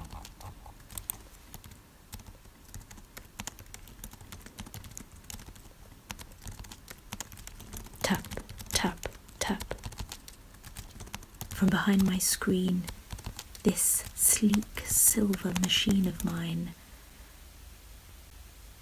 I realise I'm rooting for these roots. I don't want the world packaged up in perfect cardboard cubes. I want it wild and free and untamed. I don't want to tap, tap, tap into this vast network of goods rushing round the world in an endlessly streaming river. I want to be small in the face of it, the world. To drink in its vastness, to feel its expanse, to breathe in its greenery, to see it living, to smell it, to hear it, to touch it, to...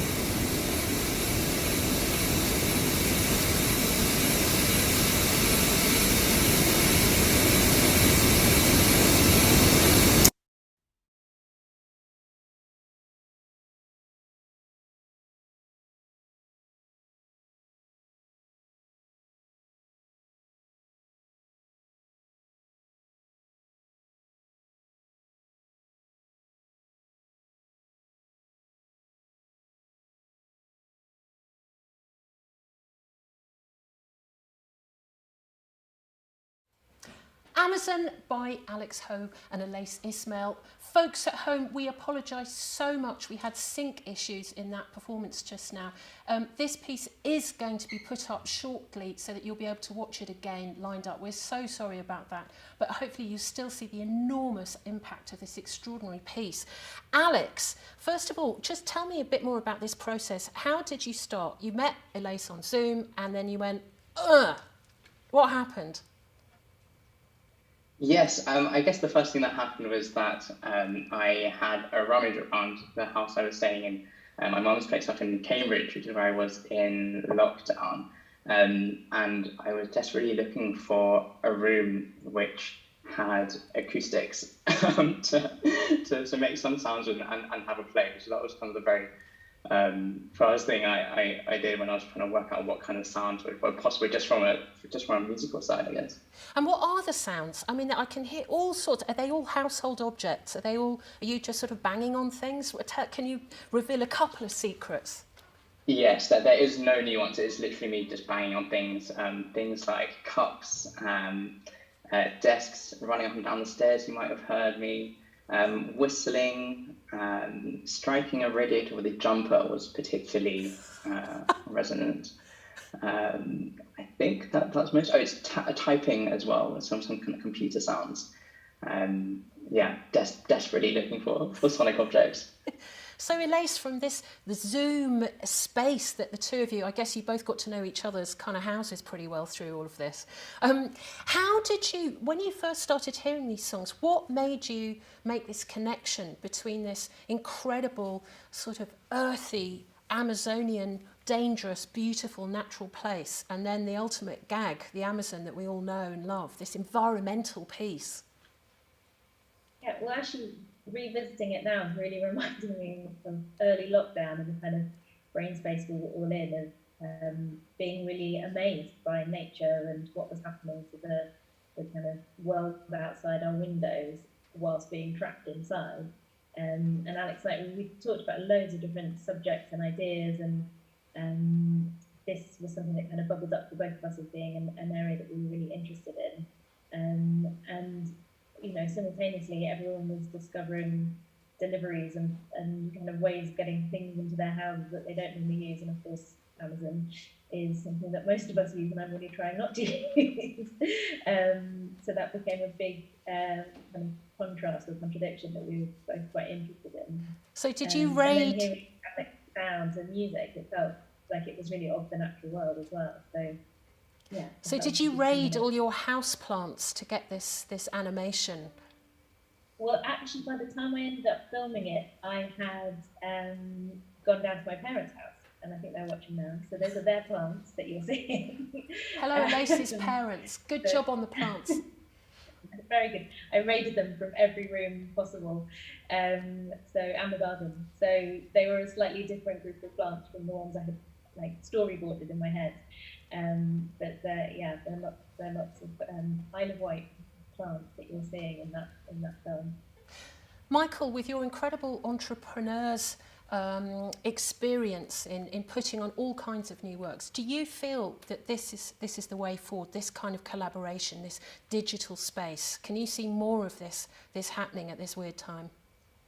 I can, absolutely. And in fact, the process of making Amazon has inspired a whole new programme of work at Music Theatre Wales, which is why we've invited Ayres to work with us as artistic associate. So we're creating a series of 3 digital works in the next year, inspired by this very process. And little did we know that the pandemic would continue as long as it is, and it may prove to be the only way we can make work. 6 months or so, but there will inevitably be a long-term addition to our weaponry, if you like, to the possibilities of creation. And digital will be one of them, and we have to learn quickly, refine our ways, and find ideas that are satisfactory and that speak properly through digital means, pretending that digital is a substitute for live performance. Wise words. And Mike McCarthy, Alex Ho and Ayres Ismail, I'd love to talk to you all for much, much longer about this beautiful work. And I think we're all going to look forward very much to watching it again online. And very, very good luck with all the future work that you're doing. Words of hope there from Michael McCarthy, the Artistic Director of Music Theatre Wales. People at home, without whom none of this really means anything. We really are so happy that you're here with us online, this audience. Please stay tuned in for our final and fantastic guest of the evening, a formidable force of exquisite music making, George Benjamin, who will be chatting all things music, along with Sinfonietta's lead violinist, Jonathan Morton, who is going to be playing some of George's music for violin. Come back very, very soon. See you there.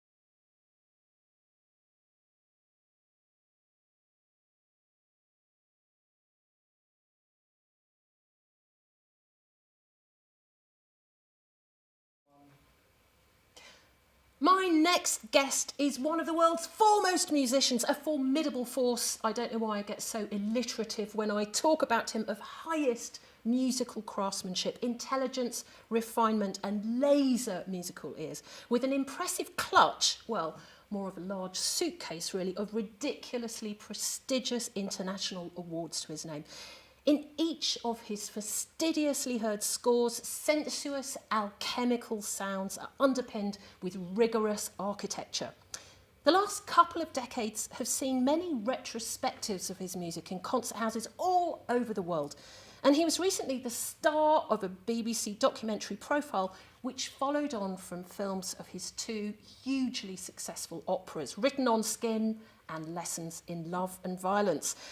As a conductor, he has an ever-expanding repertoire of music from across the ages, regularly working with the world's leading orchestras and ensembles, and at the helm for many world premieres. And right now, he's head down, or rather up, as I know he composes while standing, his latest piece. George Benjamin, Sir George Benjamin, you may now unmute yourself.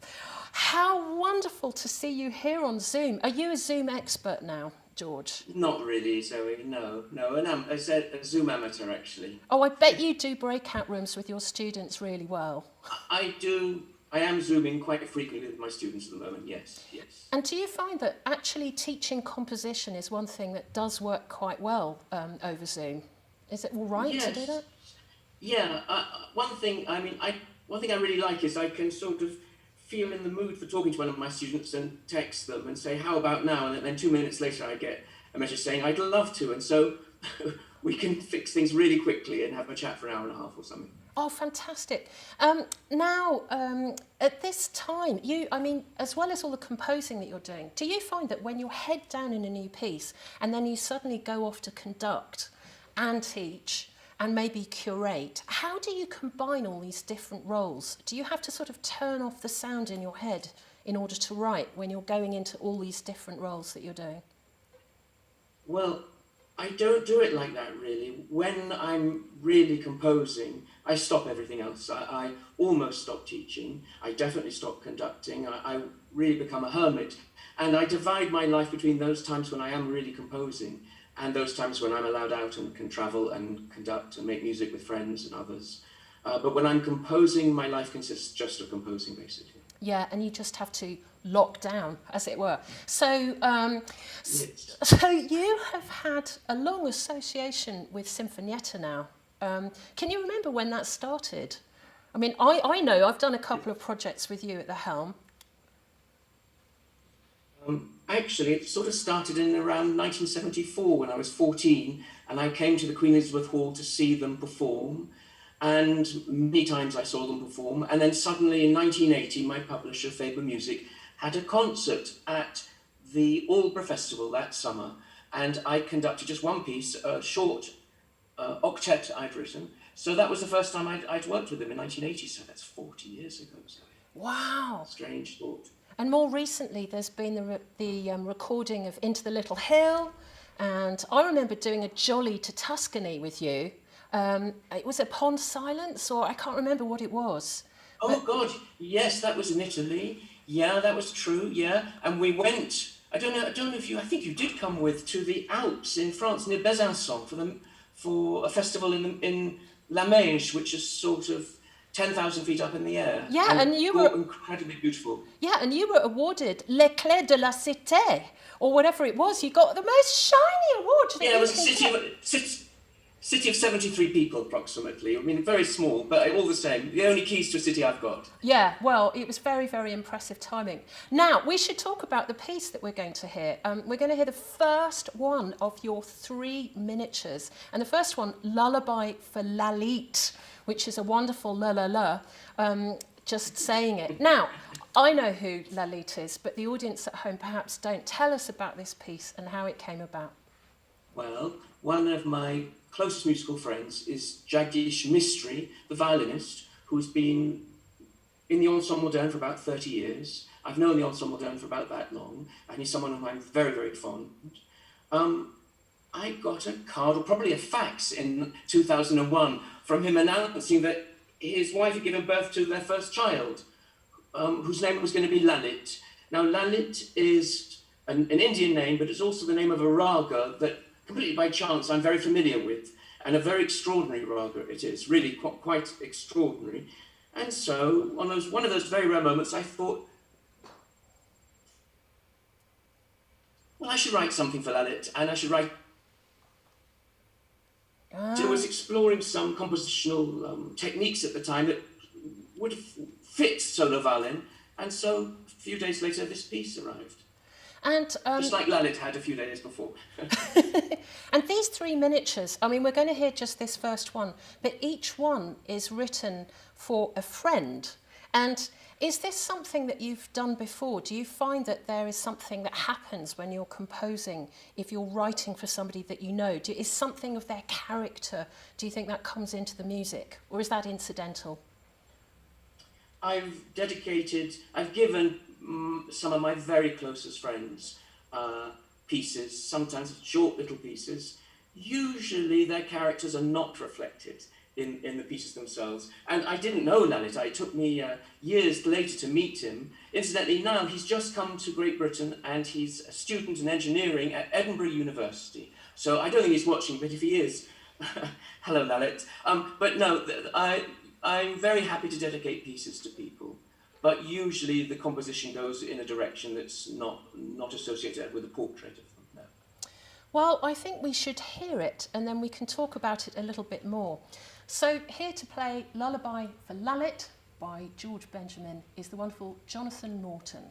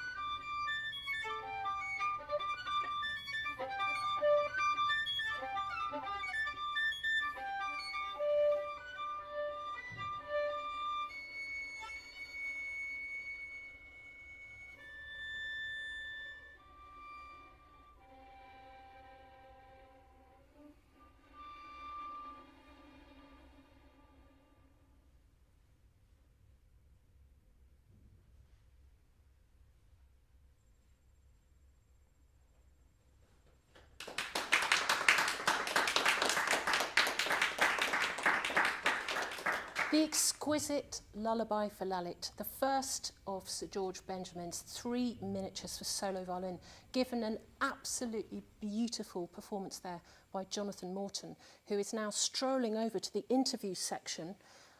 George, you can now unmute if you haven't already, and John is standing right by me, and I know that he's got a question for you. Right, I'm going to swap over. Let's do it.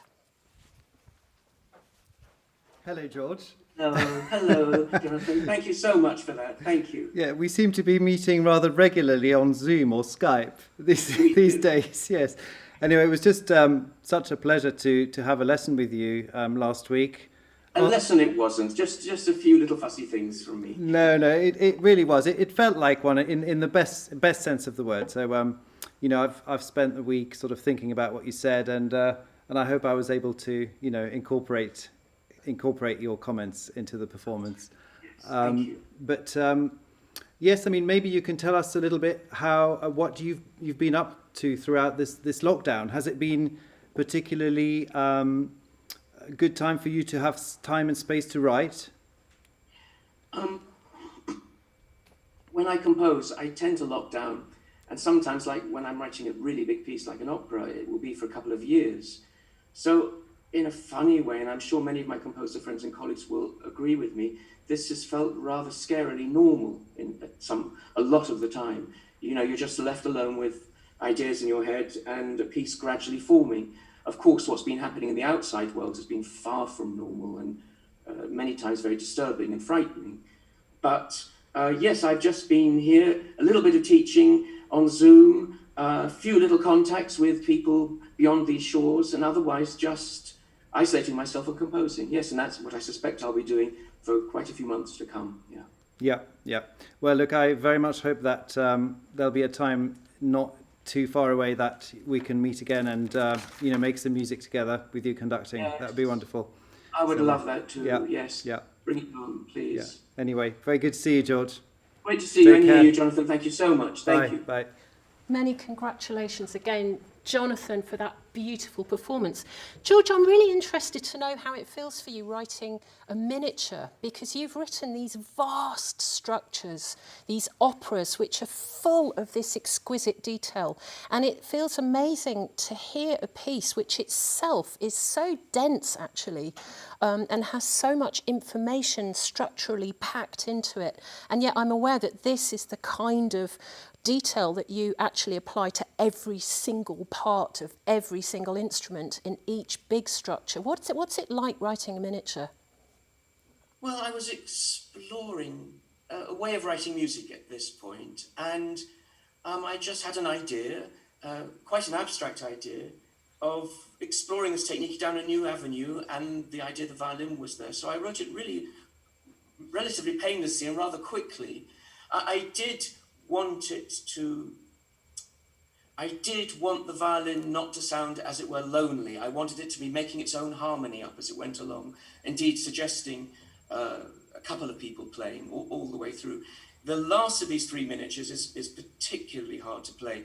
In its second half, there's a sort of accompanying ostinato by the left hand pizzicato, and there's a legato lyrical melody played by the bowed hand, and you have to get the feeling there are 2 instruments playing. If it's played very well, I think you do get the feeling there's a sort of harp accompanying a violin.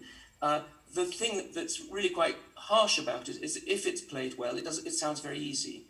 So it's torture to play, but it's not virtuosic. So it's a little bit harsh on the player. Well, this idea of having an almost chamber ensemble of sound to one instrument is something that I associate so much with your music for strings. And I remember you once saying something about the stringed instrument has this quality of infinitely being able to be recreated. And so much of your string writing, I feel, the harmony comes out of the resonance of the instrument itself. And I know you're not a string player, but it feels like it's really so much part of your sound world.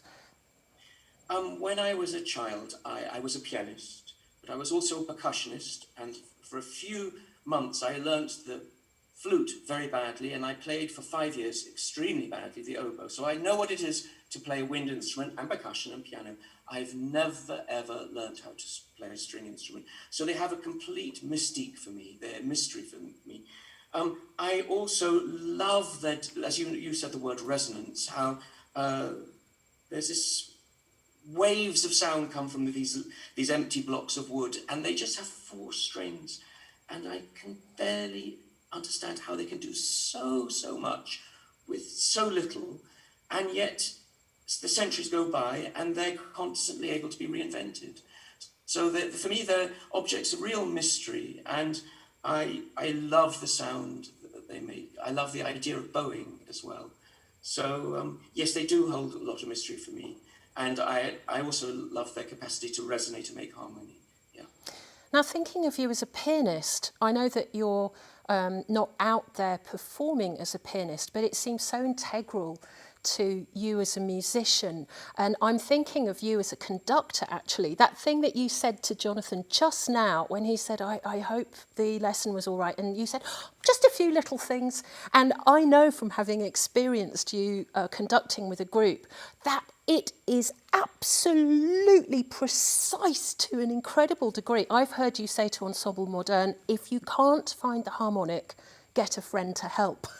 And this sort of precision, I'm wondering if you, I thought, yeah, this going over and over and over something to perfect it. This is very much what a pianist does in order to I don't know, I really feel this sense of you as a pianist behind you as a conductor. Does that make sense? Yes. The piano was the way I grew up musically. I would play it for hours every day. And I understand in some ways music through my hands, but I don't use the piano much anymore when I'm composing. And actually, I think the piano is in some ways the enemy of a conductor, because the gesture on the piano, you play and you get the sound at the end of the gesture immediately. With a conductor, you beckon the sound, the beat before, and the sound itself comes ever so slightly later, usually after the beat. So it's quite foreign territory to learn how to conduct, having been a pianist. As for precision, it's a curse, Zoe. I'm afraid I've inherited this. I'm just fascinated by it, and I can't do anything about it. Well, I wish I could sometimes, but I'm turned on by precision and by detail and getting things right, as indeed was someone else we very dear to both of us who we knew. You know, some people are and some people aren't. You have to accept the way you're made.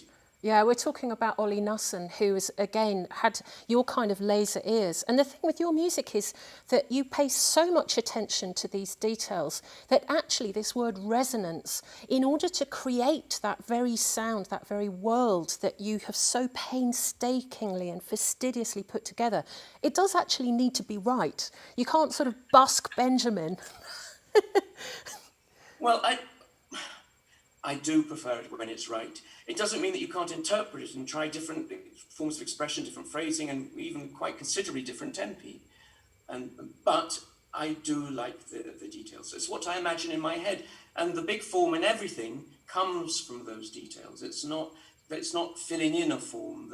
The stuff, the big time scale of the music, if there is one, comes from the detail and grows out of it. The devil is in it, as they say.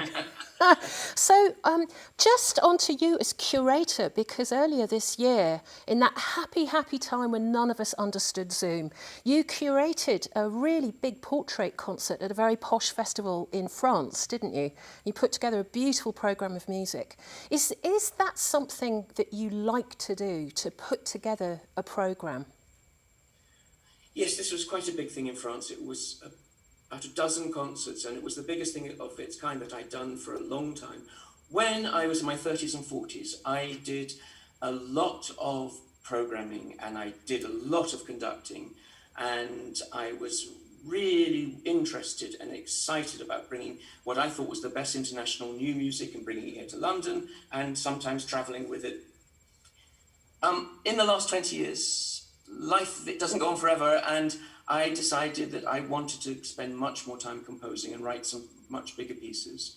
And so I've cut down tremendously. And I do much, much less of everything else now. Much, much, much less. Only really the occasional conducting and teaching survives. So I'm still very interested in and excited about many things happening in the world of new music out there, but I'm less actively involved intentionally than I used to be.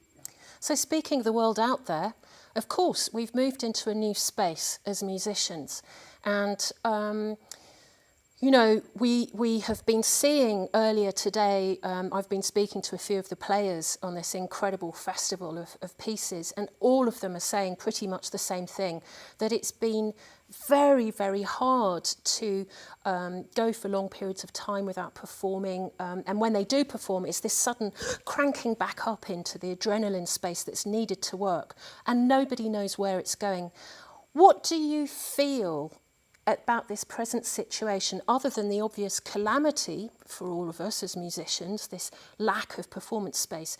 Do you think there are any silver linings? What's your feeling about where we're at with it? Not many silver linings, far from it. I understand how very hard it is for performers, for everybody involved in music, for composers in many ways as well, because everything is cancelled, almost everything is cancelled. And that affects life, it affects how you live, and it means that you have no contact with musicians and with public and what music's about. I think for performers, particularly some performers, it's absolutely terrible. Those that are the orchestras and some larger institutions are getting some very substantial help now, but freelance players are not, and their lives must be so hard, let alone without music. How do they exist? And also with this pandemic probably going to last quite a few more months to come, it's a very, very, very difficult, challenging time. And we somehow have got to remain strong, resilient, and patient. If there's any minute silver lining, routine. But there was perhaps too much routine in the music world before this happened. And the model of concerts, the way that concerts are formed, the way we perform, our relationship with the audience, there will be big questions when this is over, as well as, I imagine, an enormous, really vast hunger to perform again and also to be heard again from the audience. And that's something I think to look forward to. And some creative things will come out of it. The longer term worries me a little bit because the money will be difficult to find for a few more years, if not several more years. And when that's the case, more adventurous things will suffer. Opera productions will be of repertoire, I suspect, a lot more than we've had in the last 20 years. Similarly, concert programs. So it's going to be a tough time, and it is a tough time. We just have to we have no choice. We have to be as resilient and positive as possible, and greatly look forward to when at last we can play again. In the meantime, do you think there's something to be said for the notion that up to this point, our beloved Western art music, you know, this pinnacle of this culture that we're in, has been accused of being elitist, you know, and only available to the few that go to concert halls? You know, there's been this misinformation almost that only a certain part of society are allowed to go to concerts. And then quite suddenly, now that we're all forced to be online and more experiments like today, for example, this digital world that we're starting to inhabit, suddenly there's a possibility that more people might be able to hear this music, that there's an egalitarianism which perhaps wasn't available before. Do you think there's some mileage in that? I'm clinging on to straws, obviously, but perhaps they're bigger straws than we think. But it has been available before. We have Radio 3, we have marvellous orchestras and ensembles, we have concert halls, and we have the internet, where the whole history of music is available at the touch of a button.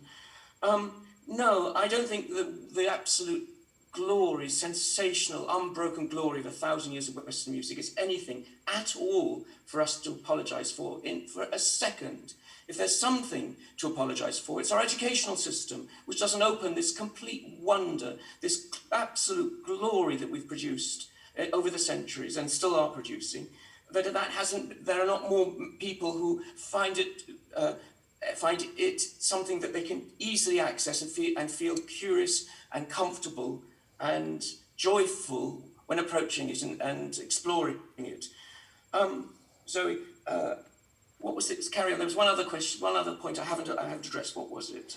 Well, it's just the idea that we're in this space where music is being made online, and therefore, in theory, people are now, because they're not going to venues, that they may have more access to it, that they wouldn't have thought about turning on Radio 3 before. But already I've heard that there's a new audience of people listening to Radio 3. I've heard that too, and I moved to hear that. And I think the more that have their lives infinitely enriched by Western classical music, the better, of course. But I would say the educational system should have given them the right early on in their lives to open up this world. And it's unfortunate that it's not more the case. If this lockdown does bring that, though, then how wonderful. And then imagine these people who they've been bitten by music and have got the bug. Imagine what they will feel when they go to see a live orchestra, a live concert, a live opera. And this amazing spectacle with all its tension and drama of seeing music played by people for people directly. Perhaps the silver lining of this is that we can understand what an extraordinary phenomenon it is. Incredible, 100 people playing together in harmony, in rhythm. It's like, I remember as a child when I was 5 or 6 years old and went to my first concerts, I just couldn't believe how exciting and dramatic, and I just found it was the best thing in the world, and I still think it is the best thing in the world. Wonderful words. We've got time just for one last question, and that is, given that you teach so many composers, do you have any words of advice for composers right now? What would they be? Not just your students, but composers in general.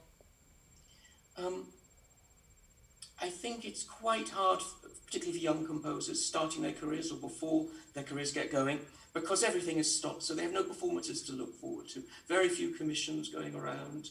They can feel, I imagine, terribly isolated. I suppose the only thing I can say is what my attitude would be, which is out of this dark and troubling time, and not only somewhat dark and troubling because of the virus, but elsewhere in the world, try to make something beautiful and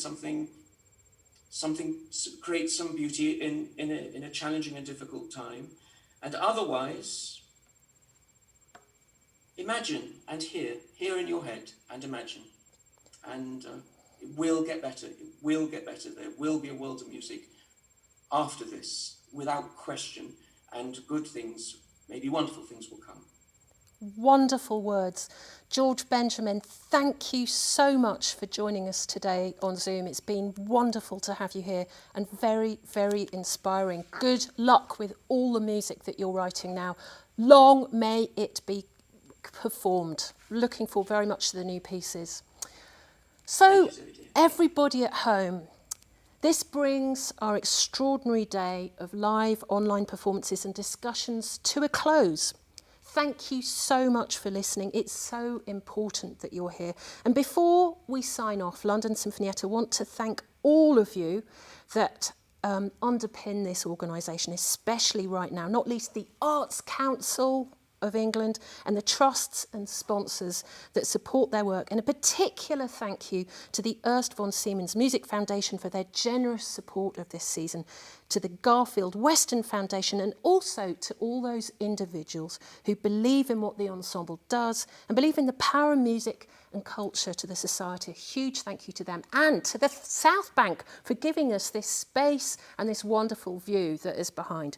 You should know that all of Sinfonietta's events this autumn are being presented online for free, so that as many of you as possible can experience the wonderful music that we're hearing today.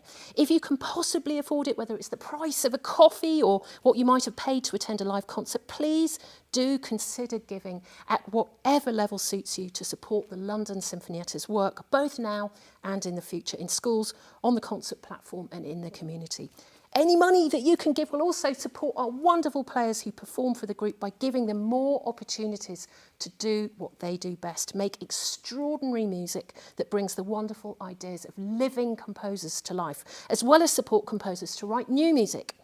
And you can see how to give in the information on London Sinfonietta's own website or in the video description on YouTube right here, and you can donate online or through text on your mobile phone. And in advance of any donations that you're giving, a huge, huge thank you for your help. And also join the e-list at the bottom of London Sinfonietta's website, and that will allow you to become part of London Sinfonietta community, and maybe you can take part in compositions, in performances yourself, and have updates on what Sinfonietta's doing live. And tune in, folks, because London Sinfonietta is beginning its 2021 Southbank season with a concert of music by established and emerging black composers, which is going to be broadcast live on Radio 3 this Wednesday, 28th of October. And it's a show co-curated by leading composer and new music thinker George Lewis, along with experimental vocalist, movement artist and composer Elaine Mitchener. Partly inspired by the seismic changes in society over the summer, this varied and powerful programme of music, not heard in the UK before, addresses a range of underrepresented points of view and includes works by Hannah Kendall, Courtney Bryan, Cuba composer Tanya Leon, and a new piece by George Lewis himself. If you can't make the broadcast, there's going to be a live streamed video of the show, which will be available soon on this channel. Plato once said, if you want to test the spiritual temperature of a nation or an individual, look to the music. Let's keep looking. Music is viable. Good night, everybody. Thank you so much for watching.